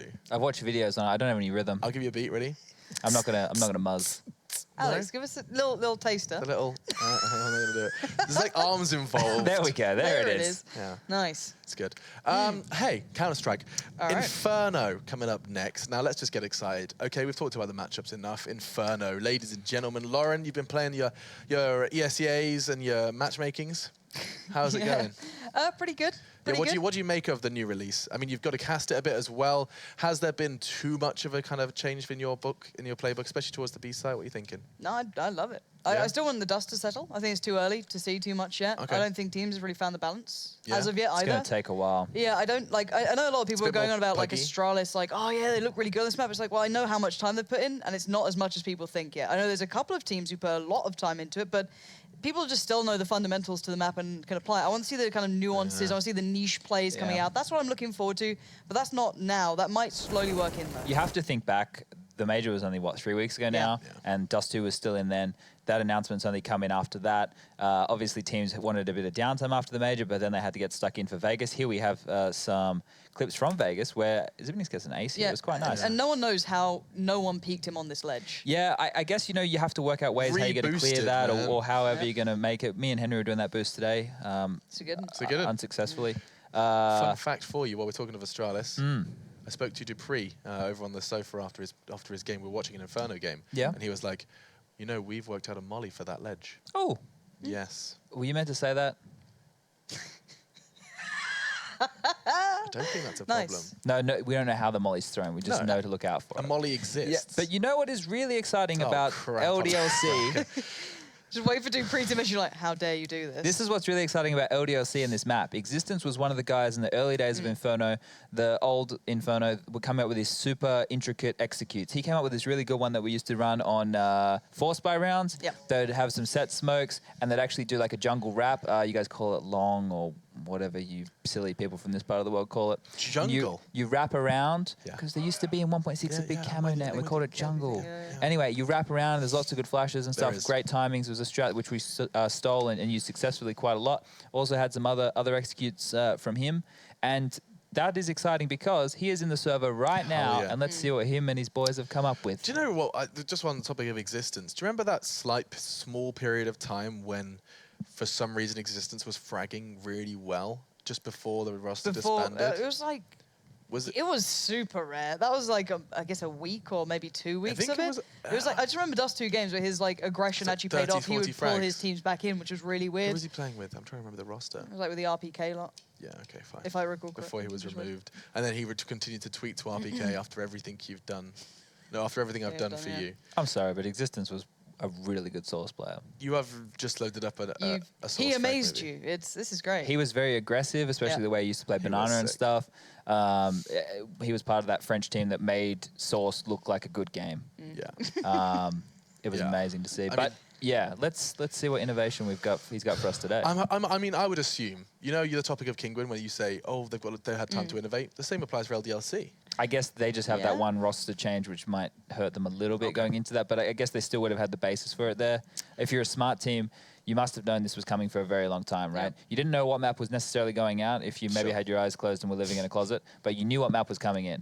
And if you hadn't done a little bit of research on it, hadn't been playing your ESEA and that kind of stuff to be learning how you're going to approach the map, then you've been doing it wrong. You've been doing it wrong. Closing thoughts from you, Lauren. I just want to look out to see if Dupree keeps this aggressive stuff up. If you looked at him during Vegas, he loves running down mid now. Like, he has a smoke that allows him to do a lot of things. They worked out ways for him to be aggressive, which I think is quite a nice touch. I don't know if the banana aggression is going to come out this time. They were like kind of that double molly sort of effect there, but again, you can't necessarily do that as much anymore. But still, I think there's a lot to be seen from aggression now coming up on this map, and I think you'll punish LDLC a little bit. Aggressive Dupree and existence innovation are two things to keep your eyes out for as we head into Inferno. We're going to go ahead and watch this frag movie, and you guys can turn your attention to the casters. Look out for that Molotov. And Sadakist, and watch out for that Molotov.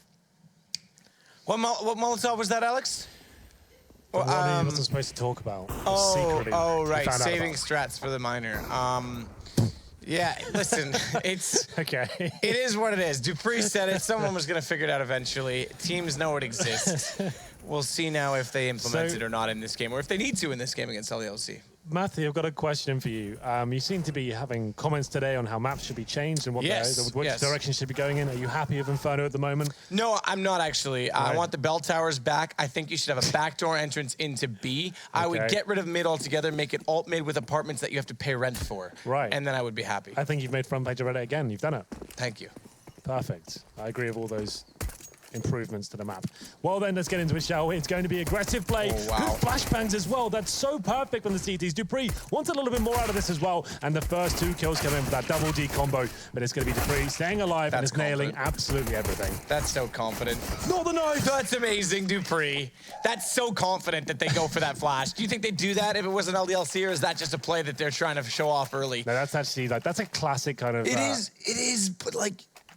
It's kind of a one-trick pony. No, absolutely. It's like there's nothing like new or innovative, but like when it pays off like that, and the flash is so good, all 5 players in second middle blind, you can't help but love to watch. And why not keep going for that aggression? They've already battered them on the first map, and they know they're going to be much stronger as a team on this one. We've seen how good they can be on Inferno, and yeah, here we go then. Second round comes in, no plan for LDLC. And it's going to be UMPs, M4s, and this boost coming in. A lot of teams doing this right now. You use that smoke from CT spawn, boost up behind the broken wall, and he's trying to get the first pick and fall back and having that smoke to cover you there. And you can actually leave one player standing in that position as well. Zebeck's looking to find a kill here. Flashed off for now, but more than happy to stay in this position. Ooh. There's a pixel back away. One of the interesting things we had to see in Vegas, careful existence not to fire in the back of your teammate's head, was how people jostled up for position in Banana. It doesn't seem quite so easy to get Banana control, despite that it's much more open. So the initial thought would have been that you could do so. Meanwhile, Device and Dupree going to double D it over toward Diggity. Are we going with Diggity? We're going with Diggity. It's a double D at Diggity. I can't call it that. It has to be quad. Well, I'm not going to call it that anymore, Henry. Just so you know. Miss 2 takes down Device, could play to start it, but Dupree has 2 walk in the same direction, relatively close together. That's easy enough for him to reset his aim, but Alex does put him down in the end. However, it's only Alex remaining with the upgrade to the M4, tries to isolate 1 inside a pit, can't do it. And they're able to take him down. They lose 2 in the process. Look back at the pistol. So blind, look at them all. Just hiding in the corner. You know the round's done at that point, and Dupree, what an amazing round that was. Finishes off with a knife as well. I'm not even sure that happened. He runs in, he assumes Dupree's falling back. Maniac. A little bit of a sad way to finish the round off there. Dupree, 6 for 1 at the moment, 273 ADR. Don't read too much into that. Obviously, after 2 rounds, doesn't really mean too much. Full eco for now, and of course, it's aggressive play towards middle. Kiabi, are we finding that first frag? That's all we'll get, and this is actually falling apart. This is pretty much a full eco for the terrorist side, and they've managed to pick up 3 kills. Device will go again. Oh, get dinked. Get away. And he's going to get trapped in because they've gone underpass to get in behind him. It's existence down toward bottom of alt mid. Glaive has to show up with an M4. Astralis were doing this a lot in Vegas. When they knew it was going to be into Nico, they'd just run down there, especially Dupree. And you can see LDLC seem to be wary of it at least. Using those PT50s and actually got themselves in a winnable situation. Device down to 11 HP, but he's got a very good position. Oh, this is so perfect. Good night, Existence. And falling back to that kill as well, and Glaive brings it back to the 2v1. So what could have been, and still could be, to be fair for Maniac, they're both low HP, and Glaive will be going towards the B-bomb site. I'm going to say Maniac's almost guaranteed to plant at this point. I don't think Glaive will be facing at the right time. It's going to, oh, yeah, there it is. Barn comes in, and he goes to the fake. Wants the victory. The glory. Casket plants, former grill. Back toward Emo. Gonna stay open pillar, leaves him slightly exposed, has to play the angle perfectly. And Maniac is now spotted in the back lines. Oh, Device. Not another step forward. 11 HP and a Molotov down in front of him. A kid on either player. Glaive's gonna hold up, but Device finds it with the FAMAS. And in they go. Oh, careful! Glaive, he's only got 3 HP. He kissed him better, don't worry. It's all fine. It's not fine. That is disgusting and disgraceful. 3-0. LDLC, you'd assume they had more weaponry, some Glocks and PT50s, but Astralis getting very aggressive there, almost costing the round. And Maniac did a good job to get the bomb down and a boost there. Coffer's going into this one, but unfortunately couldn't find the round victory. I thought that Incendiary might just do it, but Device biding his time. Like you said, both players had kits. And, oh, little run boost there. That's got a lot of speed going. Zipex might commit to this. Decides not to. Flashbang looks decent. That's just designed to hold off any Ts rushing in. Counter Molotov, though, he's between two. He has to actually commit to the top of the position. Thankfully for him, it's top mid where the pressure gets applied instead. Well, towards the top of middle, that's where LDLC will be focusing their efforts. CT teams, famously Inferno, more than happy to allow this to subside and get that mid control, but on the other side of the map, it's going to be Mistu going down from that aggression. I spotted the start round from Zipex, and he drops the smoke from the teammate as well, and manages to get back 5 on 4, and this one's... Kirby's got a FAMAS inside of this pit position, which is very open in relation to how it used to appear, but he's still able to swing wide enough and catch off Twanu. Well, goes back and forth, but still its Existence last alive. Steps up to find one, and then it's Zipnix to immediately trade it. A little bit interesting, man. 4-0. And you can hear Matthew in the background arguing with the producers whether diggity is a thing. It's the whole map is diggity. I've just decided to narrow it down for everyone. Fair enough. Well, 5-0, nothing. Well, the Existence made it a little bit interesting towards the end there, but it was Device shutting them out of the round after Zipex's aggression towards the bottom of Banana. AWP still for that aforementioned player. Oh, I thought he was going to nail that shot. It's a really scary peak to actually take on this map now. The T's actually have a bit of an advantage in that Vietnam area, but Alex, he goes down first, and Kiabi almost guaranteed to kill him. And there's Maniac drops as well. The thing is, right, so Maniac's only just come into this team. You've got 7 maps to play. Is Inferno, I guess it's an underdog sort of team. Maybe there is a map to concentrate on. It's a map for something to play right now, but how much work could they have done on it in the last week in these joins? It's absolutely a relevant question. Yeah. How much work can you put into it, period, for any team at this point in time? Obviously, Astralis and the lads would have played it immediately after the major was finished, but even then, a lot of them are busy. Nice shot, Existence. Still has 4 more to find in a similar fashion. Device will rotate the op in position 5-0 Astralis. Guns to come back up from LDLC, and not many bomb plants to speak of aside from the one round where Maniac, I was about to say Existence, you're right, Maniac, excuse me, almost pulled it back. I could see you about to fall there. I caught you as usual. Yeah, I wish you wouldn't. Wait, you want to fall to your death? Truthfully, I'm jumping to get rid of you. Fair enough. This run boost seems to work every time. This is so sick. Is that like I'm hoping that's intentional? They kind of stand like that, so one player can get boosted like that. It's actually kind of good to watch. Incidental, like out of Dust 2 spawn with the ramp. Yeah, it could be. Device being very dynamic on this AWP, goes toward apartments. Much wider hallway this time. Can't land the second shot. Smokes off the Molotov. They're brave. And backs away. Very brave as Maniac. He's a maniac. Yeah, I guess. Or maybe a psychopath. Who knows? Maybe both. Yeah. Okay, then. Well, almost being taken down there. Maniac tries to get the frag back in their favor. And this boost comes out. I actually really like this on top of this broken wall, using that smoke. It's going to be very difficult to spot Zipex, and actually gives him a lovely angle to work with there. 5-on-3, and Twanu, he's got his work cut out for him. The CDs don't have to do too much here. Bomb down towards middle. Don't necessarily have to change the rotations at all. It's a 5-versus-3. And that pallet position, you guys are telling me about this in Vegas as well, discussing it with us. The pallet position is actually ridiculous how strong it can be in some situations. Existence gets Device back. Ooh.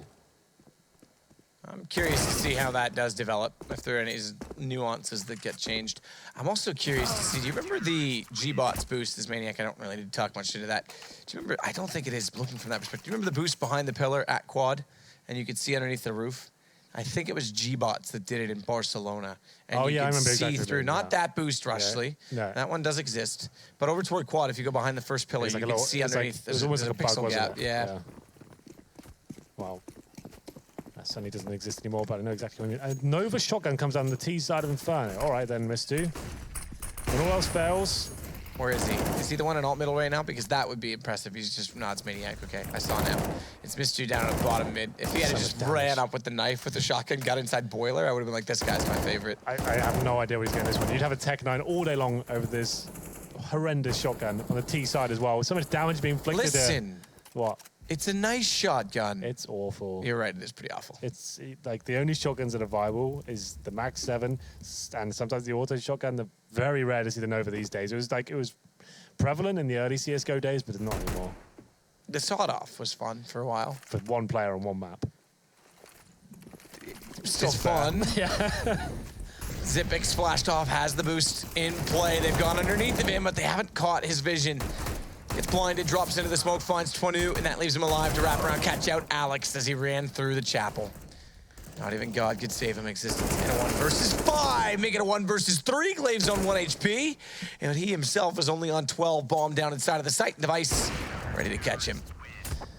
7-0. It's still very unclear in terms of like my analysis. I can't really give you too much insight into whether this is like a really CT-sided map or a T-sided map. No one knows. That's the problem. We're just excited to see how it unfolds. I'm kind of taking notes mentally every time I watch this game and kind of seeing what the interesting strategies are and where I think the map's going to be going towards. I've only cast 2 games on this so far. It's very difficult to tell, but it's certainly looking like Astralis. I've done a lot of homework on this so far. I'd say it's fair to say they're one of the strongest teams on this map.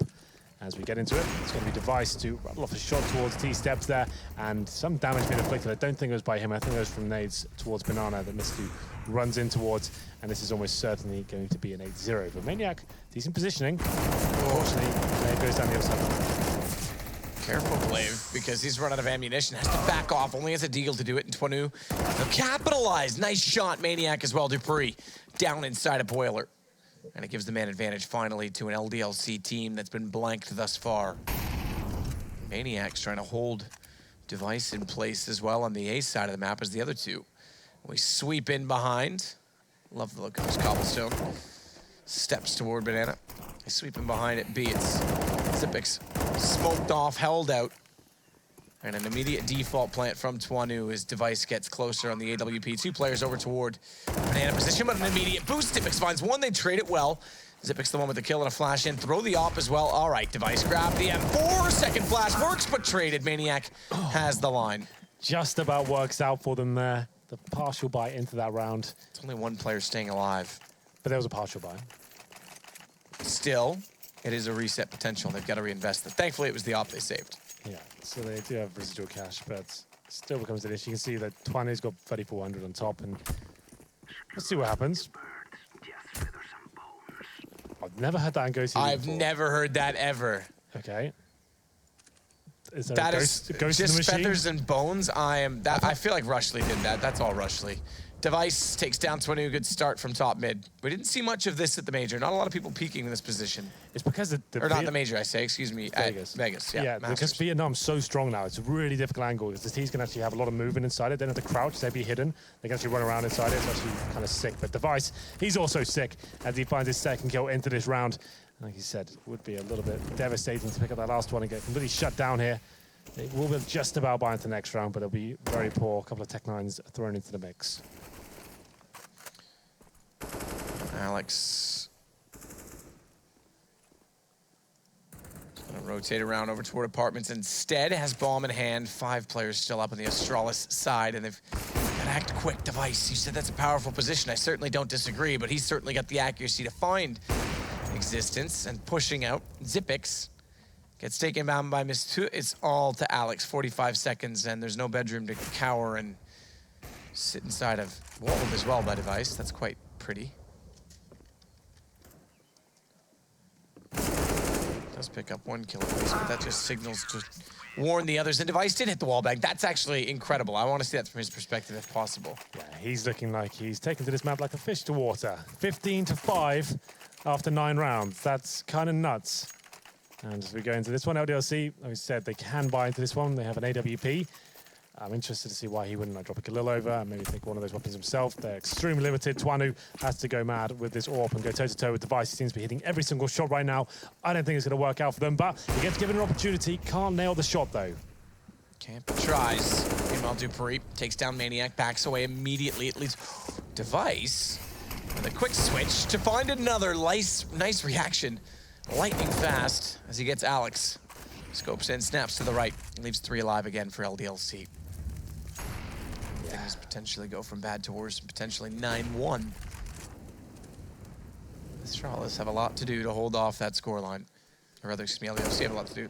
Astralis not much, but they just got to kill 3 more, which they could start right now. Device. Most players are full back right now, but he's just like, you know what? It's this game, in this scenario, he's just having fun. It's interesting the way it kind of glitched its angle. Does tag up Mistu off the bottom of that lampshade that's outside of the doorway. The street light, if you will, Dupree. He finds one more in Twanu. It's now down to 2 remaining, and they're both in teens of HP. 17 and 15 and less now for existence. 9-1 will be the scoreline. Mistu can't really do much of this situation. We can pick up that fallen AWP. That could be interesting, but I don't think it's going to happen. He's now stuck. We used to call this position Romeo. I don't know what you used to call this.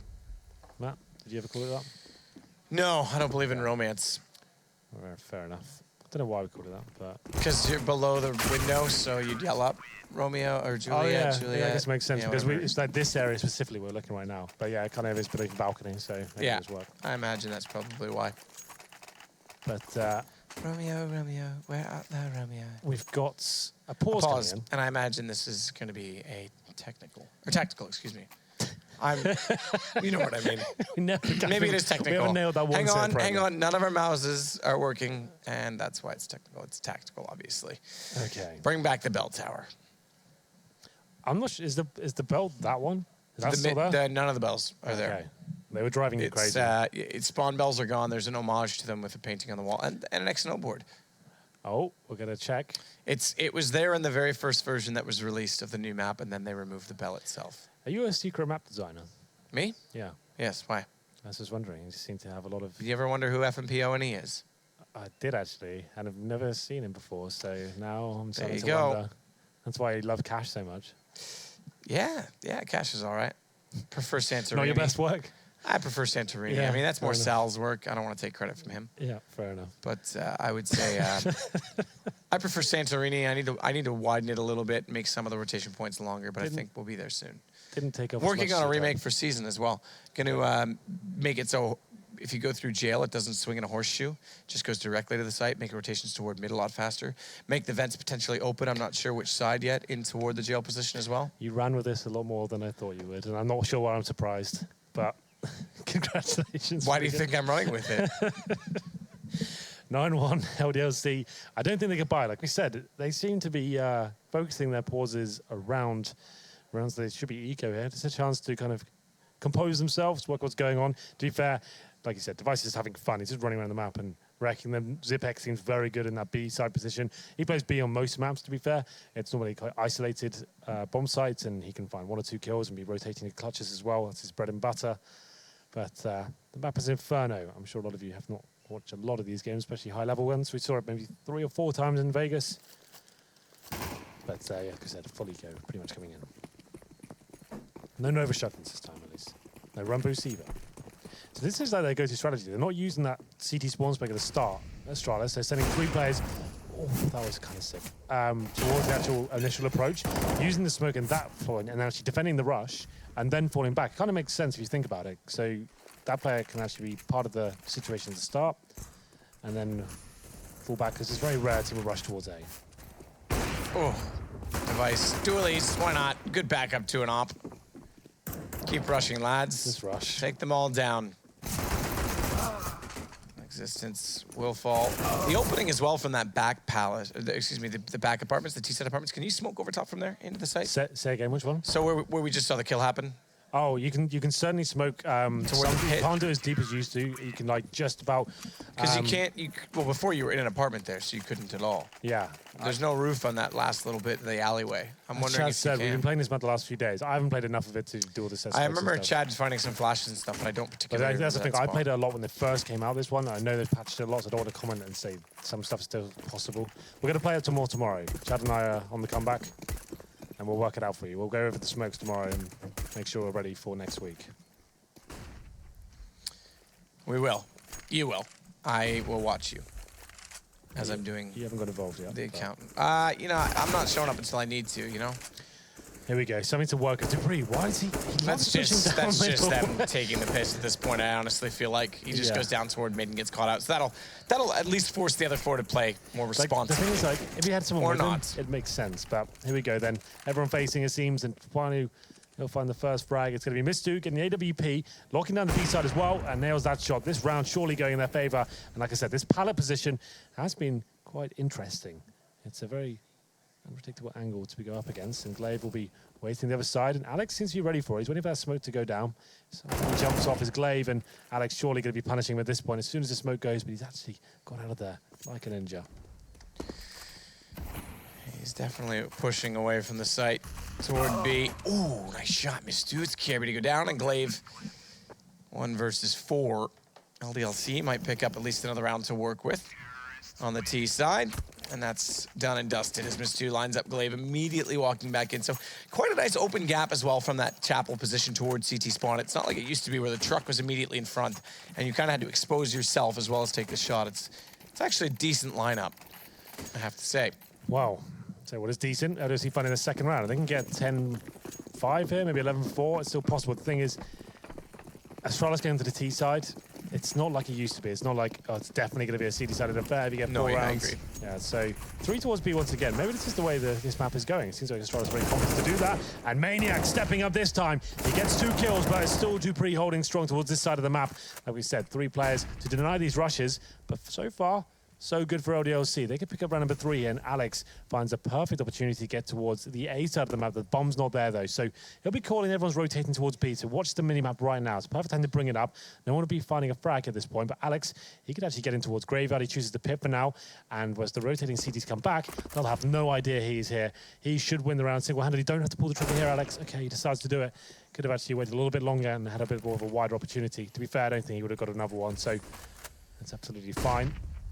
Smoke goes down as well from his position inside of the pit to hold it off. Existence hits KRB. That should secure a 3rd round for LDLC because Dupree, he's got to rotate all the way from A, or excuse me, from B, but watch the bomb. It's still at the bottom of mid, and Existence going down. He could catch it. 20, I think, is just barely going to make it around the corner.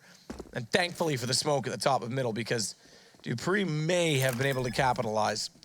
So rushing up through the smoke, he's going to be greeted. Oh, by the cubby. Good positioning from Alex. Knew exactly where he was coming from and got in there accordingly. Well, a change of pace for LDLC. The default's not really working out for them. Rush towards B. And they managed to challenge that 3-man stack that Astralis have been deploying so far. They've actually broken the economy. 10-5 is actually still possible. So it's actually looking pretty promising now as we go into round number 14. Twanu with the AWP. He's only got 3 kills so far, though, so hoping to have some impact this round. Double Zeus for the CTs, Dupree and Device, trying to get the job done with the taser. I don't mind it. I think they're having a little bit of fun tonight. Yeah, lots of tight choke points to go towards an Inferno. Kirby's got to be careful because Kirby is looking to get in with his teammate. They've walked up mid. No one has eyes on it. They're going to spot him immediately.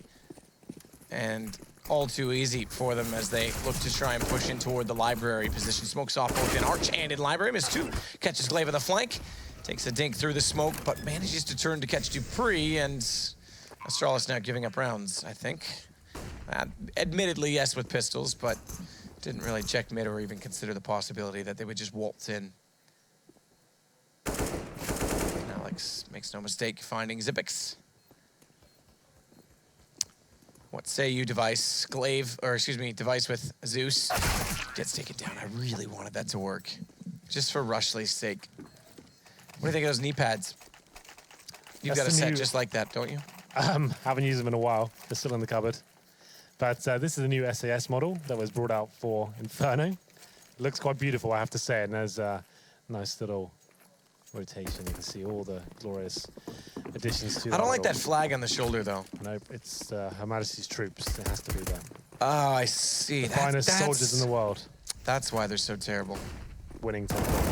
Well, that's just because the Danes are controlling them. Backing off, quick drop nade. Doesn't really do much damage. Tries to procure the life of Zipix, but meanwhile, Alex will start to work out from apartments. If he had gone then, that could have worked. That smoke, not quite. I think he intended that to bounce down. Okay, he gets away with it, right? So. Yeah, he does. And now Kirby knows he's inside of the pit. How do they approach the situation? Because they've essentially walked away from this ground toward the quad angle. And Alex will start it off well. Maniac follows up. This could be a 5th round from LDLC. Especially with Glaive removed on B. 2 players have been approaching him, and the bomb still down at bottom in the middle. With it all to play for in a minute and 2. Yeah, well, they should be 10-5, all things considered, but Glaive is waiting towards the side of the map, and they are starting to miss a couple of shots here. He certainly can step up in these sort of scenarios, gets one, but takes too much damage from existence there. Mystery finishes him off, and that should be round over. Zipex doesn't really have much to work with here. Dupree's pulling a Sadokist. What is that? I just got a tweet from him. What does that mean? Well, he's playing the game, and he's tweeting. Oh, right. Okay, what did the tweet say out of interest? He just said, okay, with a smiley face, because he was talking about the argument we were having about B. Oh, you guys started falling out? Oh, there it is. Not a falling out. He just disagreed that B was needed to be adjusted. He thinks it's challenging enough. 10-5, though, the score. It's got a passive-aggressive tweet, though, isn't it? Okay, smiley face. Well, that was actually to someone else, but I was involved in it. Anyway, 10-5, and we will take a quick break here. Great stuff from Astralis, but LDLC, they are fighting back.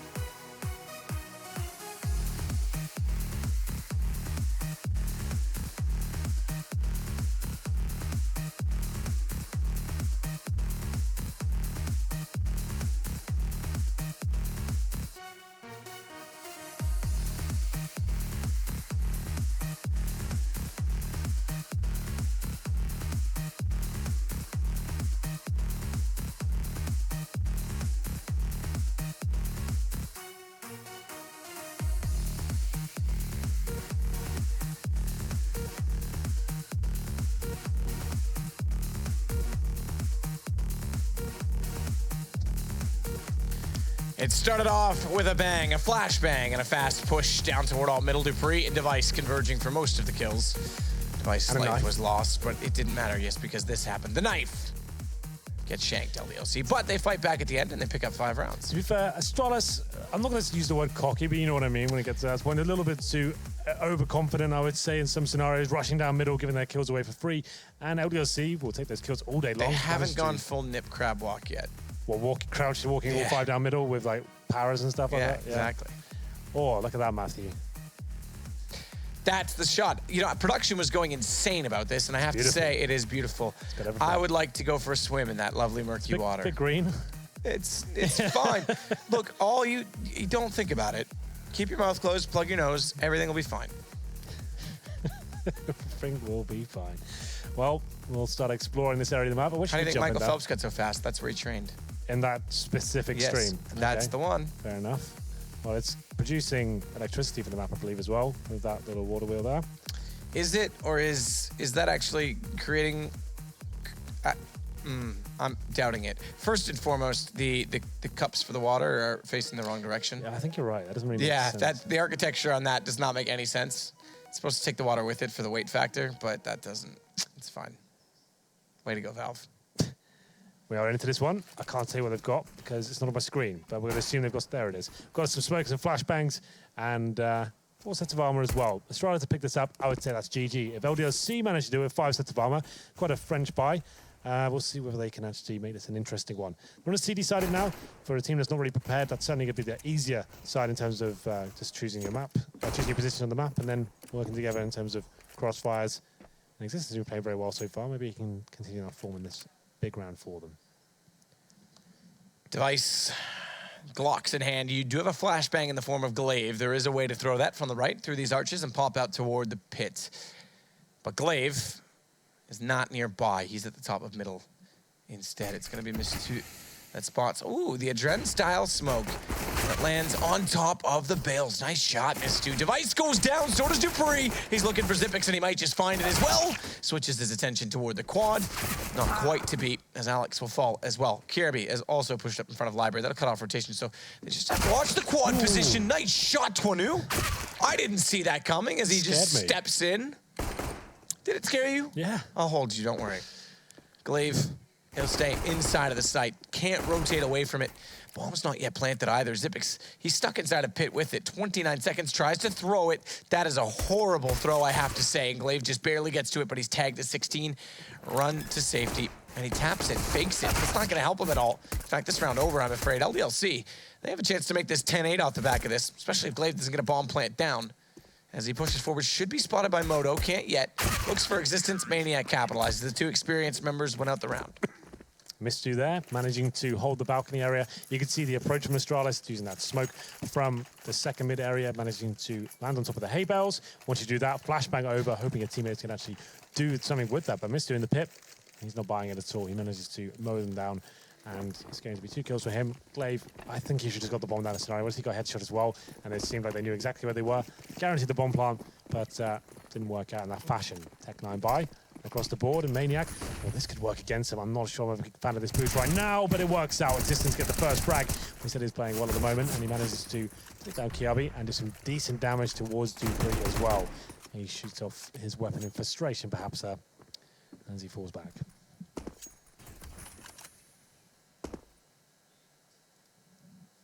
Zippix wants to bust out with the Tech9.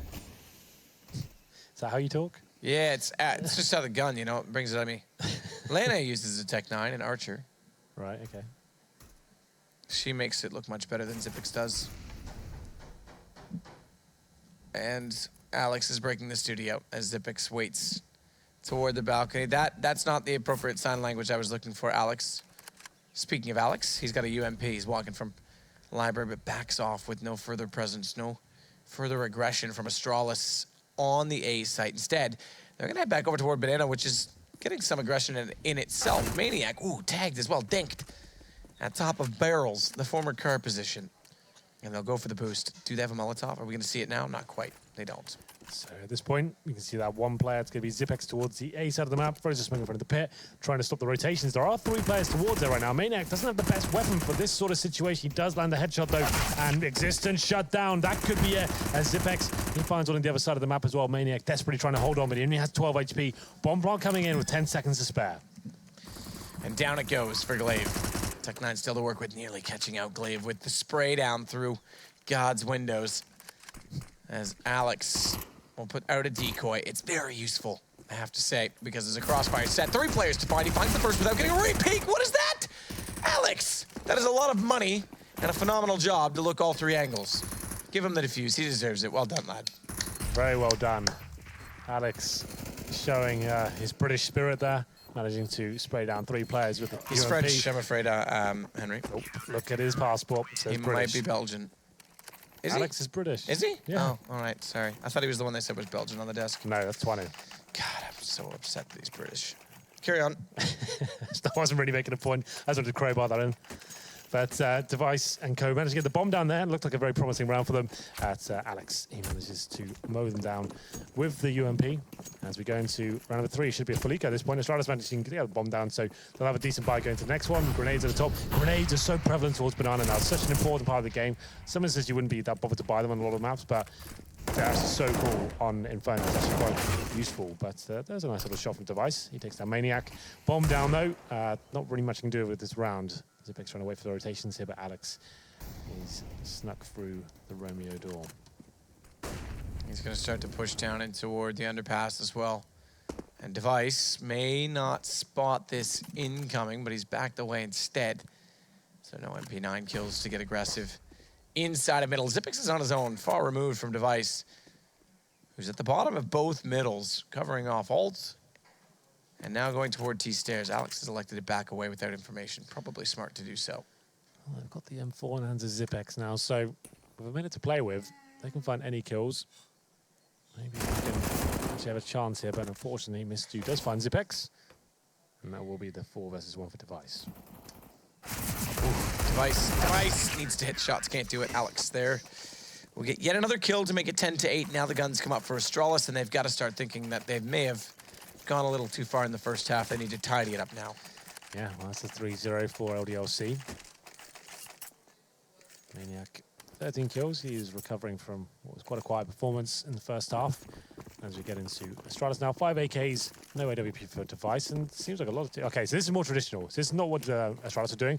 That smoke goes towards the top of Banana, allows you to have the boost if you want to, and also you obviously have 2 smokes remaining for the CT side as well. So he falls back, and it means that's what we used to see in CT spawn, where you could throw it as an A player, and you'd still be towards A, but you have to be a little bit more committed now. But it's still pretty much the same thing, you know? You can't throw it as deep.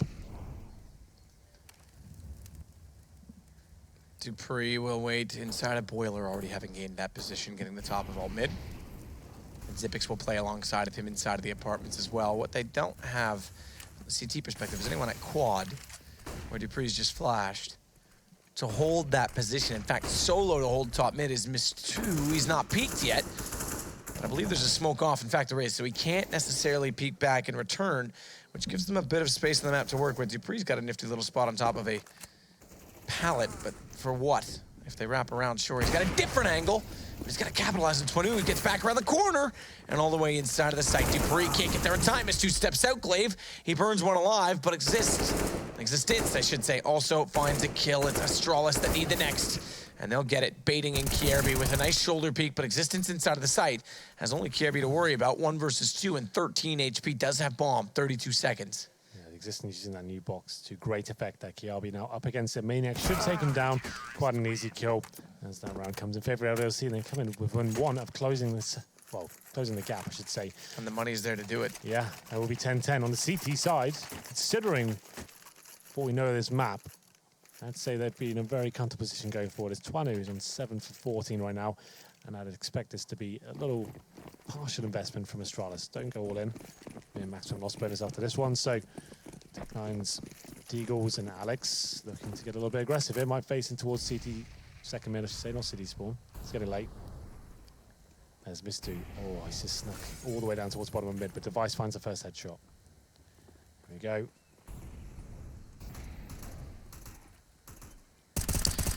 Decent shots, but a huge miss in the end. He doesn't land it in time, and Kierby gets the better of Mistu. You would have thought. Easy picking. And this is not the round that LDLC were looking for. Down 2 men early. Katowice nearly spots up another headshot inside of the B site. They're divided. It's only Maniac that remains. Plays the smoke to his advantage. Spars off with 1, looks for a second, and they'll back off. They can't afford to bring this back level, but they get Alex. And that's going to force a full rotation and a great call immediately from Astralis. They've already taken the bomb back down Banana. It'll go to the A site. And all they have to do is let Katowice hold them on the B side. And he has a deagle to do it. It's not the worst loss. Smoke dissolves. He'll be able to flank them out as well. As bomb just getting in position, has to cover off Twanu, but a smoke will allow that to happen. Maniac fighting back though, as the bomb is planted. Astralis in a 3-on-2 situation. Twanu AWP, he's been pretty quiet so far. Aggressive positions here from Astralis, hoping to get 1 kill. They just find 1 kill with no exchange. That's pretty much it, but they can't land the shot. Dupree goes down to the hands of Maniac, and now the CTs have got a real chance as they swiftly make their way to the bomb site here, but Zipex can hear them. Zipic's waiting, gets one, spots it, low HP, easily done on the Tech 9. And Astralis steal back around to make it 11-9. LDLC never get their sniff at a chance of a tie. Because they went down early, I have to say, in that round, and then the miss at the bottom mid. Yeah. Costly. Maniac doing a decent job getting 3 kills, but this is where things could start to fall apart for LDLC. The buy comes in, it's Twanu with 7:15, he picks up the AWP. Mistu, who's been great so far, he only gets to max 7. This is what we're seeing from Astralis. A lot of teams doing this now. 3 towards banana to start. It's Twanu just fully commit. Running through the fire slightly, hits the shot. It's a high risk / high reward situation, and it certainly pays off for him as he needed something to work with there. And he's going to rotate all the way off of B as well. I think slightly better of going all the way to A. But after getting a secondary kill, taking down Dupree, they will back it and take the AWP over to A, hoping that they funnel the offense and influence them aside. Molotov will go down. No more cubby position to have to worry about, but still worth covering corner. As its existence, 19 HP playing at Caskets. That's one spot on the map I do not miss. Which one? The small corner that was on the right, underneath the little pillars. Oh, yeah. This Maniac gets to the wall. He wants to let them walk in. Exists, has a lineup. And after saying that Astralis had stolen around, LDLC looked to do the same. 2 players only remaining versus 5. Flash to go over. Smoke, not yet to dissolve. Second flash. Glaive has to look away. Does in time. Great shot on Maniac. And Existence is low enough that they have to get across inside of the site and capitalize early as Twanu can't land the shot. Glaive looking for additional information behind the smoke. And another goes down towards CT, but bomb is only being planted now for Orange's 2, and it's a tap. It's a fake because Zipix, rather. You've said needs to have the confidence. It's, whatever. It's fine. It's going to be Glaive, though, that peaks early. That's going to work as well. They're pulling this back. Existence, only 3 HP. Alex is there. Needs to find the shot. Can't do it. Existence. He manages to trade out on Glaive, and that'll be enough. Twanu will hit the shot. 2 remain as Astralis concede the round. Twanu, like we said, quiet for the majority of this game so far, but he had to make something happen there. They had a weak buy. Famasis, max 7s. He runs through fire towards B, gets the opening kill, and gives him something to work with here. He gets the final one as well. Its Existence, though, continues that strong form. 17 kills for him. Is he top fragging right now? I think he might be level with... Okay, no, Device. He's at the bottom of the scoreboard with the most amount of frags. CSGO is funny like that sometimes. But there it is. Existence still posting decent numbers. And the force spike comes in from Astralis. This is to get an AWP. You can see Glaive, he's down to just to Tech 9 there, and they're limited in terms of grenades. But Device with the same objective as Twanu had last round. Try and find an opening, capitalize once that happens. Maniac goes towards the sandbags. He's going to find himself in a lot of trouble here, but Glaive takes his teammate down with a Molotov there. With an unfortunate 4 Kiabi. Dupree backs away. They'll have an AK in hand. Device AWP. This is a round Astralis desperately need. Smoke will go left side. That'll cover off Twanu, but still lands a shot on Dupree through it. They wanted to wrap around from quad and leave Alex inside of the pit, but he's got a headshot. Spray down potentially more. LDLC is looking formidable on this defensive side as Glaive flashed, Molotoved, and locked out. Has to run back through the mid flames amidst being blind, and that leaves him on 30 HP. Device, I dare you to make a play out of this. I don't doubt that you can, but I don't think it's likely. Well, for now, looks like they'll be saving the weapons. LDLC will tie things up at 11-11.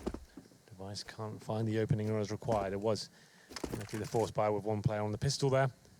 And Glaive and Device is too low to actually try and find anything with this. So be trying to jump in the water, see if it's a possibility. It's definitely not.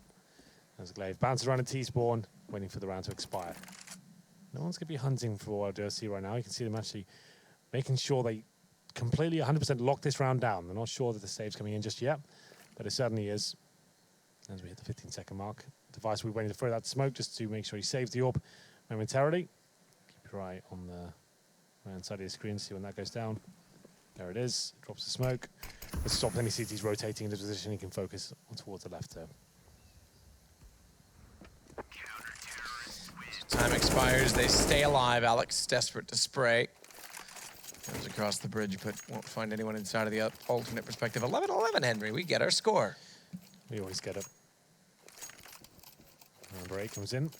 And LDLC looking in a great position here. Unfortunately, for Astralis, saving those 2 weapons does force them to actually invest around it. I don't necessarily disagree with this, but it's Well, a lot of teams allow weapons to be safe to break the economy even further. It's unlikely that Astralis can win this round. Take a godlike performance from someone here. Maniac aggressive once again towards the top of B. Kirby waits at the new half-wall position. Very spammable, but no one electing to fire any bullets in that direction just yet.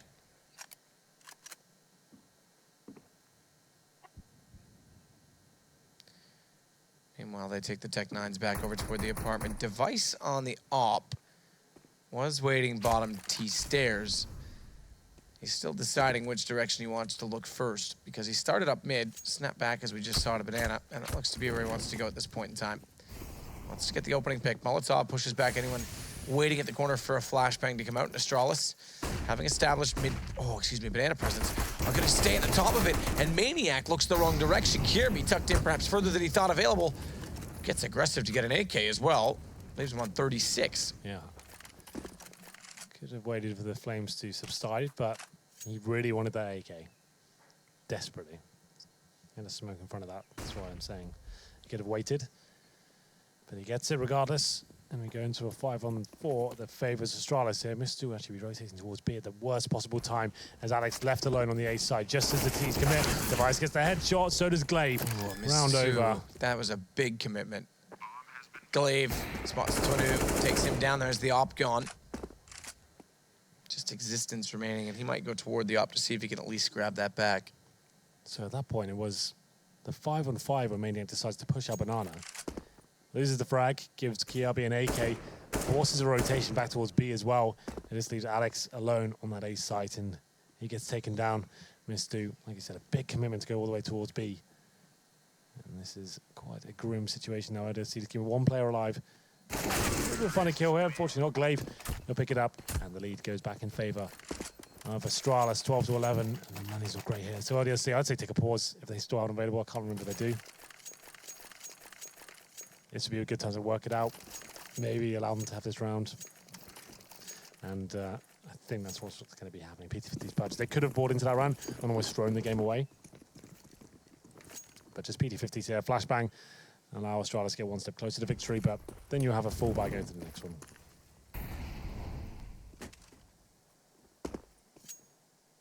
Dupree failing miserably at trying to get up in the new jump. He goes toward Boiler, but when he does get in, it's Alex already found by his teammate Zipix the pistol. Not even landing a single shot on Zip. Dupree, meanwhile, will start to hold off bottom Boiler doorway. It's Mistu and Twanu trying to play together toward this apartment position with P250s in hand. It could get a crossfire established. Bomb not committed. Top mid. All mids at that. Minute remaining. P250s, no nades. A little bit of a stack there. Don't know what that noise was. Oh, ignore that. Glaive starts to go. Watch Maniac high left. Has to spot it. Does react. Not quite swiftly. Existence is able to capitalize. Where's the trade? They've already fallen down into Orange's one. Oh, they're going to reboost it. Maniac's up. Head spotted. Drops down. That leaves him in the open. Knows there's another one there. Kirby makes it look all too easy. EZ, PZ. Liquid Squeeze Ed. Astralis Squeeze Ed. I knew you were going to go with your liquid one. It's your favorite line in all of Counter-Strike. Yeah, it's my best line I've ever used casting, I think. That's kind of sad. Still my best. My best work. It's not bad. Richard Lewis tried to use it on desk once. Didn't stick the landing. Looked a bit embarrassing. That's pulled the ACL on the way down. Either way, Twanu is the last alive. He's got an AK. Take that back. That was not him we were reserving. Rushley, you're confusing me. Twanu's got absolutely nothing but a P250. 13-11. The boost doesn't work out. To be fair, that boost now, you don't need another player to get up there. That's why it's commonly overlooked. It was quite rare in the previous version of Inferno. Now you get up there yourself. Players are more inclined to get up there and have a go, and it's still overlooked from what I've seen so far, and can be good for those stacks that you've seen. You play one player towards new box, and that kind of boost on the second oranges, well, formerly known as oranges. I don't know, we need to go over official names on this, I think. Oranges? No, I think it's still sticking with oranges? We'll go with oranges 1 and oranges 2. Okay, fair enough. The boxes aren't exactly orange anymore. Orange. They are relatively they're not full of different. oranges. That's what it's called. They're full of ripe oranges. Okay, but, I'm still calling them oranges. If you go on the second oranges and have one player new box, it's a really cool angle to have a crossfire like that. But Here we go then. All or nothing for LDLC. See no head armor. Suggests money is low. As we get into round number 10 here. If the smoke comes in, I think that's got a gap. That was a massive gap. Yeah, so that's not going to be great. That was, I'm not even, okay, they've addressed, oh no, it's a flash. I'm very confused by this. Massive gap in the smoke, so Booster can watch if they wrap around. Device just watches for exits, but it's Dupree with 2 sprayed shots. So Alex and Twanu go down. He's got A site open. That was so nice. Let's get a replay of that if we can. One thing that can catch them off, though, is this. Miss2 slipped in behind them from Boiler. He'll catch the bomb. And this will cause chaos, because if they hunt for him, he goes in the underpass. I say bypass. Good call from Kierby. Just let him go. Get the bomb planted. Default position as well in Device. He'll be ready for Miss2 when he walks out, but he's made a bit of noise. Hello. Oh, I thought he was just going to drop down, hit the shot. I really did. And it gives the op up. Miss2 can't hit it. Xyp9x knows he's in there. Last alive, smoke off, and try and sit inside of the smoke. Yep, they're going to think he's underneath. If he could just line up the alleyway, if they get down there, he just starts shooting. That'd be pretty cool. Okay, well, I thought he would, like, get to do something with that smoke, maybe stay alive, but this could be it now. Pick your poison time. Do you force into round number 11 here and potentially give it away the entire game, or take a conservative approach, get a partial by going, and allow Astralis to get to match point? To say match point, yes, of course, is the second showing. You did see the first map, but each map is a separate contribution to the league itself. So Astralis currently 1-0 up after Overpass, and looking very well set to take map number 2 as well. Twanu. The corner you go, Forward, Twanu. He's got to go. He's got to go. Wants to wait last minute to surprise them. Flash goes out. Perhaps that's what he was waiting for. Does blind glaive. Keeps him alive, but he's down to 26 HP. Yeah, didn't really get much from that flashbang, unfortunately. Just took a lot of damage there. As we go into Dupree's vision, he's actually managed to dissect the map. They have no idea he's there, or do they? That CT seems to be aware. So what? There he is. Shot from Twanu. He's got an AK now to work with on that 26 HP. He was originally tagged too. I'm sure he'd love to get that into Maniac or Alex's hand on 100 HP with armor. But Miss2 has glaive. This is, and Twanu's got Xyp9x. This is shaping up wonderfully from LDLC. How? Magic. Headshots galore. And they're going to stack inside of the site. Hard left on entry. Twanu already hits Device down. They know he's there. Kierby has to be careful. Has bomb, but 4 to find. Twanu's still alive. Elects to swap over to the pistol because he knows he's going to be pushed. And he is from Alex. That PG-50 kill to kick things off there. We thought Dupree had a fantastic position. And Twanu waiting for him in CT spawn. Very passive hold there. I'm not sure what kind of tell he got. I didn't see anything necessarily. Maybe there's a pixel spotted from Dupree as he's walking around the corner. Signal Twanu to fall back, but that's a huge lifeline. I was saying at that point it's just allowing Astralis to get to match points, but they've avoided it somehow and still could win the map. Astralis starting off well with Device, but taking back his glaive. Again, a hot exchange, and literally, as the Molotovs continue to be poured into Banana, a hot exchange there for map control. Smoke now applied where the Molotov extinguishes itself. Good timing on that as well, so they're getting the maximum overlap of utility. Existence is going to take advantage of the smoke he deployed and try and get a little bit further down.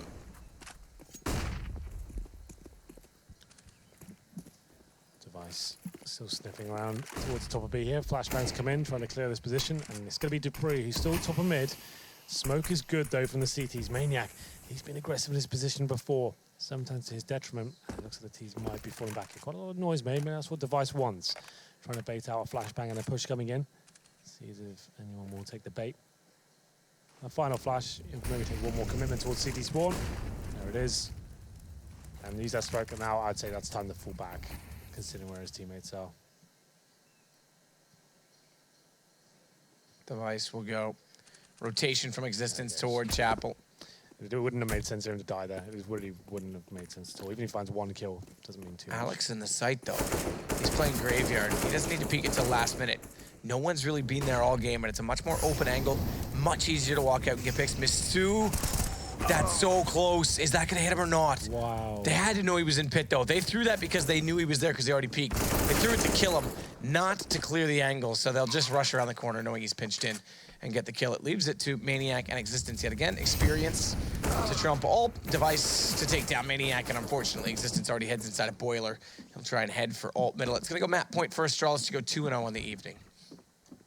Certainly is. And in terms of money, they get 1,400 into the next round. So if they save the AK, it's not the most awful of buys. If that goes down, though, they're in real dire straits. And Dupree, he knows that. He'll be hunting this last Money for nothing?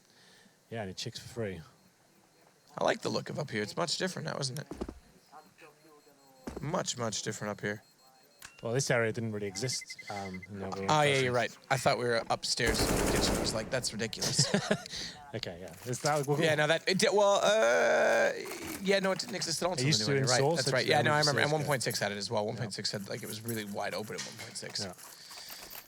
You wrap around, so we're alt mid. So they do save that AK, so that makes the buy a little bit better than what it could have been. If Existence didn't keep that, it all goes wrong. So now 3 match points after battering LDLC on Overpass. Astralis now just looking to close things out here, but they couldn't do it against the Pistols.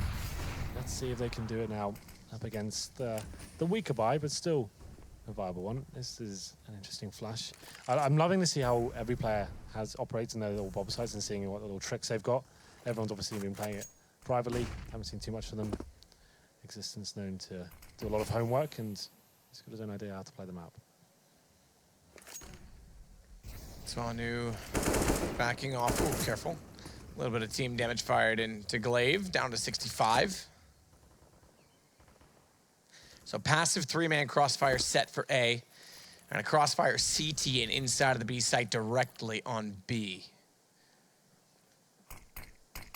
Smoke down, massive gap. Device realizes it immediately, positions himself accordingly, and Maniac has to sit by himself. This is an early rotation. If they go and Maniac doesn't find multiples, big problem, because they have just left this B site open. Missed shot, Maniac does recover. Smoke dissolves, but Maniac has to burrow himself back into the site. That rotates one more around, Twanu. Good pickup over toward A, but it's all right now about Existence position. Maniac, no more pressure applied. Actually gets away here almost scot-free. The fact that they didn't attack while he was most vulnerable. Adimo finds yet another good positioning. Glaive gets 1, but it's a 1 versus 4 from what was a 1 versus 5. And the slow play of Astralis hasn't amounted to much. 11 HP. Gets bombed back from the fishies in the fountain. But he's only got 11 HP and 3 tackling him down. He'll play it from Caskets. Hold the angle. Tries to get aggressive and up top, but immediately they'll peek from Banana. Alex already has the kill. 3 surviving for LDLC there. Going to bring the scoreline to 15-13. Glaive just left in a pretty much impossible situation with 12 HP. He jumps on top of the Caskets and can't find the shot required. If he gets the 1 bullet there, maybe that's a possibility. So round number 14, LDLC looking to get to overtime here. In terms of the buy, conservative one from Astralis. If you think back to the first half, they're running away with this at 9-1 at one stage, and all of a sudden we ended up at 10-5. Whoops. How did that happen? Got a bit cocky, I'd say, but LDLC doing a very good job in the second half here. Here comes that smoke we've discussed before. That goes down towards the top of Banana. It stops the rushes, essentially, anyone running around the corner, and any Molotovs that are thrown at the top as well. So it's pretty versatile as a smoke.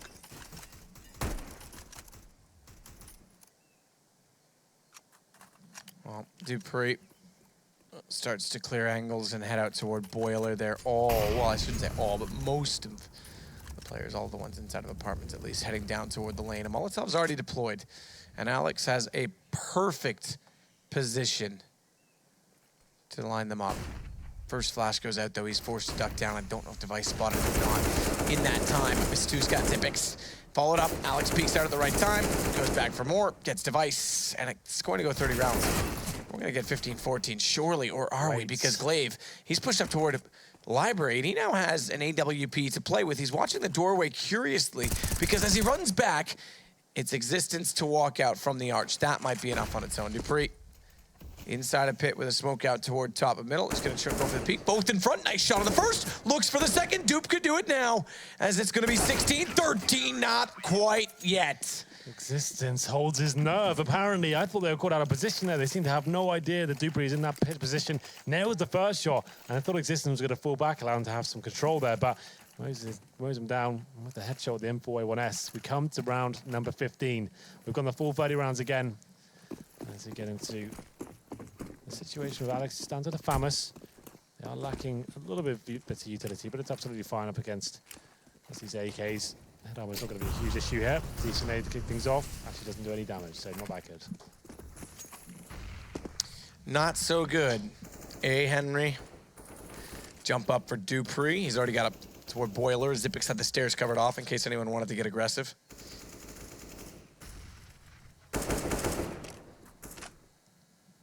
Twanu, meanwhile, over toward Cubby.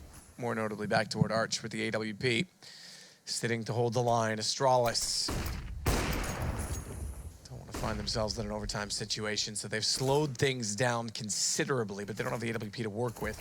Do have a number of Molotovs and 4 smokes. 2 Molotovs to be exact, and 4 smokes to work with. But where do they go, Henry G? Zipex to fake A once again. Full B execution coming in. You heard it here first. He'll be flashing towards his A side of the map, and it's going to be Maniac and Existence to hold up towards the B side. Yeah, they have been good so far, but here it comes. Smokes towards Cores, smoke towards CT Spawn. They could Molotov new box if they wanted to. Mistu, he finds the first bit of attention here, but Twanu, he gets the first kill. And now they're expending utility on the A side. That's the cue to go. Even if you can't hold rotations off much longer, go now and get the players down inside of B. They'll do it, but a double stack toward new box, and out goes Existence, catches them off. He's bought himself some time and space to get back in the same position, find another headshot as well. Glaive, he'll take Existence and Wistu. An immediate rotation is caught off by Device. That leaves it 2 versus 2. He had to hold. Yes. And Alex, he's going to go aggressive. Device backs off, brings Glaive back out in the same position if he chases. Glaive's ready for it. Nice shot, Alex. It's all down to Device. They know where he is as well. And the op shot, Twanu. It's overtime. It is overtime. Mistu, I thought he'd blown it. He did not have to push into that scenario. They were just planting, and he could have actually waited for his teammates to make that really clean retake, but Twanu stepping up there as we go to overtime. I didn't think that was going to be a possibility. And the spool still spinning the wrong way. Still, you'd have thought they'd have patched that in this the moment. I would have had a repairman on scene, and he would have gone out with a set of tools, done it himself. He's a big strapping man, perhaps Gaston from Beauty and the Beast, which comes out next month. Are you excited for that one? Not really, no. Oh, well, shame on you. Why not? Beauty and the Beast cartoon didn't really do it for me. What? So. That was the greatest. My sister used to watch that like 5 times a day. She used to love it. I knew like every song. Are we taking a break here? They didn't tell me if we were. Perhaps we shall. Oh. No, we're going straight on. We normally do. Normally tells us. I know, it's normally the cue to go to break, and I was confused as well. But yeah, no, I'm excited for Beauty and the Beast. Okay, fair Be enough. my guest. Yeah. Be my guest. That's the song, isn't it? You've sung that before. Yeah. All the big tunes are coming out. The ESL Pro League Bangers album coming out soon. The Bangers. Is that what you call them? Is that what Morrissey called them? No, definitely not. Well, you shouldn't call them that either then. There's another track. Don't know this one as well. This is from the B-Sides collection. Wasn't as much of a hit. Still pretty good though. MR3, 10K for ESL. Yeah, well, you have to say Astralis looking dominant in the first half, managing to get the 9-1 lead, and then here we are at overtime. So, I have to say, LDLC have had some promising feedback to take back after this game. Going 5-0 up on Overpass, throwing that one away. Some information to look back on here, but Inferno looking pretty good in the second half. The CT side especially, Maniac and Existence, just unrelenting towards that B side of the map.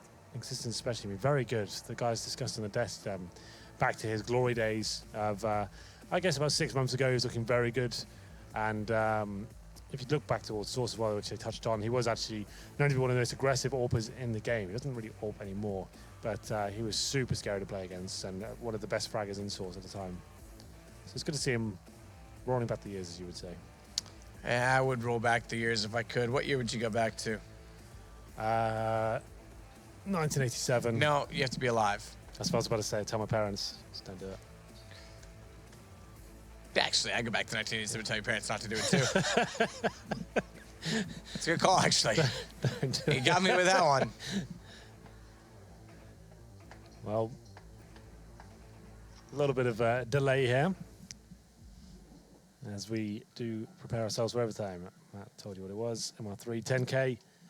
And Astralis will be staying on the T side here after Mr. did his best to almost throw the game. But we are going to go to a break, apparently, because I'm not sure why. Maybe issue. Oh, that side's pretty. I like that reflection. Those rocks are lovely. But we are going to have a quick reboot from a player, and then we'll be ready to roll. We'll be right back.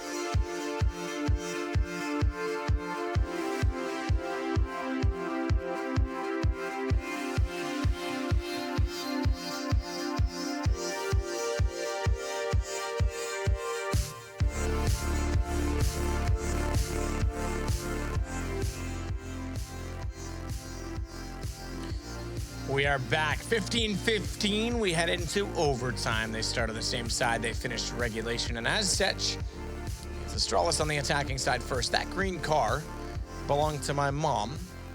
I thought I recognized 7 him. years before I was born. You would never have seen it. She showed me the pictures. Oh, did she? Yep. Well, fair enough.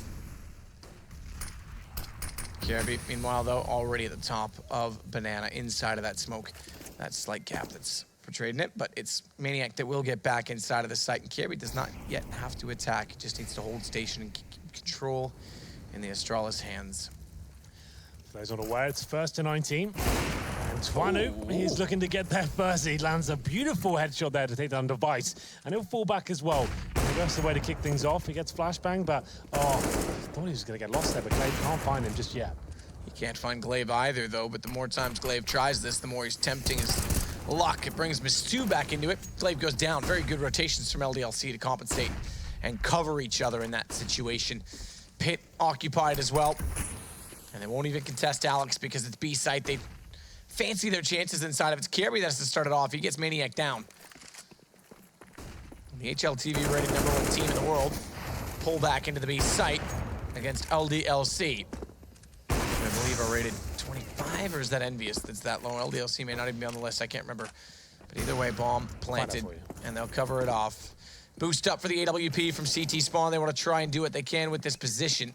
Struggling to make the boost work, they give it up because smoke is gone, and now they have access on their own. Clear from Chapel. Ooh, missed shot from Zipex, I have to say. Alex finding him in the open. But Kirby has bomb planted in front of him, and Dupree. He's also inside a Banana. 3 players. They know it. Flash goes out. Mistu's on it. He's got a kit. Down goes Kirby. Down goes Dupree. They get the defuse. I have to say, could have been much better from Astralis. Yeah, well, it's that first kill comes in from Twanu. Fantastic shot there to kick things off, but it comes down to a winnable situation in the end for Astralis to make their way back towards the B side. Pretty obvious position in terms of where Kirby is waiting, but the flashbang comes in, and he can't hit the shot to get the diffuser down. Bomber's getting to a very winnable position as well. Just to let you know, Matt, they are currently ranked number 24 in the world. Oh, that's lovely. That's lovely. Just ahead of Tyloo and Renegades. Exactly. Envious is 29, so they are the second best French organization right now. Interesting that Envy falls that far down based on their new lineup. Yeah. You would have thought the players would retain a core value, but apparently their core value not rated that highly. LDLC strike first. Twanu this time, they'll be in a more passive position just by that arch and allowing Glaive to use some flashbangs here. And they'll be falling right back to the corner. So the smokes are good. This allows them to get some control of the middle here. Denies the CT's actually managing to pull out any heroics here towards the middle. Spamming the smoke, of course, so probably is Molotov towards garbage there. Flushes anyone out, but no one home. Twanu's going to sit as well inside of apartments. How much depth is there right now in CSGO that every single team down to the top 30 has a notable player or a notable accomplishment to them? Yeah. That's insane. It used to be that the back to 10 outside of the top 20, Mistu jumps in, Glaive counteracts and gets the trade. It used to be outside of the top 20. The rest were just placeholders for the flavor of the week, but Twanu was always looking solid on his AWP, finds Glaive, backs off as well. Inside of the side, he burrows at LDLC. And they look poised to go up 2 rounds early in overtime because it's back to B, covered off right now by Maniac. And he's good in this emo position as well. Rotation, existence, position at CT, spamming through the smoke. Good damage to Kirby. Yeah, this actually could work out very nice for Maniac. If he gets 1 kill here, denies a plant with 10 seconds remaining. This could be fantastic. Gets it. Needs to stop the plant now. They have to commit to it. He almost wins around single-handed that play. Knife. Okay, the Maniac. I thought he was going to go for the bomb and try and deny it, but he proves me wrong. Gets all 3. Striker from Emo. And to be fair to Astralis, like, there's not really much they can do there, right? One person can check it. If he does not get the kill, it's pretty much round over either way because they've got rotating CT coming in. There's like 5 seconds left on that plant. One player's taken out of the situation, and Maniac plays it to perfection. So, we said first to 19. LDLC get the first 2-0 here, but the bomb is planted, so Astralis can just about get a buy together. Get the AKs out, the head armor required, and the nades as well. So, decent position, still can get the 2-1. But I'm fancying LDLC's chances right now. This is looking very good. It's very, very good. Astralis might have kicked themselves for some of their antics in the first half. Yeah, they looked too confident. Nid goes down. 12 HP lost from Glaive. He'll try and get up behind the newly installed half wall. Perhaps the remnants of what used to be the archways. This is a big deal as well. Astralis lose to one of the lower end teams in Pro League. Costs you twice. Yeah, it's exactly as everyone else. Your rival's almost guaranteed to beat them, right? And there's no disrespect to LDLC. We're just talking about on paper right now. And to get to the LAN finals, it's a very difficult task. We saw Navi go up 6-0 at the start of Season 4, but didn't make it. It's true. They went up with a massive lead last season and did not make the LAN final existence. What? I thought that was clear as day, even without X-Ray. Now that time it is. Existence gets one sprays. It looks for more. Zipix responds. Maniac to deploy. Nades. Oh, and Molotovs. They're stuck inside them. Kirby goes. Turns back, and he catches off Twanu, who had to give up the AWP and go to the pistol instead. Molotov misthrown due to death. As Miss2 takes down Kirby, but Dupree, finding Alex, has opened up a rotation back toward the A side. And Dupree just needs to cover off Library.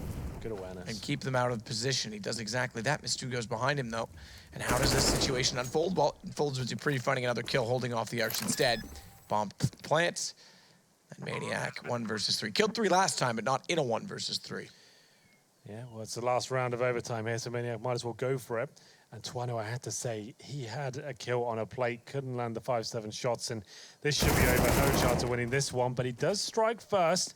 They're going to be aware of his position now. It'll be an absolute blunder for them to give him anything to work with, and Glaive finishes things off there. I think they should have got the 3-0 there, LDLC. I think Twano, that miss towards Ruins, almost gave the round away.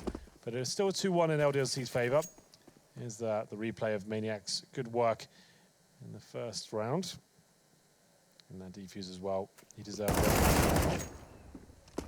Maniac, 23 kills, 23 deaths. Not too bad. It's not bad. Oh, Twanu. Look at the start of this round. This is not like okay, all right. I'm confused.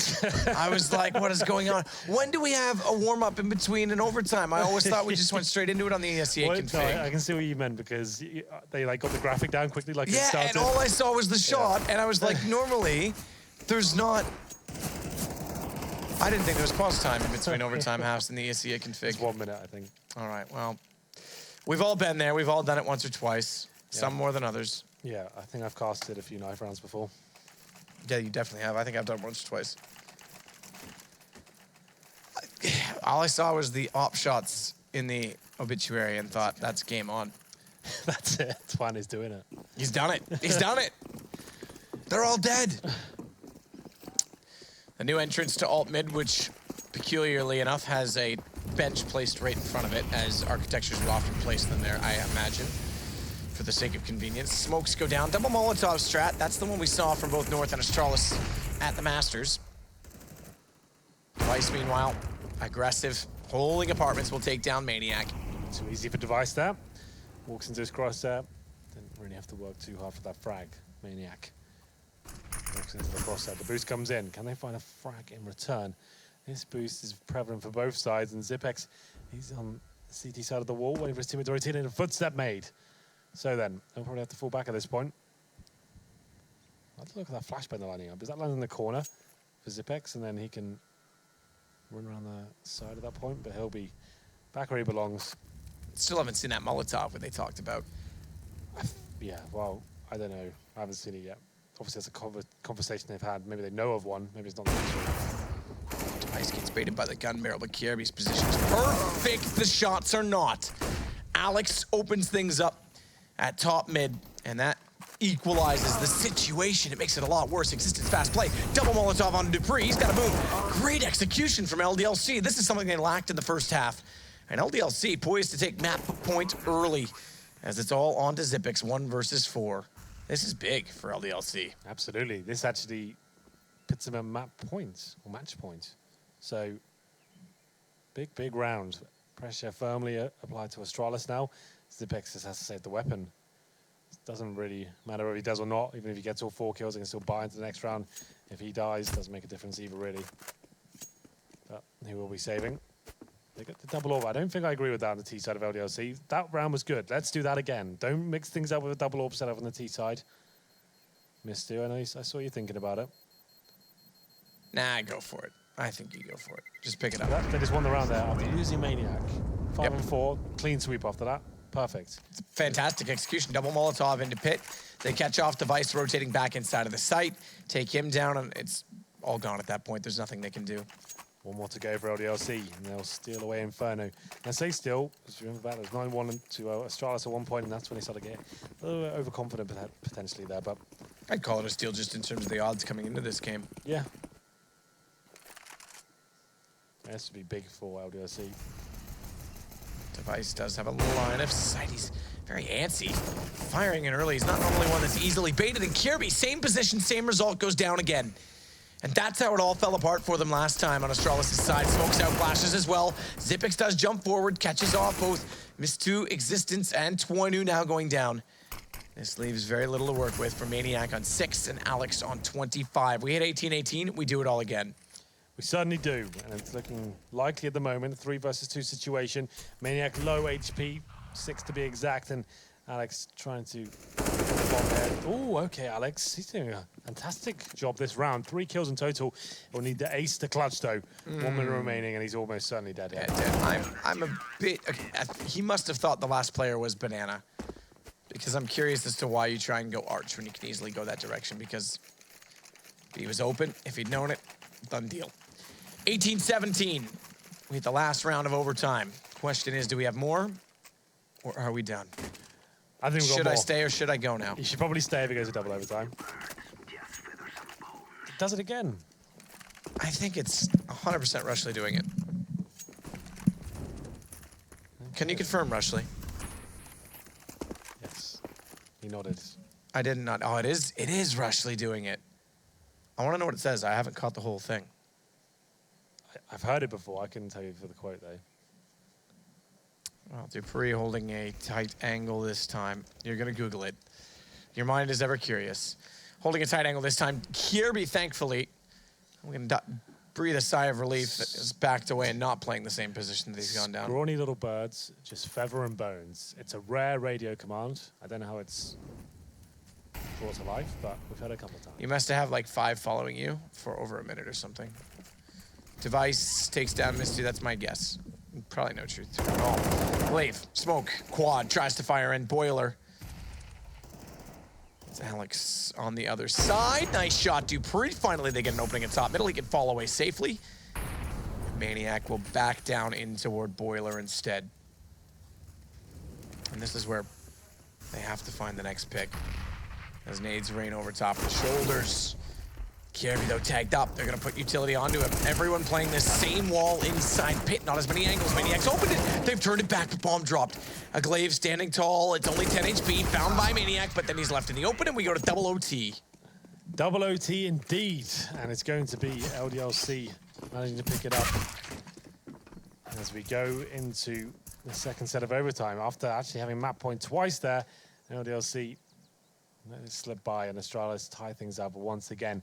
Hopefully we're going to take another 5-minute break. That's my Carnival costume. What, the water wheel? No. Yeah. Yeah. Is that No, quite elaborate? Ah, okay. So we're wrong. Because it's coming from the other side. It's coming from the other side. The trough, which has no water in it, should be what's waiting down That's the the water water coming wheel. down. That's like facing upwards. It's an aqueduct. It's a self-made, I'd call it a trough. And it's dripping into the other side. All right, Valve, you've thought it through, and I'll give you that.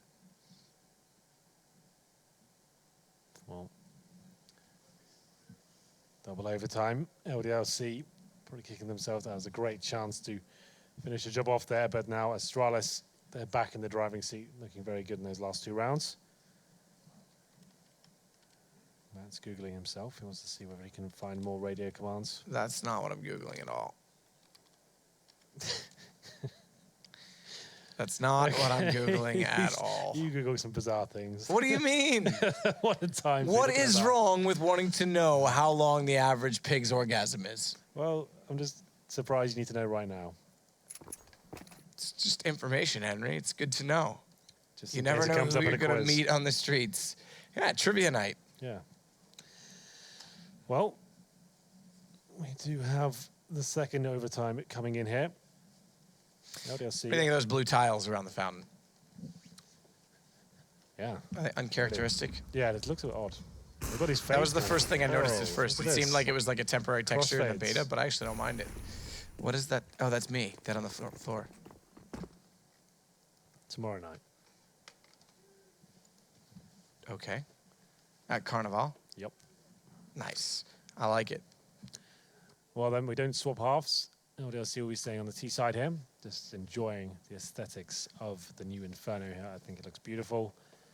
It's much better. The thing is, like, all the CSGO maps, like when they first came in, like they were just the carbon copies of the source maps that were just slightly adjusted. Inferno is probably the biggest offender of that. Like, there was really no different. They removed like a gate and removed the boiler and changed that the width of the banana a bit. That was about it. In terms of the aesthetics, it's exactly the same. So it's good they've addressed that. Doing the same with Dust 2 as well. It's pretty much the only map that hasn't been touched in terms of the way it looks. Hope they don't touch too much about the gameplay, but all yet to be seen. Very exciting. Won't be for a while though. Probably like another 6 months before we see that come back. Yeah, I think it's going to be a while. I mean, the other part is even if they got it done overnight, you can't just reinstall it into the map pool. No. You've just told teams to get used to playing Inferno, so it's yeah, it's not something that'll happen overnight. Henry, are you ready for Triple OT? Super ready. Let's hope we get it. Astralis versus LDLC. If you're just joining us, you've turned up at the right time. Everything's been reset. It's all going to be gun rounds now, so you can really understand how Inferno works. As Device, he's not towards Banana this time. That flashbang actually has been very common in CSGO. It's designed to get the opening pick, but it's Maniac that finds that towards the B side of the map, taking out Glaive. Zipex now alone as the boost comes in. The T's waiting patiently, and Alex, he's been so good this game. Takes down Kiabi in the apartments. Does indeed, but Dupree tries to go back in for more, can't do it. And LDLC with a great start, again in overtime. First kick to them. Zipex wants to try and pull that back, does line up one. Has to back off, flash over, goes deep, but he can't find the shots onto miss two. And they'll smoke off towards CT, go bomb default. Slightly inside of the very edge of the bomb radius, and Device has a 1 versus 2 to clutch back, no kit. There is one down either on the way or in the site. I didn't catch exactly where they lost. The mini-map, Valve, so we can see. Make our job a lot easier. Yeah, there's lots of things they could do with that Molotovs as well, perhaps. And there it is. Twanu makes no mistake. I have to say, he's very impressive on the op. Yeah, he's great. Been enjoying his play all night. I think Alex, though, for me, has been the MVP. Yeah, UK. He's got 32 frags. Like, you let me finish. I was about to say it would have been in existence, but since overtimes began, he's been lights out. And that was really big round for them. He gets that amazing shot in apartments, drive-by on towards Kiabi. Is that an accurate frag total for Zipex? 8 kills only? No, I think we had some disconnects. Yeah, okay, I was going to say, I knew there was a disconnect on the LDLC side. I couldn't remember if he did or not. I was going to say that'd be shocking from him. No, he was pretty good in regulation. Device ready for the gap. Can't be baited, flashed off. Wrong position, wrong time. Again, they catch him out. And what a shot from Alex as he turns. Kirby this time has to step up. Same position he struggled with in the first OT. And Astralis are looking very, very, very weak on the A site. Yeah, well, 4-on-2 now with Zipex and Glaive to retake. Glaive's in a decent position. He's got towards quad, undetected for now. Tuano's not watching it, and his gun barrel might be sticking out here. I'm not 100% sure. We'll see what Glaive decides to overextend. Oh, he falls back just in time. Existence over, easy kill. I heard that all day long. Zipex 4-on-1. He's good at the clutches, but this is a very tall order. And once again, he'll be saving. It will be 2-0 for LDLC. Great shots once again. They're very good as a tight unit. As soon as they get a pick and an opening, Existence knows where he has to send the troops, and once again, it's almost a redundant save at this point. Zipex might as well save it. It's impossible to win the round, so rather than buying double orbs, it's not like the money's really going to be a massive issue, but 2-0 now. If they get the 3-0 here, surely that's it then. They got 2-0. Well, I guess it is kind of a big deal. Look at the money. Normally it's not, it doesn't contribute. It's only when you get the double orbs out back. Mag 7 for Dupree. Maybe, were they buying body armor throughout? Maybe they're buying too much head armor and the diffuse kits. They are actually severely limited here. M4, just the one. If that wasn't set, that would have been a nightmare. So, Max 7, UMPs, 5-7. No armor on Dupree whatsoever. Oh God, this is a bit of a nightmare. Decent nade to kick things off though towards the T's. Mr. M4. Existence in behind, around the corner. Zipix gets flashed in, needs at least one here, has to get away as well. Maybe get more than that, 2+ damage. Existence tagged onto 18, that's lovely stuff from Zipix. And Existence goes back toward mid, throws a flash at top, just wants to sell the fact that they're going back toward the A site, but they're actually still inside of Bananas. Twanu is gonna start it off. Device, UMP gets boosted. And Glaive, shows, dodges, and narrowly escapes death. Smokes go down. That bounces too far. Massive gap. Now the question is, does Device have vision with the way that bounced? Or is that too close to the wall? It may not matter because they aren't pushing through. A well-thrown smoke from Glaive will buy them more time. Oh, it's getting very tense now, is it not? 40 seconds remaining. Man advantage for Astralis in this round. They didn't have much to work with whatsoever. Device towards City Spawn, Glaive and new boxes as well. Decent crossfire, but there is a smoke available. Maniac to try and get this opening kill. And there's a smoke, but the boost is there, but he nails it. Takes down Device, brings things into a 3-on-3. Glaive can't move. He has to stay alive as long as possible, and the 5-7 has to go for the shots because he's getting pushed in from Maniac. This could be the 3-0. This could be the 3-0 very quickly. Dupree found as well. It's Kierby versus 3. Existence is surely dead immediately in front of him, or is he? Because he's given him time to reset his aim and relook in that direction, putting him on 12 HP. Kierby's got to go. Smoke lands behind. Hope to turn someone's back away as he lobbed it as if it were a flash, and now heads in to the AK position of Orange's 1, Orange's 2, dead before he arrives, and Maniac's made it 3 straight for LDLC. Yeah, he's looked fantastic here on the overtime, and especially that final round as well. 3-0 on the T side here, Matt. They need 1 CT round to beat Astralis, the current major champions, on Inferno. It's a team as well, ranked 24th in the world, so this would be a huge upset, and we've discussed it already. Pro League can be quite a cruel mistress. Lose one of these maps, and especially against a team you should be beating, opponents or rivals should say, manage to beat them. This could be quite detrimental to Astralis going forward after opening things up on Overpass so convincingly as well. I've just had in the phones there. We've got just 1 minute until we're live, so 1 minute until LDLC win the game, or do we go 3 straight now for Astralis? Nah, it's another overtime, I think.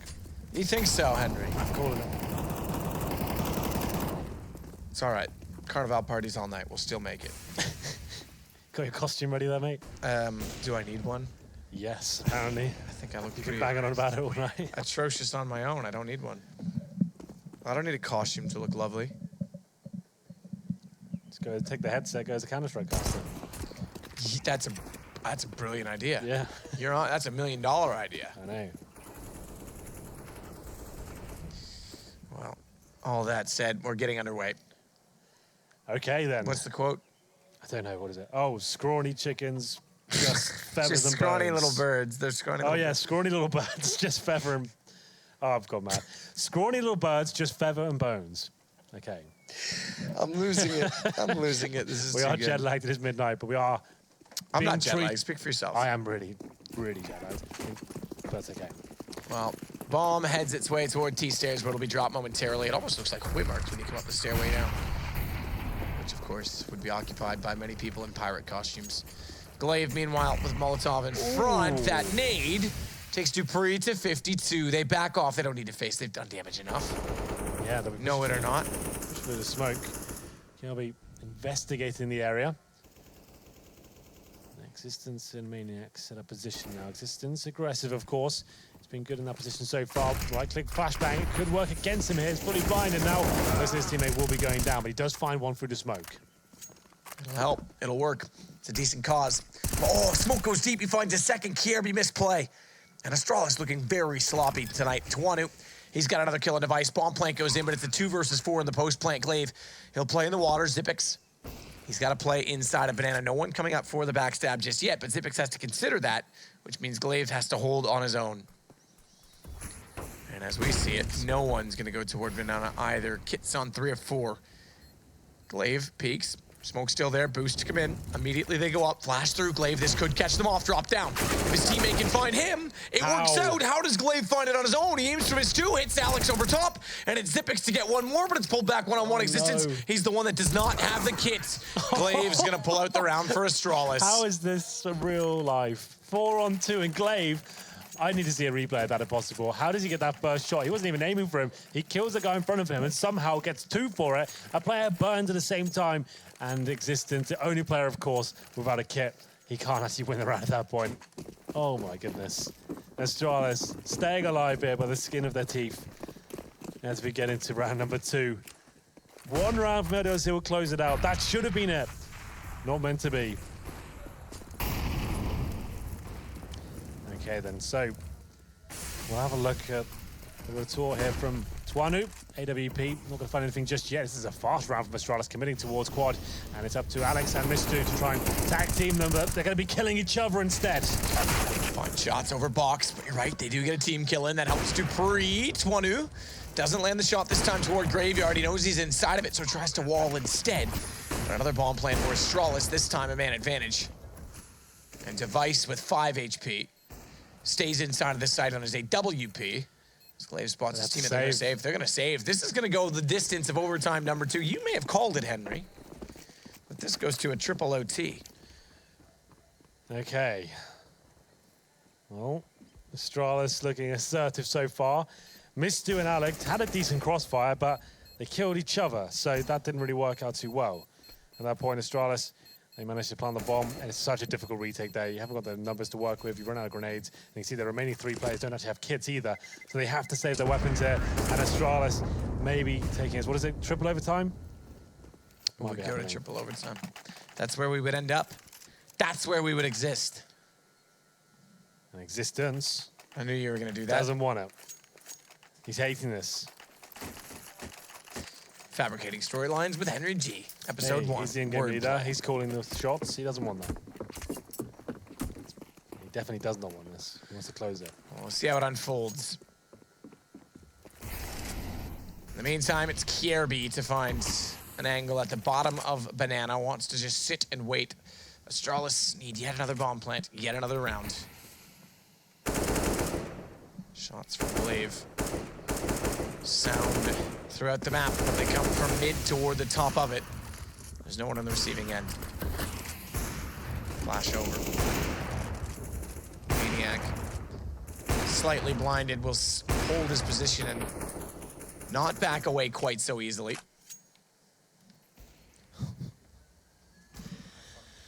UMP's up against it now. Twanu with the AWP has to find something for his teammates as Astralis looking like they want to enter towards the B side. That's what the bomb is for now. 2 players towards A side, trying to hold those rotations off. Flashbangs come in, Device ready and waiting with the AWP as well, baiting out the smoke. Not really much there for the CDs to work with here. 45 seconds remaining. They'll actually rotate towards A. The bomb's still on the other side of the map. Twanu misses a key shot there, and he'll be punished. Dupree takes him down. Alex with the UMP to defend. He'll get 1 kill, but it won't be enough. He needs to find a second. Back down toward Pit, missing more shots. That's Kierby. That gets the position. And Mistu is now stuck on the site. Full flash. Where's the entrance? Not there just yet. Additional smoke will go down in front of Library as well, leaving him for a potential 1-for-1 or 1 and done. Even that, not even quite. Glaive and Zipic. It's all the Maniac, and we may, in fact, have a triple OT. I think we definitely do at this point. If we aren't going to the stars, I think Astralis is definitely right, because we are going to be midnight. The stars will be out, and I will be fast asleep. Crowbar Alliance with Matt Stadic To the stars. Okay. Starlight, Starbright, first star I see tonight.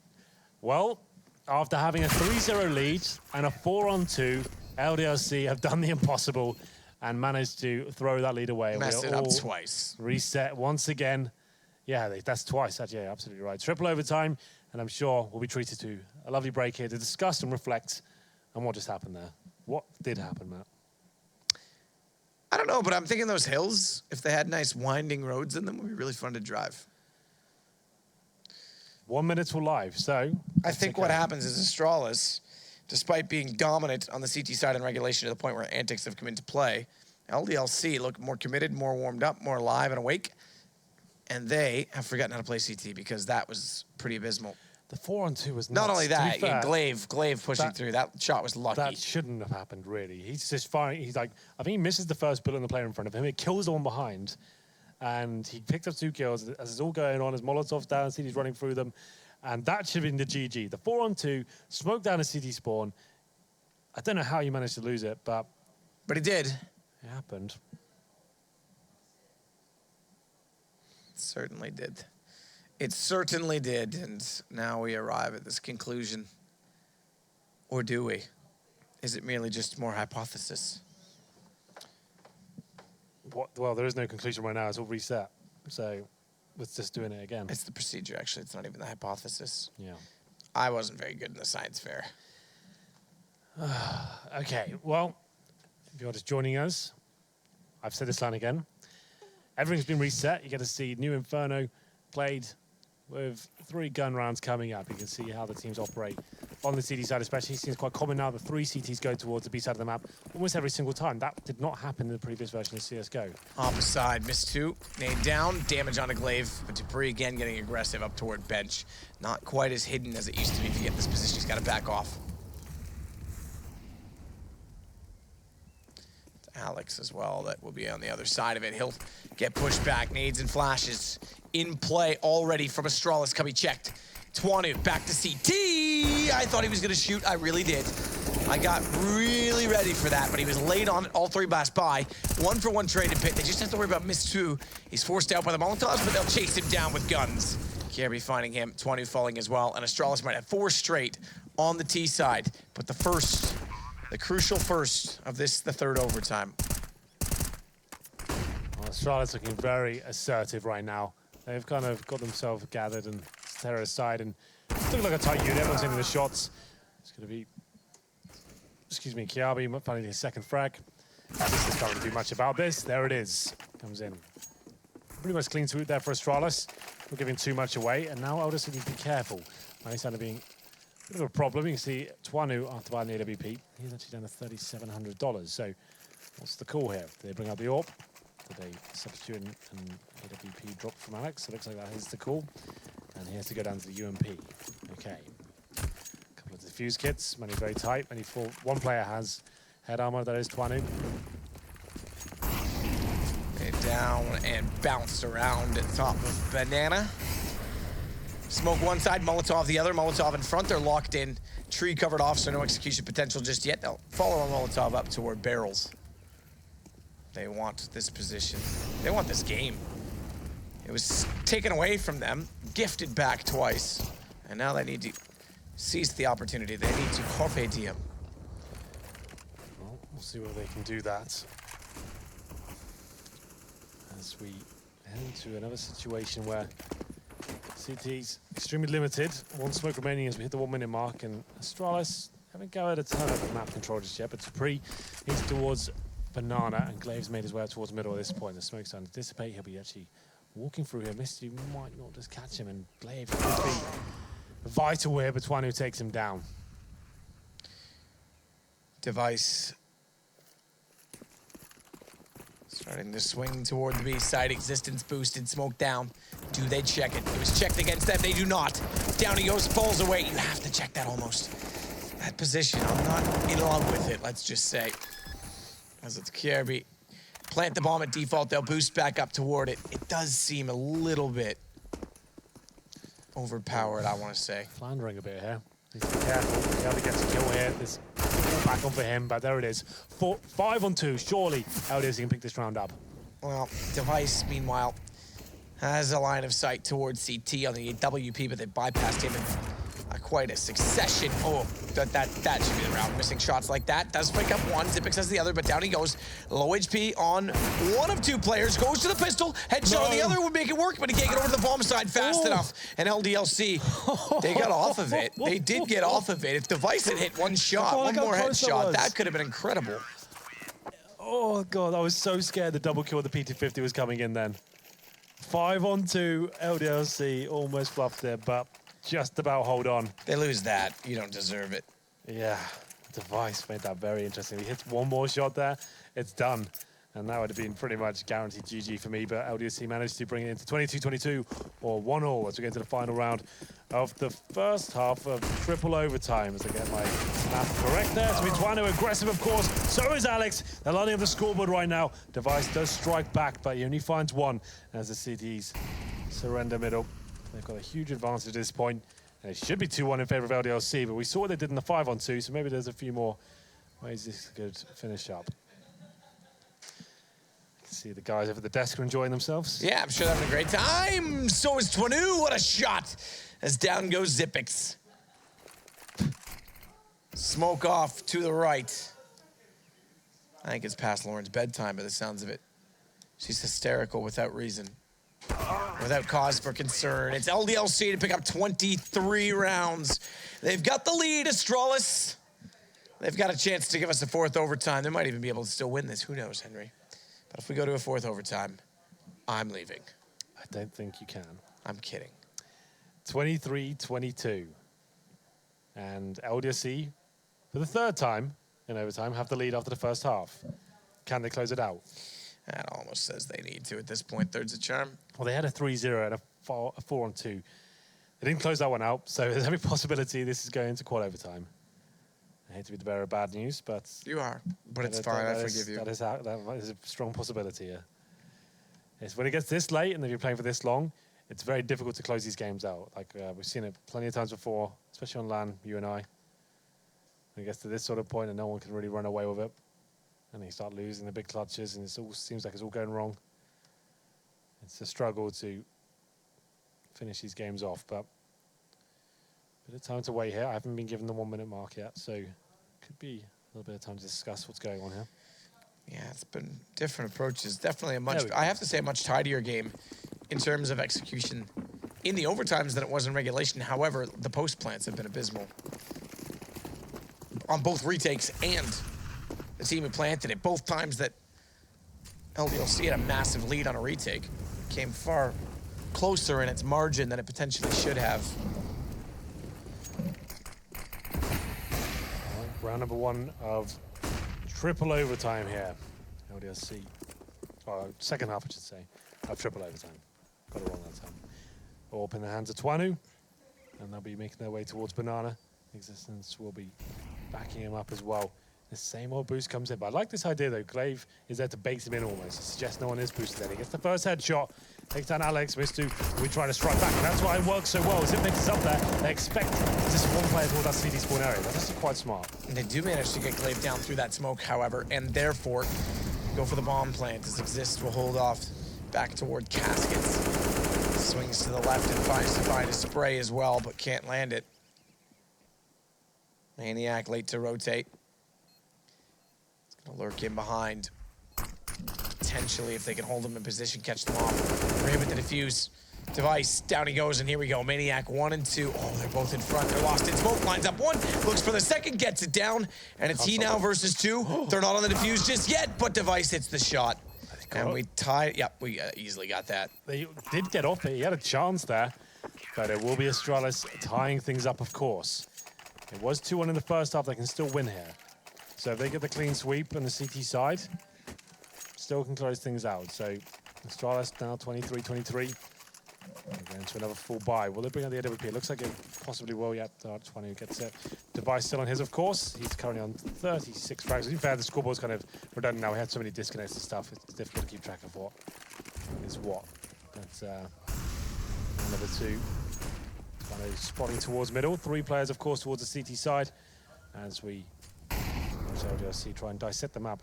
Alex has been so good in this house position. He does see a bit of spam coming in towards this area and will decide to face.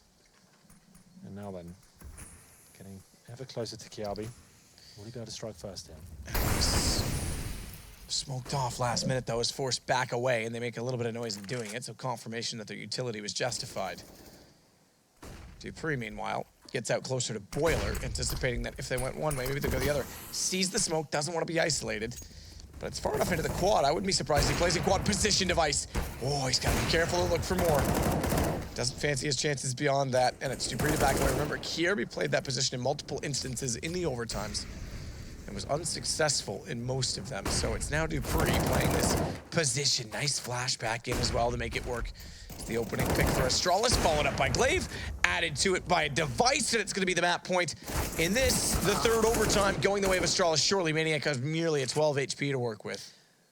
So, after this one, LDLC pick up the final round. We go to quadruple overtime. If Astralis can close it out, that's it. They walk away from this series 2-0. That's the final kill. LDLC now, pressure firmly applied to them. So 25 is the magic number here. In terms of the buy, though, Twanu buying a couple of orbs. This should be it. Never say never. Shoulda, coulda, woulda. Okay. Either way, it's Device. It's going to rotate through library. 3 to B, likely for the additional support smoke, and then back away, back to A. Molotovs, nades, the like, they all go down. In fact, they're going to hold this position, expecting something fast from LDLC. Remember, it's desperate from them at this point in time. They have to win this round. And Astralis are going to take the fight to them. Glaive in behind the logs. Better shot from Zipix. He gets existence down. And Glaive, with a smoke heading off the wall, will redress the fact that the one at the original bottom of Banana is covered off. Look at these kills through the smoke. They may get another. They're going to get 4 through smoke at bottom of Banana. That has to be it. Maniac versus 5. And not even a Maniac would bet against his chances. They get obliterated. Astralis takes the fight as they should have done multiple times. And they will get the game, and LDLC has to be kicking themselves about lost opportunity tonight. Absolutely. So many chances to close that one out. They had a 3-0 lead and a 4-on-2 situation, but Astralis somehow come out on top there. An exciting game, to be fair. I'm actually quite happy that happened because I get to watch all the information and work out how these guys play on the gun rounds. Astralis, a lot to show us there, and quite a cool way to formally introduce us into Inferno, you know? With that said, we've had people standing by for hours upon hours upon hours, and I hope they're awake. It's Alex and whoever else is over there still. Yes, we still survive. Thank you very much, Matt and Henry. Props to you for soldiering on, admittedly through quite a adrenaline-fueled game. We're getting to see a lot of Inferno and getting to see an LDLC. Oh, do we say throw it away? I don't know what to say here. Either way, Chad and Lauren are joining us, but they got close. They got so damn close, at least 3 times. I think the game got a lot better in the overtimes. Yeah. I think the adjustments on the fly were really cool. There was interesting ways that teams were starting to pick areas. Absolutely. That one round where Maniac just waited for the smoke to pop on CT at B, and then strafe shot out and killed the guy on the boost. I thought that was cool. Little adjustments like that is really interesting to see, and I enjoyed the change of pace in the overtimes. Yeah, I just have to highlight Alex. Huge player throughout that game. It was kind of like a slow build during the regular time. Well done, Alex. Very proud of you. But no, him and Mistio as well on the CT side, playing in between kind of, I guess, Graveyard and Pit. Really well done. Actually enjoyed that game thoroughly from him. Yeah, no, solid work from the front. I mean, this has to be an acknowledgement towards LDLC as well as anything else. I mean... I think it's also a show that Astralis don't have that much depth yet. Yes, they are good, incredibly good individual players, but I don't know if we can say as a collective they are completely ready on Inferno. I think a lot of people jumped to that a little early. I think we're still seeing a lot of testing the waters here. Were people suggesting Astralis were kind of They're picking it up, I think. There are people who are looking at it as a strong well, they had a good game versus NIP right at Las Vegas. They were relatively competent there, but who knows how much NIP had played or if it was just a Gambit pick, which is what we thought at the time. Don't forget about that, the Joker pick from MSL. Yeah, but I think this was a good display in the sense of we got to see a lot of rounds, so you got to see a lot of diversity and teams trying new things because that's what it is. It's a learning experience for everyone, and I really like to thank Matt for continuing to call it Diggity. Dedication. Okay, so he's calling quad Diggity now. Yes, he is. Have we ever explored where Diggity came from, or is that just not for now? It's not needed right now, Alex. It's not because not a story for today. I have approximately 3 hours left until I have to get up for my flight, and so on that bombshell, let's start walking you through how things are going to be going, of course, both today and towards the future games in North America. MouseSports did manage to pick up both, and it was really pleasantly surprising for both us and, of course, for the MouseSports fans, getting to see a team that does lose their star still shine quite bright Cheers tonight. were heard around the world, I believe, Alex. Absolutely. And Astralis, though it was a cough and a splutter towards the end, they did cross the line in both, in Overpass and Inferno. LDLC really, really pushing the defending world champions from the major over on Inferno, the newest addition to the map pool. And here are our standings. This is when you have an opportunity just to see how well MouseSports do stand. Only 1 conceded loss so far as we're heading into week 3. Big stuff from them. And on the other end of the table, Lauren, I mean, NIP and G2 have not won a single game. I'm sure that's rather absurd to read. Yeah, it feels like, it's still the early season, it's still early in this sort of thing, but it's starting to get into the real meat of things. So these guys do need to start picking up these results. Yeah, keep your eyes on them. And I'll tell you what, if I had to choose one to look out for, FaZe. 3 for 3, but Nico's on his way. Yep. You know what? You don't actually have to wait that long now to hang around for these North American matches. They're on their way. Yep. So stay tuned. don't go to bed because we're going to see my boys, the Renegades, with the addition of Ada, taking on Cloud_9. So he's going to be playing on high ping, right?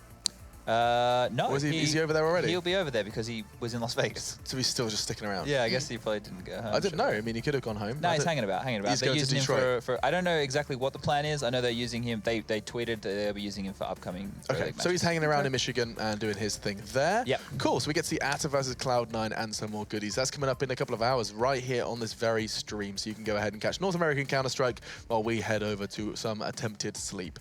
With all of that said, guys, this has been an absolute pleasure. We are not coming back next week. That's, of course, because Intel Extreme Masters Katowice is going down, so you will have lots of Counter-Strike to watch and indulge in. However, it will not be on this stream for, of course, the Pro League. That'll be joining you the week following. All right, that's it from myself, Chad, Lauren, Henry, and Matt. We've had a blast, and of course, everyone in the production as well. We'll see you not next week, the one after, for some more of the same.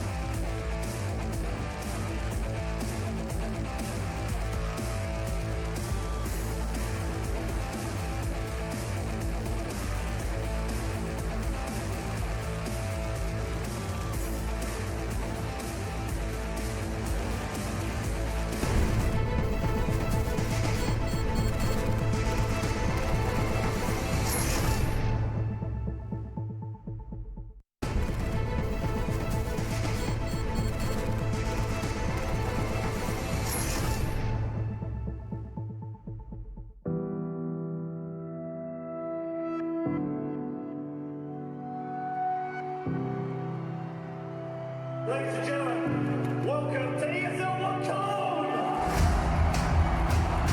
2 big shots in a row.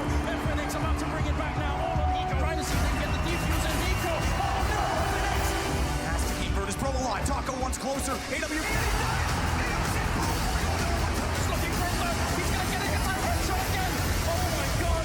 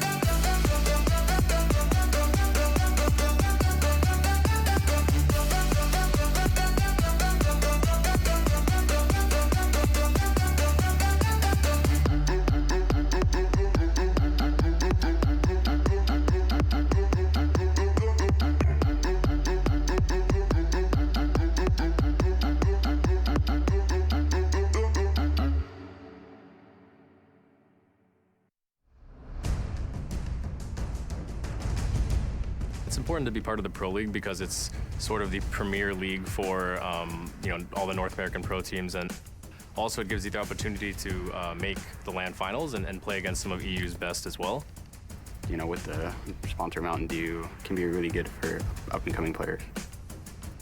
It feels amazing to have this opportunity, and I'd never take it for granted, that's for sure.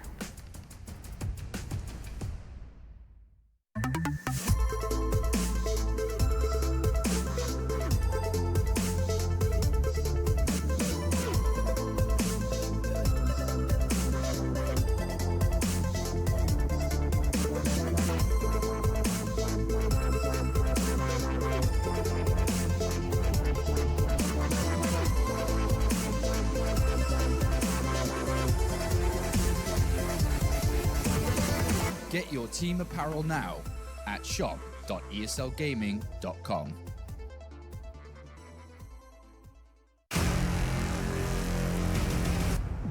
We play for the legacy.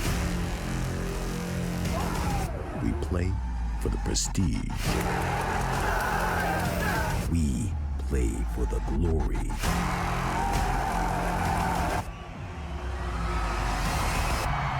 We play for one goal.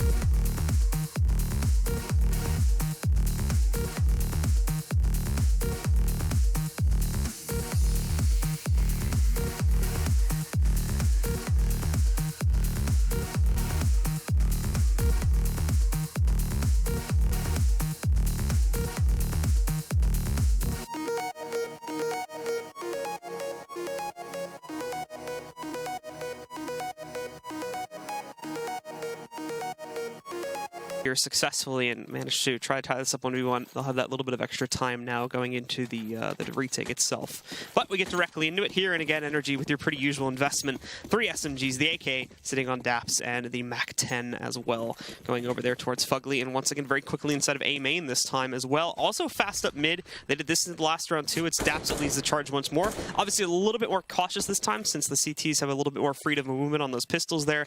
They could swing out and make life just a little bit more difficult for these Ts. So we'll see the pace taking a bit of a backseat this time as they just try to knock out 1 or 2 players before they eventually go for the execute, but we can already see for that one. So he's got a bit of a duel to work on right now. Players all around. He's actually not going to take down any of them at all. Peter, though, nicely done. Gets that kill, switches over to the Glock, stays alive, and then racks up 2 more at the end of it. He ends up with a 4K on the round, and Energy do end up starting off 3-0, only taking 1 loss on these second 2 rounds here. Yeah, ends with the 4K and also picks back up the AK, so they really didn't lose anything that round. And now we'll see if they keep the SMGs. It looks like they're not going to. It looks like they're you know, I think they're going to keep 1. Nope, not even 1. So they have 4 AKs and an AWP, fully bought round, and Liquid, you know, kind of recognize that they're not doing that. A lot of the time what happens is they keep the SMGs and the CTs don't even buy head armor, and it can be very, very dangerous. So now JDM on his AWP at middle, they're in a very, very standard 2-1-2 setup right now. We have Nitro and Alish holding A. They do a really good job at A. They like to take a lot of A main control, which we're not seeing this round, but they put a lot of pressure there. They like to take control a lot for this Liquid team. They throw a very odd smoke, right? This one doesn't go deep at all into the A main. I think it might have been like a botched one, or maybe they threw the Molotov right away to stop the smoke or something like that. But a default coming out from NRG, very standard setup coming out from Liquid to start this 4th round. Much slower paced. We've seen them going for very, very fast boost ups across into mid in the past couple of rounds as well to assert control here early on, but this time it's not the case. They've held back. They still have players in position to try and go for that boost should they decide to move in towards it, but right now keeping yourselves in a very, very standard setup here, even still having Fugly to watch out for a B-Hall's push right now. It's Nitro playing point on what will more than likely become the direction of the hit though over here towards the A-bomb site. Bit unlucky with the flashbangs. It ends up going directly into his face. They're up from A-main, but thankfully there's not going to be any follow-up from the Energy side on that one. They're still just camping in A-main, and while JDM's ready, if these guys do decide to roll back out, smokes and whatnot being deployed, the flashbang connects first, and well, JDM's going to fire off a little bit too early here, and as the second smoke comes in, he does have to fall back to the quad corner and play to keep himself alive rather than defend the site. Still, though, Nitro has not been challenged. We're down to 25 seconds, but it's all a ruse as we see the bomb shifting over towards the B-bomb site. There is a rotation heading back towards mid. Zeus was positioned up in heaven, but now he's more towards Z, so you really only have Stanislaw here currently that can defend the site. If he can waste a couple of seconds, though, he may be able to hold this back off and buys time indeed for Zeus to get up there, but he's instantly destroyed. 3 kills back to back to back, including 1 over on the A-bomb site as Breezy stuck around, was able to execute 1 from Squeaky. Fugly just sends Alish down the steps there to knock out another one, and for JDM, again, there's not really going to be much hope here. He's got to try to save that up, but more than likely, it will be Energy taking up the 4th round here as they continue to push forward. Yeah, JDM going to look to save, but he's getting pinched from all directions. 1 highway, 1 more push from B. There was 1 A main, so he's lucky to even get 1 there. But, you know, NRG playing with fire on the clock. If 1 kill happens there at B and they lose the bomb or something like that, that round could definitely be very, very different. I think the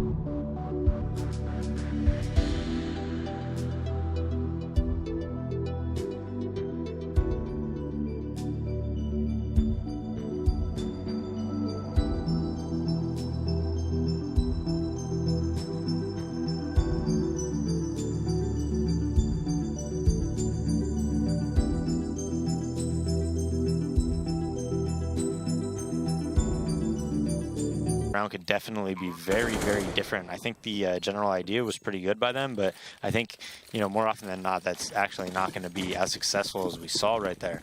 If they did it, you know, 10, 15 seconds earlier, I think they have a good chance of winning that round a lot more, you know, safely than that happening. Because if just one thing goes wrong there, you know, everything's over. So a mid-stack this time from Team Liquid. And the guys from Energy once again holding back. Fugly may have himself an interesting time in a second here if they do decide to push through that smoke. They're all sitting on the edge right now. No utility behind it, so they're just going to walk right into it. There's one for Fugly, but he quickly backs down, goes in for the spray. When he does, hear them shuffling across the red box. This is where it gets tough, though. He does get a second one, but then the trades roll in from Liquid. Nitro and Elise grabbing two. Peter with a miss there. He does end up legging Nitro or hitting him through the wall or something because he's down at 17 HP. But regardless, they get control of mid, and that includes the bomb for right now. So it's an even battle. And not only this, too, but there's someone sitting up on Boost. Breezy reads it, though, he's able to respond, and he's still got the flashbang inside of the garage. So he chains it into the second kill, but now it's down to Nitro to see what kind of damage he can do. They've retrieved the bomb, they're running away to the site, and Nitro will just peek into Peter there as he picks up yet another kill. Yeah, not a bad eco for how much they spent, though. Pretty interesting job by them. I mean, that's not something you generally see. Just a 5-man mid push like that, and it really could have went the way of Liquid. I think if Elige gets that kill onto Breeze, we'd probably have a Liquid round 1. Having said that, though, we have a fully bought round by Liquid, as everything they need to you know, win this round. But Energy up to a quick 5-0 lead, has a nice economy built, winning the first gun round with 4 alive. So looks like JDM's trying to get aggressive into the door. Doesn't really, you know, get too deep into there because of a nice flash, I think, that happened. And now NRG is adjusting. They have 2 guys there, so we'll see if this push will work out for JDM. It's a big stack inside of A main from Energy, and there's still 1 stacked over in mid. Elige will have to rotate very quickly into this, and 2 more fully committed to the B-bomb side as well. So the defenses overall in A are very weak right now. In fact, Breezy's already taken a Nitro. JDM's hoping he can grab the kill here. Unfortunately, he was just spotted on the cross, though, so Fugly's going to hold back. And we do see Elige, however, rolling back in here on the rotate to be able to trade out one. JDM, unfortunately, however, is kind of stuck in this hallway right now, so Elige has to move in to try and bail him out a little bit. Molotov's going in to try and deny more control, and it's sort of working. The guys from Energy actually really not wanting to wander outside of A main. They still have time to play with, so if they want to change this up, they can. It looks like they do decide to kind of back out of this situation here, for the time being at least, and allow the guys from Liquid to hold control here. Yeah, Liquid's very, very disciplined on this B side. None of them push or anything for Sunroom, and that means Zeus is actually rotating to A, but he's kind of taking a little bit of a gamble here. NRG just waiting. They're playing so slowly, just seeing if Liquid will make any type of mistake. Unfortunately, they're remaining in that position, and they've now, well, for a moment there, it looked like they were going to move Zeus over, but now he's gone back. What they've realized with the bomb is JDM with 2, trying to go for a third. Marky ends up killing Fugly in the process there, and some movement gets jumbled up, so now it's down to Marky alone with only 10 seconds left on the clock here. He's going to try to push it and see what kind of damage he can do, but Elige from Quad finishes the job, and now Team Liquid finally on the board. 5-1 will be the scoreline, and that's also going to be the first death for Peter in this entire match so far, currently sitting at 9-1. Yeah, his first death, and again, you know, NRG just goes so slow. There's actually a lot more that could have went wrong that round than actually did. Whenever something like that happens, if one of the B players, for instance, pushes to Sunroom or something like that, and just sits there and holds, then you have 3 over at that A site. It's going to be really tough to take, as we see Liquid again going to take A main control. They love doing this. And as they move in, they already racked up 2 kills. Marky's only been able to trade 1. The bomb has gone down. All of a sudden, though, they fail to account for Fugly trying to wrap his way over on the backside of this one. He moves in, takes out JDM. Still in a 1v2, though, so this is going to be tough for him to try and clutch out, especially not accounting for the player back over there with the forklift. He almost loses his life right then and there. A nade will go in. Looked like it was close to him, but only does about 20 damage overall. Now trying to still take control of this one. It's very, very tough to read where Stan has moved in towards. With a minute and 15 left on the clock, he goes back into A main. And for right now, he's going to just hide in there. Not moving back to shift it towards B yet, and also not recommitting himself in the other direction. He has plenty of time to burn, so he can definitely afford to do this right now. Yeah, and immediately Stan actually gets to the A site, he peeks a little bit, and now he has position in A. He could just sit in front of the door or go inside it like he just did. And this in my mind is probably going to secure the round, because even if Fugly does plant at A, he's just going to probably just go and backstab him really, really easily. Fugly taking his time once again, and that A main control really worked out well for Liquid. JDM getting 3 nice kills, Nitro getting 1, doing like 90 to another, and then dying, and putting his team in. It was actually a 4v1. But then Fugly was able to get 2. So now Fugly is going to see if he can sneak his way back into the site. Stan won't be able to immediately catch him here as he's committed way over there to the backside of the squeaky hallway. So he's got himself access to the site. He's got to be careful against Zeus. Zeus is wandering and he misses his chance to get a free kill. Zeus is watching Forklift at the time, and now he's going to go over this plant, but out will come Stanislaw to finish the job. The plant will be denied, and it'll be overall a fairly dominant one for Team Liquid. Yeah, very well thought out by Stan there. Going into that door, I'm telling you, I really do think it secures the round as JDM and Nitro get a nice A-main, push there. Fugly backstabs from the door, and was able to get 2 and make it into a manageable round, hurt their economy a bit. But now Liquid, if they can win this one, they might force Energy into a half buy, but it's still an uphill climb. So now again, they just go into the default split. This didn't work out well for them last time with how slow they tended to play it, but they have to watch out now. The Team Liquid's getting a lot more aggressive with their control. I really like this by PTR though, because Elige loves to go on that white box and peek towards highway. So this could just be like a free kill for him and punish Elige. He really likes playing highway pretty aggressively and peeks the boost more than most other players probably do. I believe it's JDM there right now, so it's not going to be seen, and they're actually going to give up mid control very, very early on. But I think that's something that you could do almost every single round against Liquid, and just one of the times, like, you're going to get a freebie. You just are, because of how aggressive Elige does like to play it. Well, we still have Energy holding back now as they round out to the minute mark here.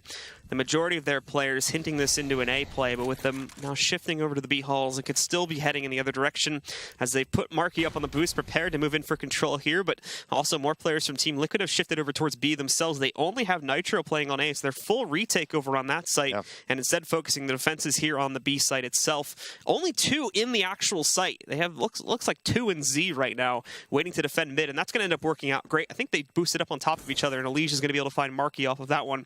And so now Breeze is going to try to shift in towards B, but look, everybody else from mid is now rotating here too, so they're running into a trap right now. Molotovs are good, but JDM doesn't carry. Swings out, gets one. Zeus finds a second. They've still got heaven pressure as well, along with the tree room. There is no way into this bomb site, and there is certainly no time left for them to be able to rotate back in. Daps immediately gets destroyed as soon as he crosses the threshold. Peter looking for a trade. At least he'll get it, but I don't think he's going to be able to... Oh, scratch that. He's going to be able to pick up a second, but ultimately, again, Liquid read that perfectly, and we're able to rotate and pretty much make that take impossible. And this is one of the things that I'm so impressed with Liquid by. Do you see that mid-round adaptation? They end up with 3 at A. They say, hey, you know what? I don't think they're going to play. They're going to hit A. They've shown 0 presence here. They've lost the last 2 rounds over at A. Let's go ahead and just go into a retake. They double boost in Z after the Z smoke comes to try to get NRG's mid control. How often do you see that? A mid-round boost into Z. It almost never happens. Completely catches, I think it might have been Daps there at the boost. I'm not 100% sure. So he gets a freebie there. And, just stacks onto B and not being afraid to take those chances. And that's one of the things that's so impressive about Liquid, making this switch to Stanislaw. Energy trying to go for fast control in mid here with a lot more players than we've usually seen. It's usually just Marky going over the boost, but this time they send 3. One's been destroyed. Peter's down at 6 HP, although he did catch a trade against Elige. And now Breezy has control up the highway at the very least with an AK in hand. But beyond this, really nothing else. And again, you have to keep in mind that that AK is really the only big gun they have. They know for sure it's not going to be a B play anytime soon, since Stanislaw is pushed all the way through the halls and is wrapping around towards T-spawn. So they can put a lot of their players in mid and as a watchdog to make sure they don't push into the other 2 areas they don't have secured right now. Nitro again waits for it. He catches the jump out, but it's only a leg against Daps. Brings him down to 17 HP. He spots Breezy too, but he's got the E-Box to support him. Thankfully, Nitro corrects his kill on the second peek. JDM's also going to pick up a second one there, and he's got Daps down low already. Nitro moves in with the AK to finish things off, grabs the first kill, realizes where the last player is, and Zeus is going to finish the job. Yep, so now Liquid has that double op set up. We'll see how Energy, adapts their playstyle, because they know that. They saw Nitro and JDM both have ops right now. And if you're Daps, you definitely look at that and try to, develop some type of strategy to counter that, whether it be, I think a lot of the time like a full-on execute can sometimes be really good against that, either at A or B, even if you do it early in the round. Just get yourself into some type of a post-plant situation. But it looks like right away they're going again into a 5-man commit almost, right? Nobody watching the B side, and Liquid pushes B. They get somebody to Sunroom, and if they don't hit it quick, if you're NRG, it's going to be a very, very difficult task for them. Well, they do move in quickly, but there's players ready to resist it. That doesn't mean they're going to be able to get kills, however, as Breezy takes down Stanislaw over there on Highway, trying to hold it with a UMP. Not going to end up working out too well. Energy, well, the first task is done. They get easy control of the A bomb site. No trades at all against them either. The plan will be held off for a moment, and Nitro is now being able to dip in for a couple of trades. He spotted Breezy's rifle, but missed the shot itself, and now Breezy just going off here. Standing in the open, getting 3 kills back to back to back. He's destroyed everybody on Team Liquid. Zeus has this flank working for him, but now he's been revealed. They can adjust their positions to counter that back out. He's got a lot of utility, but not using it even at the moment, so he just walks out in A main, and it's Breezy to find the ace there, and easy pickings against Team Liquid. Very ballsy stuff from him, and it works out great.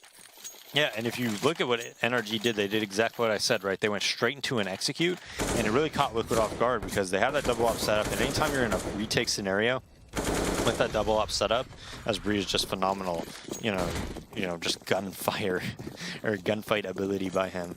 He's really, really composed whenever he aims, and generally doesn't miss very many bullets. Kind of takes his time a lot of the time, and he's very composed as a CS player.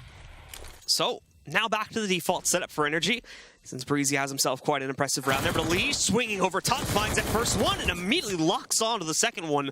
Marky and Daps both gone down.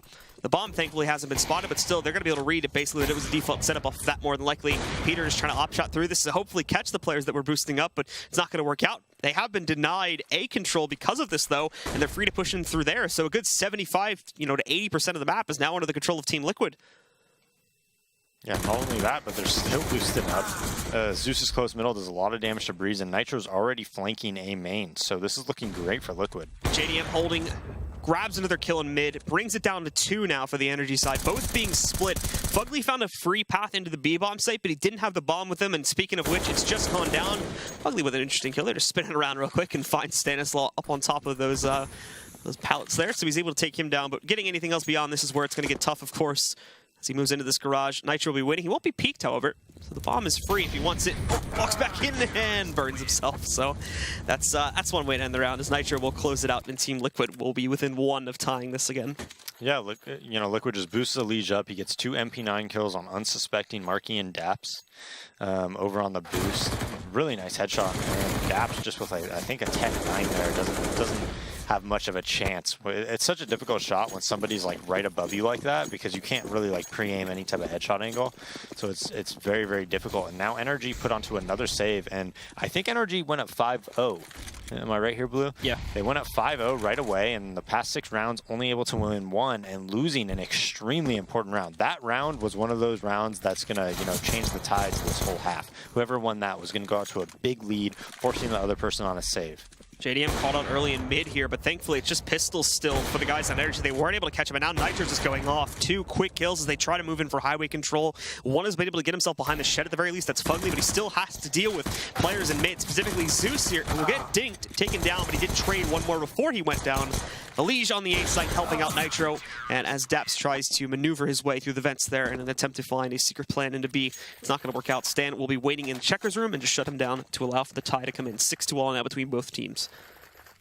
Yeah, 6-all to both teams. Still a double op setup on this Liquid squad as Nitro holds down the highway from that box. The troubling thing sometimes when you're at that box is that you sometimes back up too much and then someone flies outdoor and you're actually out in the open. But Nitro's a bit too smart for that, and there was nobody door anyways. Just a small side note though, as Stan gets very aggressive middle, they pre-molly it, and now Zeus is getting right above Stan, so they have a little bit of a stack and then they pop flash in. That was very, very clever by them. I like that a lot, and Energy going straight for 5A once again. They're going to try to execute in here pretty quickly. It's a very passive on the hold from Team Liquid as well. Elige over here on Highway, and Nitro with the sight, not playing up to the forklift position or anything like that, which means Elige going to have to back up to support Nitro very quickly. And he actually finds someone with that deeper shot, but 3 kills already in the favor of Team Liquid here. It's down to Fugly, sneaks in that 1 kill on Nitro, but that's it. The entire hit gets shut down immediately. 3 kills for Elige, and now Team Liquid will take the lead. Yeah, and a weird off by them. I think PTR maybe bought right away or something like that, and then the others didn't. I'm not sure exactly what that was, because one of them did have an AK. But the thing that I talk about sometimes is as Energy actually goes for a double op setup as well. Daps being their secondary operator, which I wasn't expecting. Looking at their lineup, I actually don't see like a person who really wants to op or be like a secondary op. So I guess Daps is the one that's going to take control and do that. But not typical that you see a double op setup on this, you know, cash T side.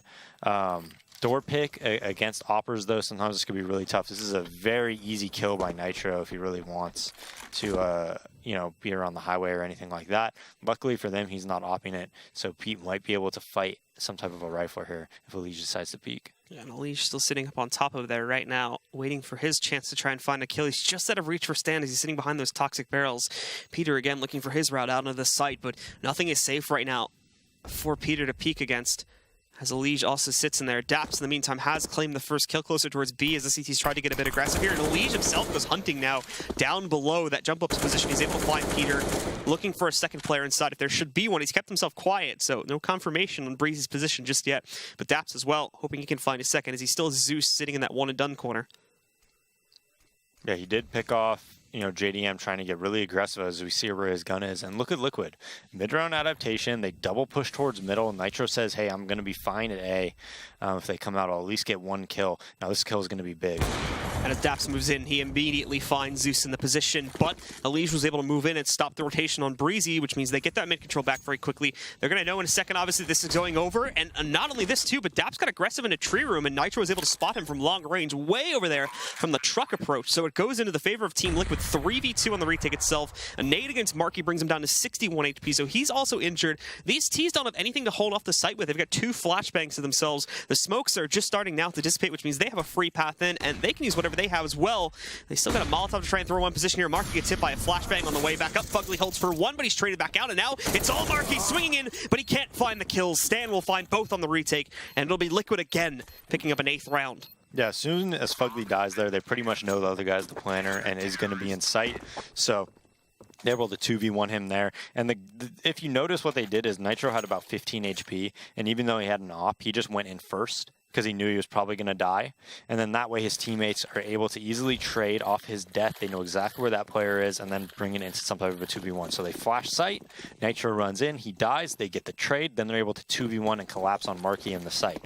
NRG now, you know, winning 1 out of the past 9 rounds, I believe it was. Set up quick crisscross smoke, I think it was, you know, just trying to do something at middle to take some type of control. So Energy themselves on this last round, again, as you said, moving in for very fast mid-control, or at least an attempt at that, as Fugly is out and they have the smoke wall to allow them in. If they want to try to go for a B play, that's obviously going to be their easiest option at this point, considering the control across the map they do have. Trying to get highway control is still a little bit iffy with the smoke set up one up, but they should be fading in a second, and we're going to find out it's actually clean. They've just split it 3-2 across the map on the Team Liquid side, with Stan being able to move in between. Elige even going into aiming, and there too to see if he can find anyone amongst that smoke. Won't be caught, as they're all being pretty passive on that T side, with the exception of those out in mid right now, just holding in the mid garage. Daps waiting outside of A main itself, and then you have Marky sitting at the entrance to the B hall. So still trying to make a decision as Breezy's pushed up to the white box, and again Stan not being one to actually move out. He's again going to shift his position. He was sitting at truck about 30 seconds ago. Obviously we just saw him inside of the Z connector, and now he's pushed himself all the way up to heaven, expecting this to be a B play, which again is the correct read too. Energy does seem to be aligning into that as their bomb shifts into those B halls. Only 40 seconds on the clock. There won't be enough time to change this up when they do go for this commitment, as they're going to lose a lot of players in the process, more than likely, again due to this setup. But Stanislav needs to recommit right now. They hear the vents, they hear the drop. They should definitely know that the play is coming into here, and in the corner it's Zeus lining up 2 kills immediately, looking for a third in the mini pit, although the smoke's in the way. So he does get traded on that regard, and JDM as well destroyed. But now here's Stanislav, plenty of time to recommit up top there. This goes 3v2 once again in the favor of Team Liquid. Fugly and Peter looking for the clutch out here, as Fugly's going to hide in the backside, although he seems that he's going to get the most of the aggression still from this CT side, as he has to hold off the vents, where potentially 2 players from Team Liquid are going to be moving in a retake for in a second, and he still has to watch out for those hulls too. Stan, though, may end up being his first target. He spotted it, but he goes down, and now it's all on Peter with the op. 1v3. Time's getting low, though, so these CTs need to move in, but oh! That shot from Peter misses, and now they know exactly where he is. They've got him down at 9 HP, and Nurture's going to finish the job with an op shot through the box. And that, ladies and gentlemen, is going to close out the first half here. It's been an exciting one indeed. Unfortunately, Energy throwing away a huge 5-0 start to this one. We're going to have to see if they can recover it in the second half here on Cash, coming up in just a few moments.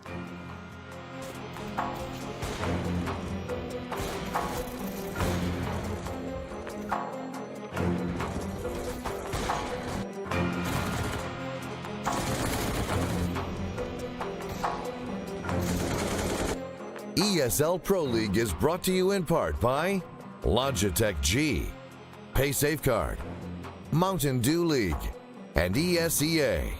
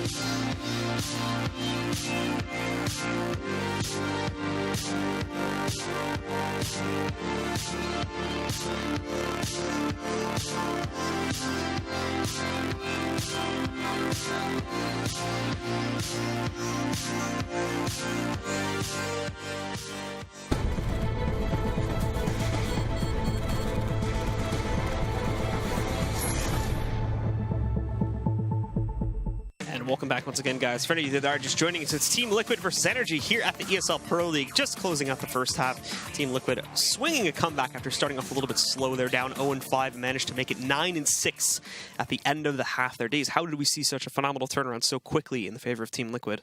Well, after that very first gun round, they lost Pistol, then they lost the first gun round, they lost the following anti-eco. They started doing like CT rounds, CT side aggression, pushing A main. We saw JDM around the door. They started, taking calculated risks in order to gain information. And from there, they saw what NRG was doing, and everybody rotated properly, throwing the proper nades to really support their teammates. And that was like the big key. Even though the rounds were close, Liquid always had that one extra guy when they needed it in order to close out the round. And then finally winning that big round when I think it was like 5-6 or something, where Elige got boosted, got those 2 kills, kind of put them on an eco. And then from there, Liquid, the mid-round rotations were just one step ahead of NRG, and their early round aggression was always successful. Well, it's time for Team Liquid to take a stab at the T side here, as Nitro is going to have some fun early on playing with Marky here, back over by the squeaky door itself. Again, no commitment yet. The bomb is in an interesting position, actually, sitting way over there outside of T spawn next to JDM at the moment, so he'll be grouping up to grab it if they do decide to execute onto A. It's not that usual retake setup we started to see become very common a couple months ago from Energy either, as you do tend to expect those pretty quick A rushes in a lot of these games. In fact, they've just gone for a default setup this time, 2-on-2 across the map. And they wait to see what Team Liquid's going to throw at them first, at which point now, with the time getting lower, the bomb being retrieved by JDM, it does look like they are going inside of the B hulls to possibly execute here, although they still have kept Zeus with a smoke, along with a Molotov, I should mention here as well. So maybe trying to throw it in that direction and fake it a little bit here, and it seems to be working, at least with regards to the mid player there. Daps is going to shift up, still expecting to see the aggression. We can see them shuffling a little bit, but the A commitment is yet to be seen either. Finally, Breezy spots it. Peter and him trying to hold this one off, but it seems like the kills are going to go by the way of Team Liquid. JDM and Nitro both racking them up, with Peter only finding one. Now Daps trying to move in quickly to assert himself back over here inside of the checkers room. But again, it's all uncertain as all of a sudden Team Liquid swung in and they weren't really prepared for it. Now Elige trying to knock out Daps inside of here, though that's a little bit hesitant. He swings out, gets the headshot midair. He's looking for Buckley as well, although having some trouble executing him, so the trade will roll in from there as Marky finally shuts down Elige. Elige did pick up the 1 kill on a Fugly before going down, however, so it is on Marky in a 1v3. He's trying to sneak into this site, but the guy in teammate is going to be able to rack up quite a bit of damage on him. Nice tap, second one as well. One more to go, although down at 16 HP. JDM will finish the job before that gets out of hand, but we almost saw an incredible clutch from Marky. Yeah, a little bit of a over-aggression, I think, by Liquid when he's coming out of that heaven. You don't need to peek at all until he actually hits the ground. When you wait until he hits the ground, if you just spot him and then you all peek, he's dead to rights. There's nothing he can do about it. Instead, he's almost able to take that, but, Liquid, again, they just kind of group up towards B. You see people are jumping, they're doing the right things. Breezy misplays it a little bit. He doesn't get any type of early info. He actually gives up that peeker's advantage, that advantage that he has with that CT long-range USP at the start of the round, and then PTR isn't able to get that nade off, and, they just end up swarming him in the checkers. But one thing you'll notice when you watch good teams play, and I consider Liquid a very good team, especially now with Stanislaw, is that from that CT side, any type of little advantage they get, even if it's just something like one person is on the box peeking A main and they know A main is clear, they could usually bring that into a round victory by having that one extra guy there, you know, over when they hit, having that quicker rotation. Things like that, those tiny little advantages are what can win them rounds because of how good they are. Well, we've got Breeze is going to be challenged here in a moment. Unfortunately, catches the aggression a little bit too late. Stan, though, sneaking back in, remaining very quiet until he gets himself to that C position, is able to find another kill. Zeus executing Fugly. Okay, we're seeing some of these guys get lit up. Finally, Marky gets a kill on a Stan, but it's a little bit too late here now as it's down to a 4v1, and Marky's pretty disconnected from the rest of this action. He's been able to retrieve himself an SMG, and more than likely he's just going to either retreat fully or line up for a couple exits if he can get them.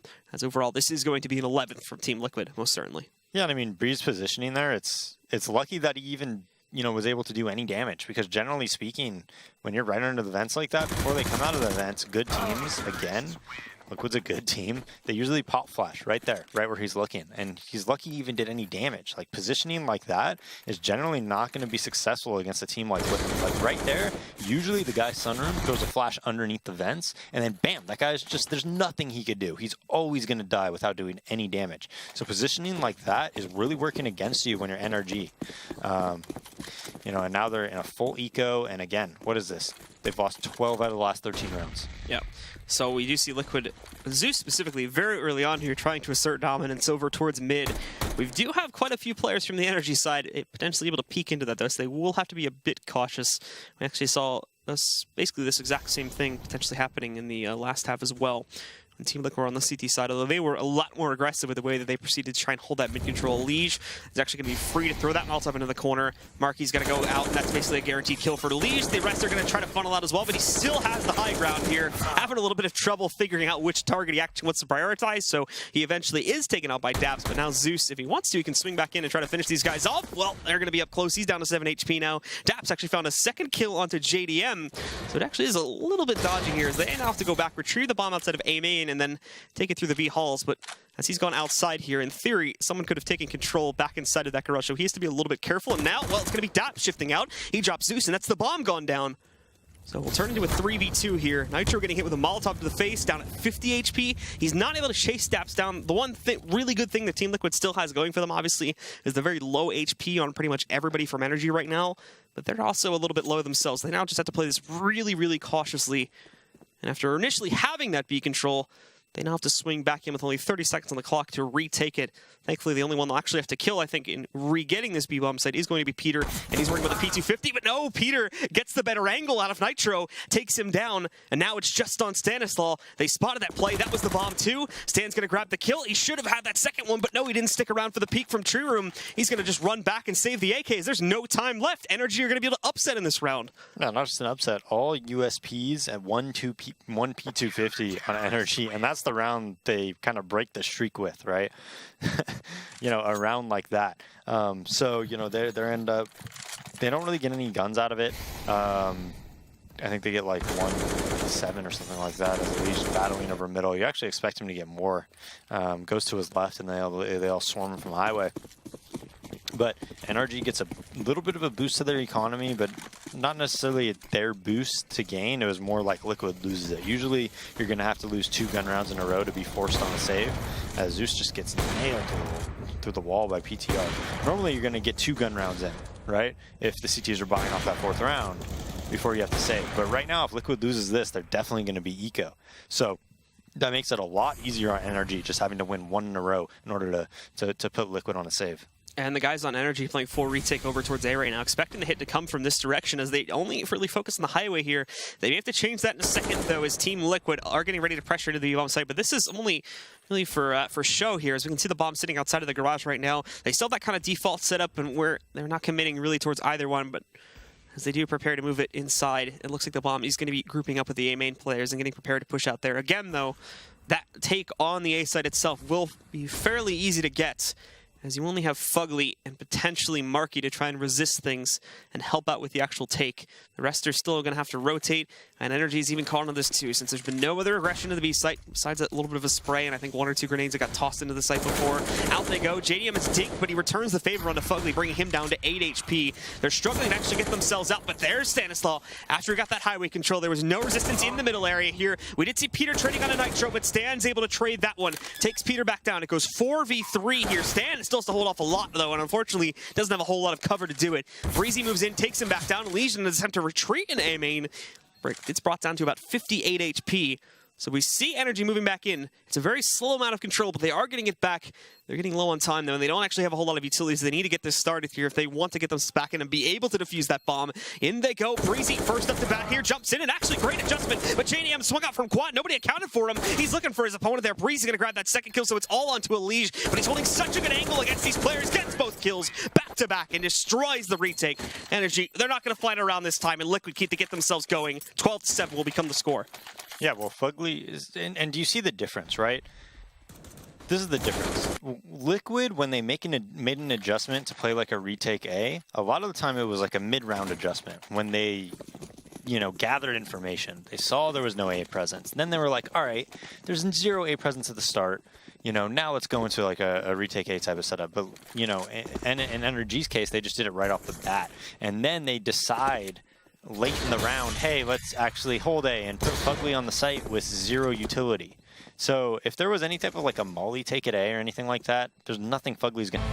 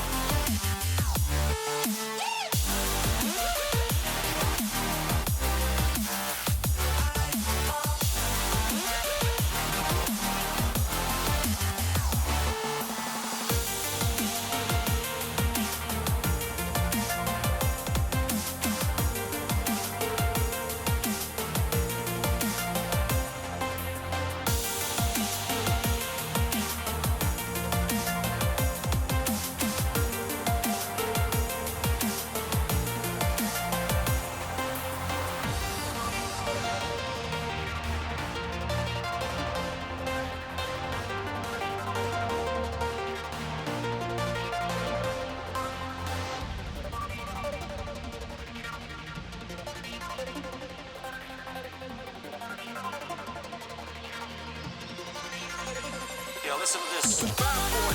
Funky time.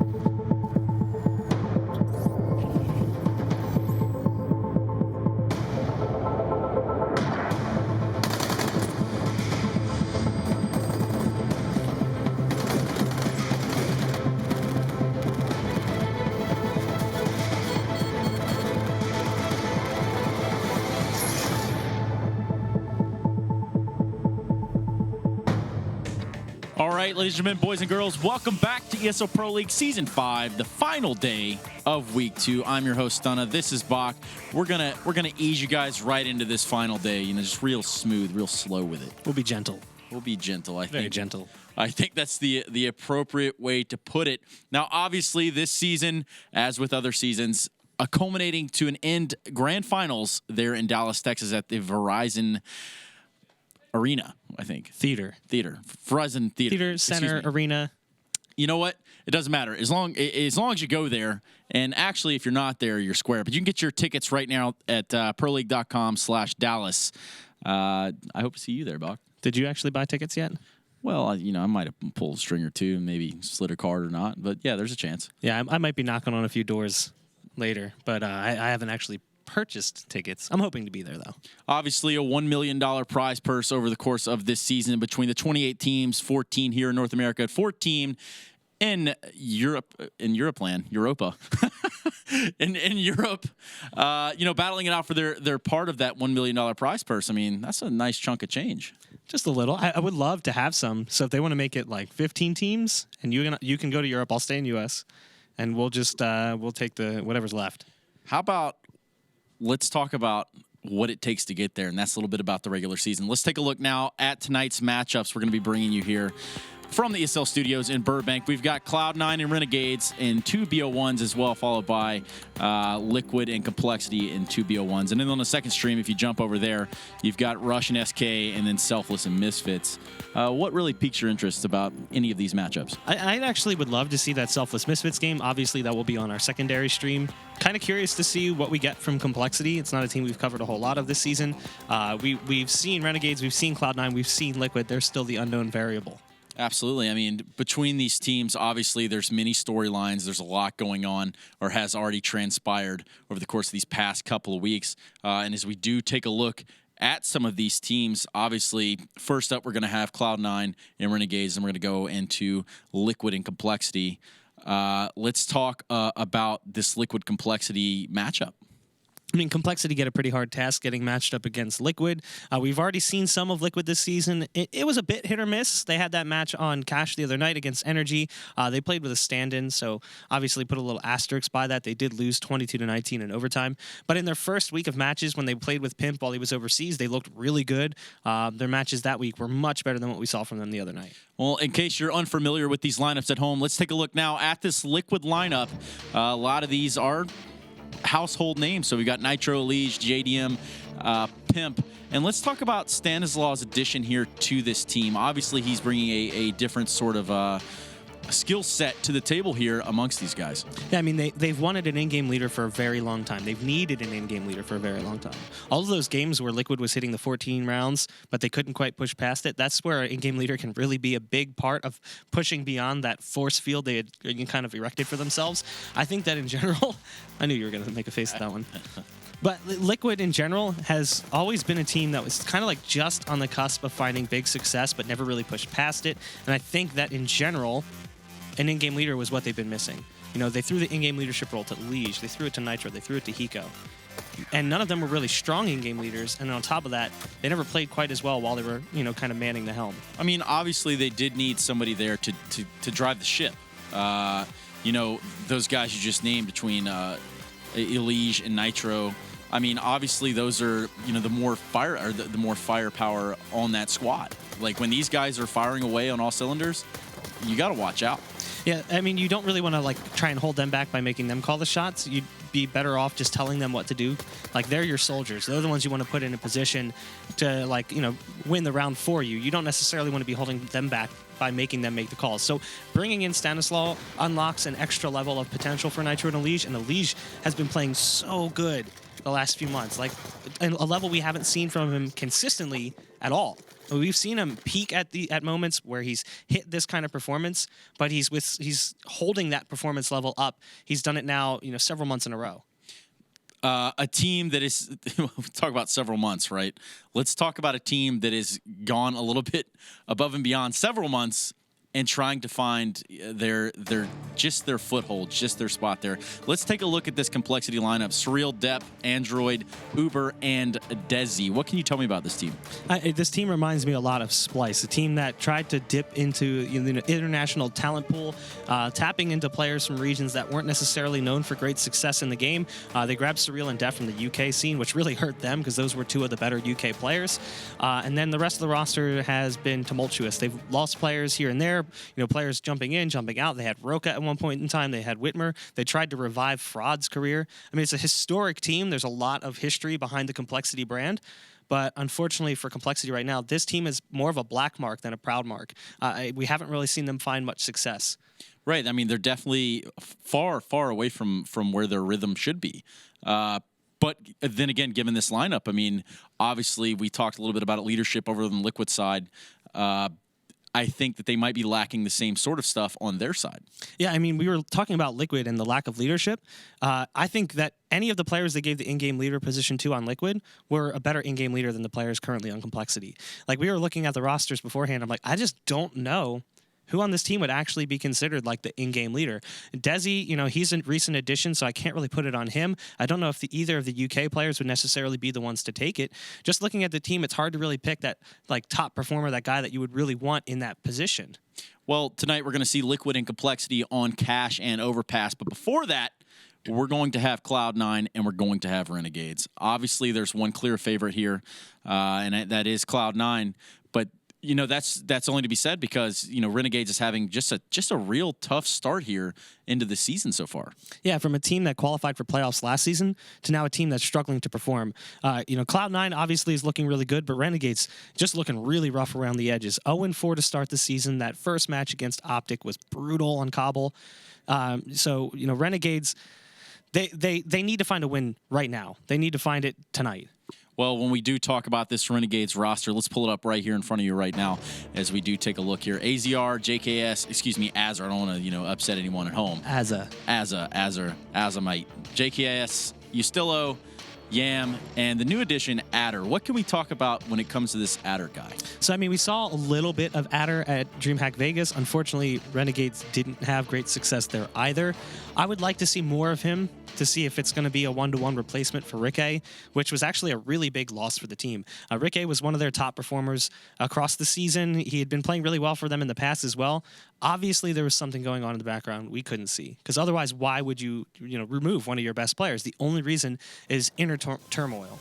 I mean, Ricky was definitely a player that could bring firepower to the team, but sometimes, we can only speculate what's actually gone on in that camp and what has gotten them to this situation where they said, hey, you know what, we're going to make that roster change. But, it's got to be a situation where, it wasn't clicking maybe like it was in the past, or, who knows, really? Yeah, because it's the same roster as last season. It's not like they made changes.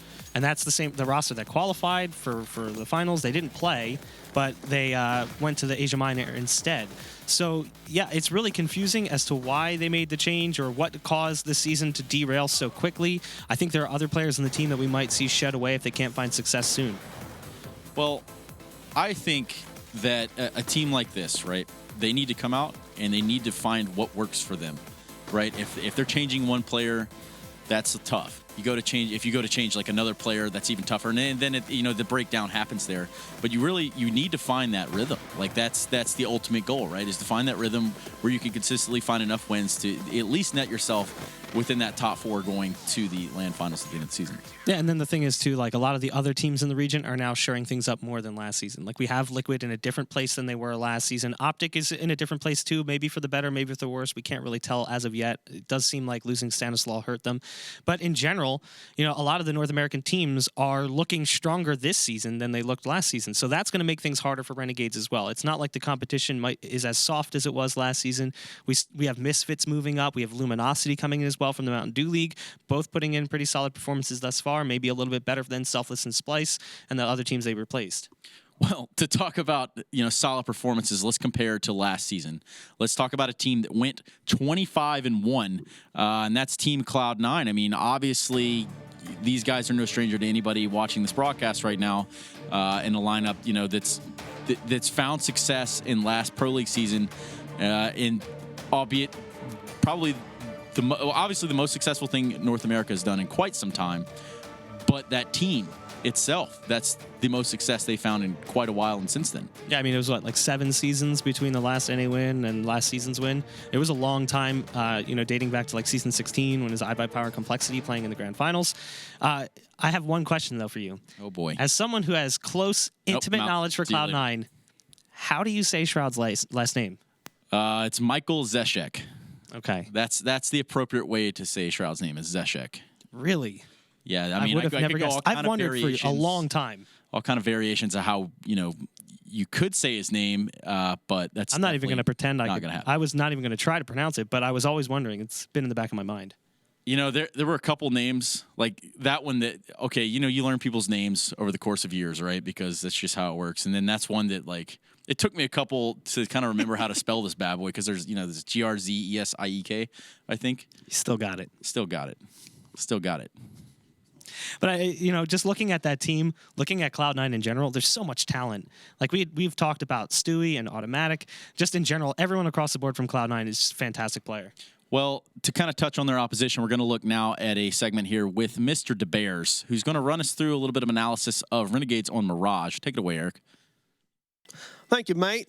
Here we are going to take a look at Team Renegades here on good old Mirage. The score is 12-11.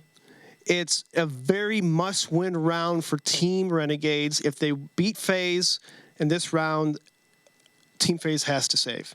And as you can see right there, what did they go with? They have Ustilo pushing lower tunnels up to B. And what this does is it can force Renegades to literally stack 4 people towards A. As Azir is hopping around middle, he clears mid, Ustilo's pushing through B, he doesn't see anything, and now you kind of spot the utility from Team FaZe. You got the smoke, you got the Molotov, you have flashes, you got people from A ramp tossing stuff over, tossing flashes and smokes. And as you can see right here, with Ustilo pushing towards B and pushing the B halls, he completely cuts out one side of the map, all right? FaZe does not know this. And so this lets Team Renegades stack towards this A bomb site. They have 2 people connector. They have a player coming through CT spawn here. I believe that was Yam. And right here. So now it forces FaZe to run to a trap.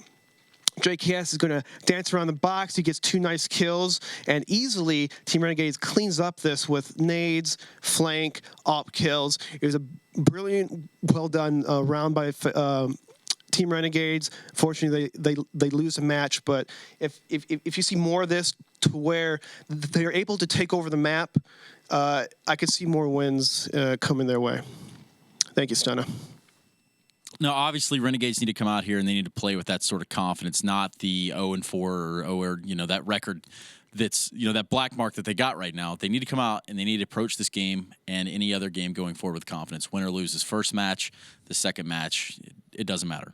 My problem right now for Renegades is you saw the scoreline just in that little breakdown that he was doing. It's 12-11. That's been a scoreline that we've seen for Renegades so many times. They keep it close, but they just can't cross the finish line. Like, yes, their first match against Optic was rough. They lost by a lot. But then in Dust 2, they came back and made it close. And if you look at the other matches from even last season or in other international tournaments, it's not like they're getting blown out every time. In fact, they were one of the few teams that blew out a team last season, beating SK 16-0, which was really surprising. But they constantly keep the game close. They just can't quite push past it. If that's going to be a problem for them this season as well, I mean, we could actually see a scenario where they get relegated. Well, that is definitely not the dream of any team in ESL Pro League. I can promise you that, as they all want to remain here in the Pro League. But standing by to deliver the action is going to be the ever-familiar Blazed combo, Blue and Daze. How you guys doing this afternoon? Doing pretty good, and we're getting ready to jump into this match now. The first test for Adder, and it's going to be up against Cloud9. How do you think he's going to fare here tonight, Dazed? Well, I think Renegades has a tough road ahead of them, obviously playing against Cloud9, and you definitely favor Cloud9 in this matchup. But I'm not really going to be looking so much at the end result for Renegades, because even if Renegades was firing all cylinders, maybe best case scenario, we might see like a 1-1 split. I'm going to look to see how Renegades is actually playing. If they change their setup, their play style, which needed a drastic change from what we saw 2 weeks ago. Just nobody was ever in a position to succeed on their team on T side, and we need to see a change from that. So it's not really the end result that I'm going to be looking for from them. I'm going to be looking for improvement in that regard, like actually people having a chance to win the round instead of just 4 guys with all Molotov smokes and 8 flashes between them, all jumping through a smoke with 1 flashbang, just hoping for the best. It doesn't make any sense what we saw 2 weeks ago. So I want to see improvement in that aspect. All right, well, we're going to see that, guys, here in just a few moments. Be sure to stick around as the first map here in our first set this evening at the ESL Pro League is coming up in just a few moments. ESL Pro League is brought to you in part by Logitech G, Pay Safeguard, Mountain Dew League, and ESEA.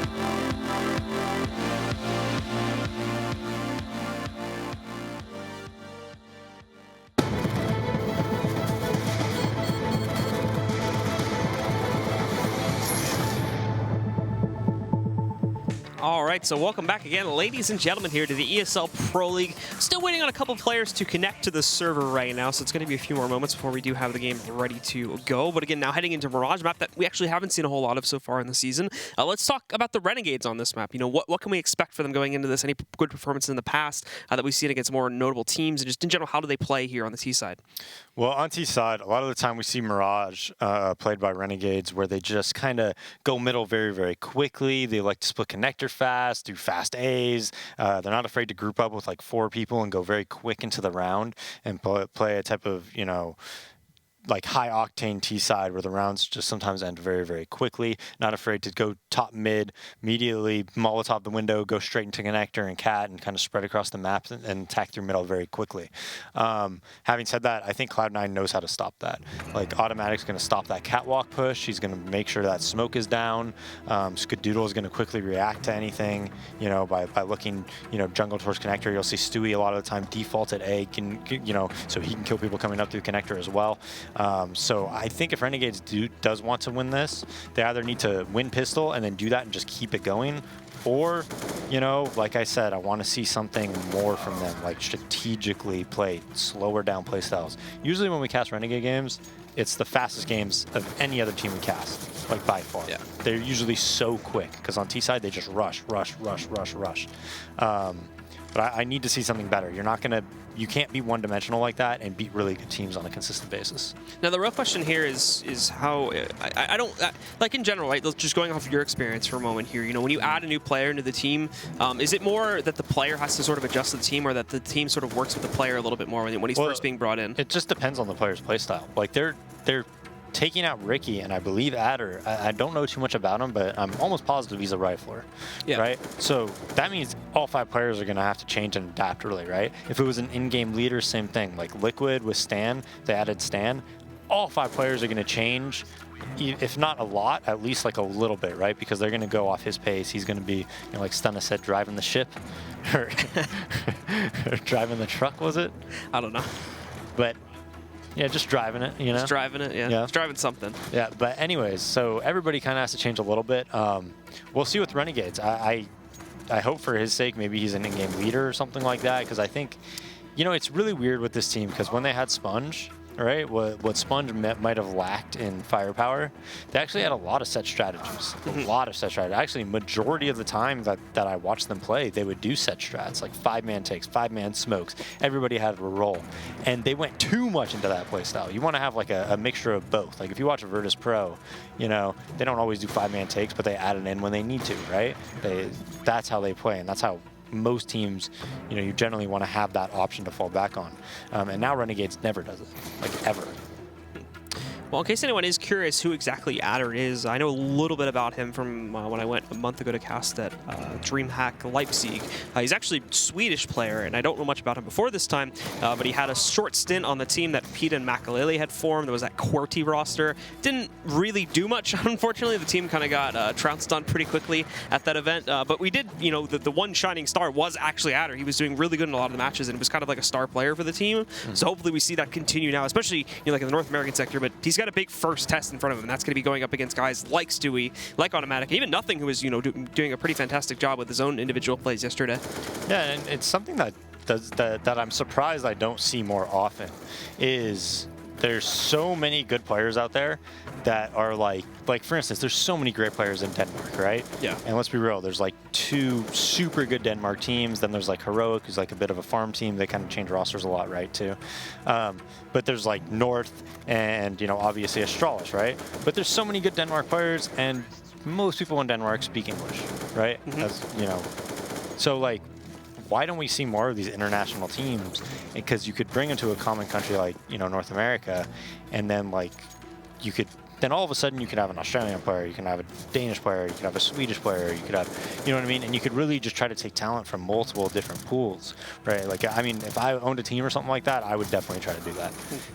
I think there's a lot of fear in like the players not like syncing very well together, since you don't, you know, they haven't played in the same region for very long, and there's the worry they might not click as well together. Like, I mean, we've already had like the one international experiment that kind of failed in Splice, since that roster has now like kind of completely died off to a certain degree. But let's be real, like the players they picked up, I mean, no offense to Machine Gun, they were not talented enough to warrant bringing over. It doesn't make any sense. I'm talking about really talented players, you know, where there's a lot of players in all these different countries that actually speak a common language in English, right? And are very, very talented, and you can take a chance on them and bring them over. And, you know, even if all of them have accents, they're still all speaking English. They're going to be able to communicate with each other and make it work, you know? So that's something, I mean, I don't know, that'd be pretty cool. I think that could be something that, you know, I would like to see more often. Like, I know he's Swedish, and just import, because it doesn't make any sense, right? If you're Renegades, and I mean, they just did what I just said, right? They picked up Adder, a Swedish superstar, possibly. We'll see. But, you know, he speaks a common language, so they can do that. They could look at all these other regions. They don't have to just stay in Australia, you know? Mm-hmm. Yeah, no, makes perfect sense. And again, guys, it does look like we are finally ready to go with this game. Once more, do apologize for the slight delay. We just had a couple members from C9 that were a bit late to the match. But they're in now, and they're ready to roll. So we're getting started with it. Cloud9 is actually going to be the team that starts off on the T side, and the Renegades will be jumping over towards the CT side for the initial rounds. Look who's playing, though. It's Gomez. Isn't that their coach? Yeah. Is he their manager? Really? Manager. Wouldn't, what's his name play? Adder? No. Well, Adder's not They there. have a coach, too. Why isn't... They have Kassan. I could have sworn we saw Adder playing in a different match. Didn't he play with them already? Well, no, Kassan was in the server, too. Even that, right? You'd think that would be a better fit. I mean, this really changes a lot, right? Like, you're already at a disadvantage, you know, just not being as good of a team as Cloud9, let's be frank. So already, your chances of beating them are, you know, a little bit lower. And now, all of a sudden, you're playing with, you know, a coach or a manager in Gomez, and that's just really going to hurt your chances. So we'll see how Renegades comes out and performs. You know, JKS, Kit, Smoke at A, they're pretty much a complete default setup. Yam scouting across the window. It looks like Cloud9 is going to go through connector. All right, so Cloud9 is going to push their way over towards the A-bomb site pretty quickly here in a bit of a split. There's no defense at all in mid, so they get that connector control for free, and it's not only this, Stewie has already picked up the first kill. Dazzler over here, trying to knock them out on the cross over by this, over by the murder hole, but they're not going to be able to find anything. Shroud's picked up another kill. That's free site control, and look at this from Skadoodle. He's wrapped into the B-bomb site for free, walks right up, kills Azure. Now all they have left is Ustil and JKS back over here by CT approach, and JKS is now on his own. That's got to be one of the easiest pistol rounds I've ever seen claimed by Cloud9. They just walk right up and basically take the whole map for free.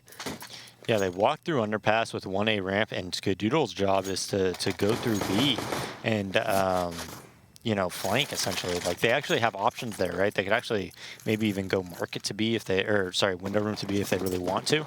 Instead, they get all the kills at A, just come up, claim the round, super clean. I don't even think they had one death. No, not at all. And there was only really 1 or 2 duels that they actually faced without, like, an angle advantage there, so making it really easy for Cloud9 right at the start, and they're going to get the advantage off of that. Usual reinvestments coming in. Renegades is a bit light, though. No armor buys behind the pistols. For the most part, it is just the pistols. See, Azur's kind of the one exception there. Ustil, though, is low, but he actually holds on. Takes down nothing, but immediately, Skadoodle sitting on the backside over here does catch him. A little bit of a slit there, so he's able to trade him back out, put it into a 4v3. Now, though, flashbangs in mid, and Azur, beautiful control in the tapping there with the CZ, but that additional kill is all they're going to be able to get as Cloud9 do shut it down after that. Yeah, that was great control by him. Whenever you use the CZ, I actually go into this a lot. When I use the CZ, sometimes I just hold mouse 1. But it's a lot better if you actually kind of tap 2-3 bullets at a time. So we see that control coming out of Azur. And I think Yam will probably be taken back over the op role, I'm assuming, for Renegades, since he is playing the window room now that they did lose Ricky. So that is something that he's familiar with. So he'll probably get back into it pretty quick as Stewie going towards B. Mac 10 in hand, jumps out of the window, completely blind. You still have AZR able to get the USP kill on him as they push automatic in middle. Yeah, an automatic will hanging back here now, but unfortunately he'll be taken down by Gomez. Now the rest of C9, though, flood over onto the A-bomb site. Well, they did have that mid pressure. They've been able to scavenge a few guns now, so I don't think they're going to be doing much else besides maybe lining up for exits. Probably going to be wanting to carry at least that AK into the next round here to save themselves a bit of cash. It will, however, be the 3-0 start for C9. Yeah, well, and I'm surprised that Automatic wasn't able to get more out of that mid push and you know, get a couple kills there. Usually you're able to clean up in that scenario. Actually, it doesn't look like they're going for this, so they're going to try to push back in. Down will go one of them. That's only one of the players with the pistol, though. The two important ones are kind of stacked back up here by the steps, but oh no, they peek directly into nothing with the MAC-10 in hand. He's got Yam down very low and stuck in this position, too. He'll finish the job. At the very least, the AK was able to escape the fire, but everybody else is going to go down on a flubbed retake attempt there. Yeah, they end up giving Nothing a lot of money by going forward so late. They weren't actually trying to win the round there. They were actually just trying to, you know, get exits late in that round to you know, just try to, you know, hurt their economy a little bit extra. But that pop flash just destroyed any chance that they had of accomplishing that. Yeah, and so now the reinvestments do roll in, and thankfully, because it was a bit lighter bot on the second round, they still do get to carry utility on the exception of everybody but Yam here now, as he's just going to go for the investment. Same thing for JKS too, as I think he was purchased up a little bit heavier than some of the other guys, but JKS still hold the close angle, so he may not need as much utility here since he's going to be right up front and center, but a flashbang to his face, tries to follow the spray into one of his opponents, but it's not going to work out. Gomez sitting further back, though. He is available for the trade onto Skadoodle, and now Stewie swinging back out, takes down Gomez, an automatic peekaboo through the smoke, takes down Yam. Azure trying to jump up on Ticket, but is spotted by Stroud before he can impact, and while Stewie will be eliminated, he's surprised a little bit there by Ustillo. He's now the last one left alive in a 1v3. Bomb is already on the ground.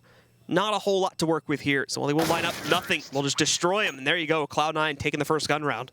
Yeah, taking it in a very quick fashion as well. Very common strat that you'll see a lot of time after you win pistol. You 4-1 somewhere, you especially if they buy in that second round, a lot of the time they don't have the necessary utility available to really stop that. So they just jump through the smokes, they get the initial kill on JKS, and he really needs to be able to get one or two there to kind of slow down that push and make it, you know, to where they can actually have a chance at winning that round. So we do have an update, by the way, on the whole Gomez situation. That actually isn't Gomez, that is Adder. So whether it's a bug with his name or he's just playing on his account right now, that is actually Adder. Just to clarify that for the folks at home. But well, if he's playing under his account, then isn't that a rule violation? I would assume it's just a bug. Wow.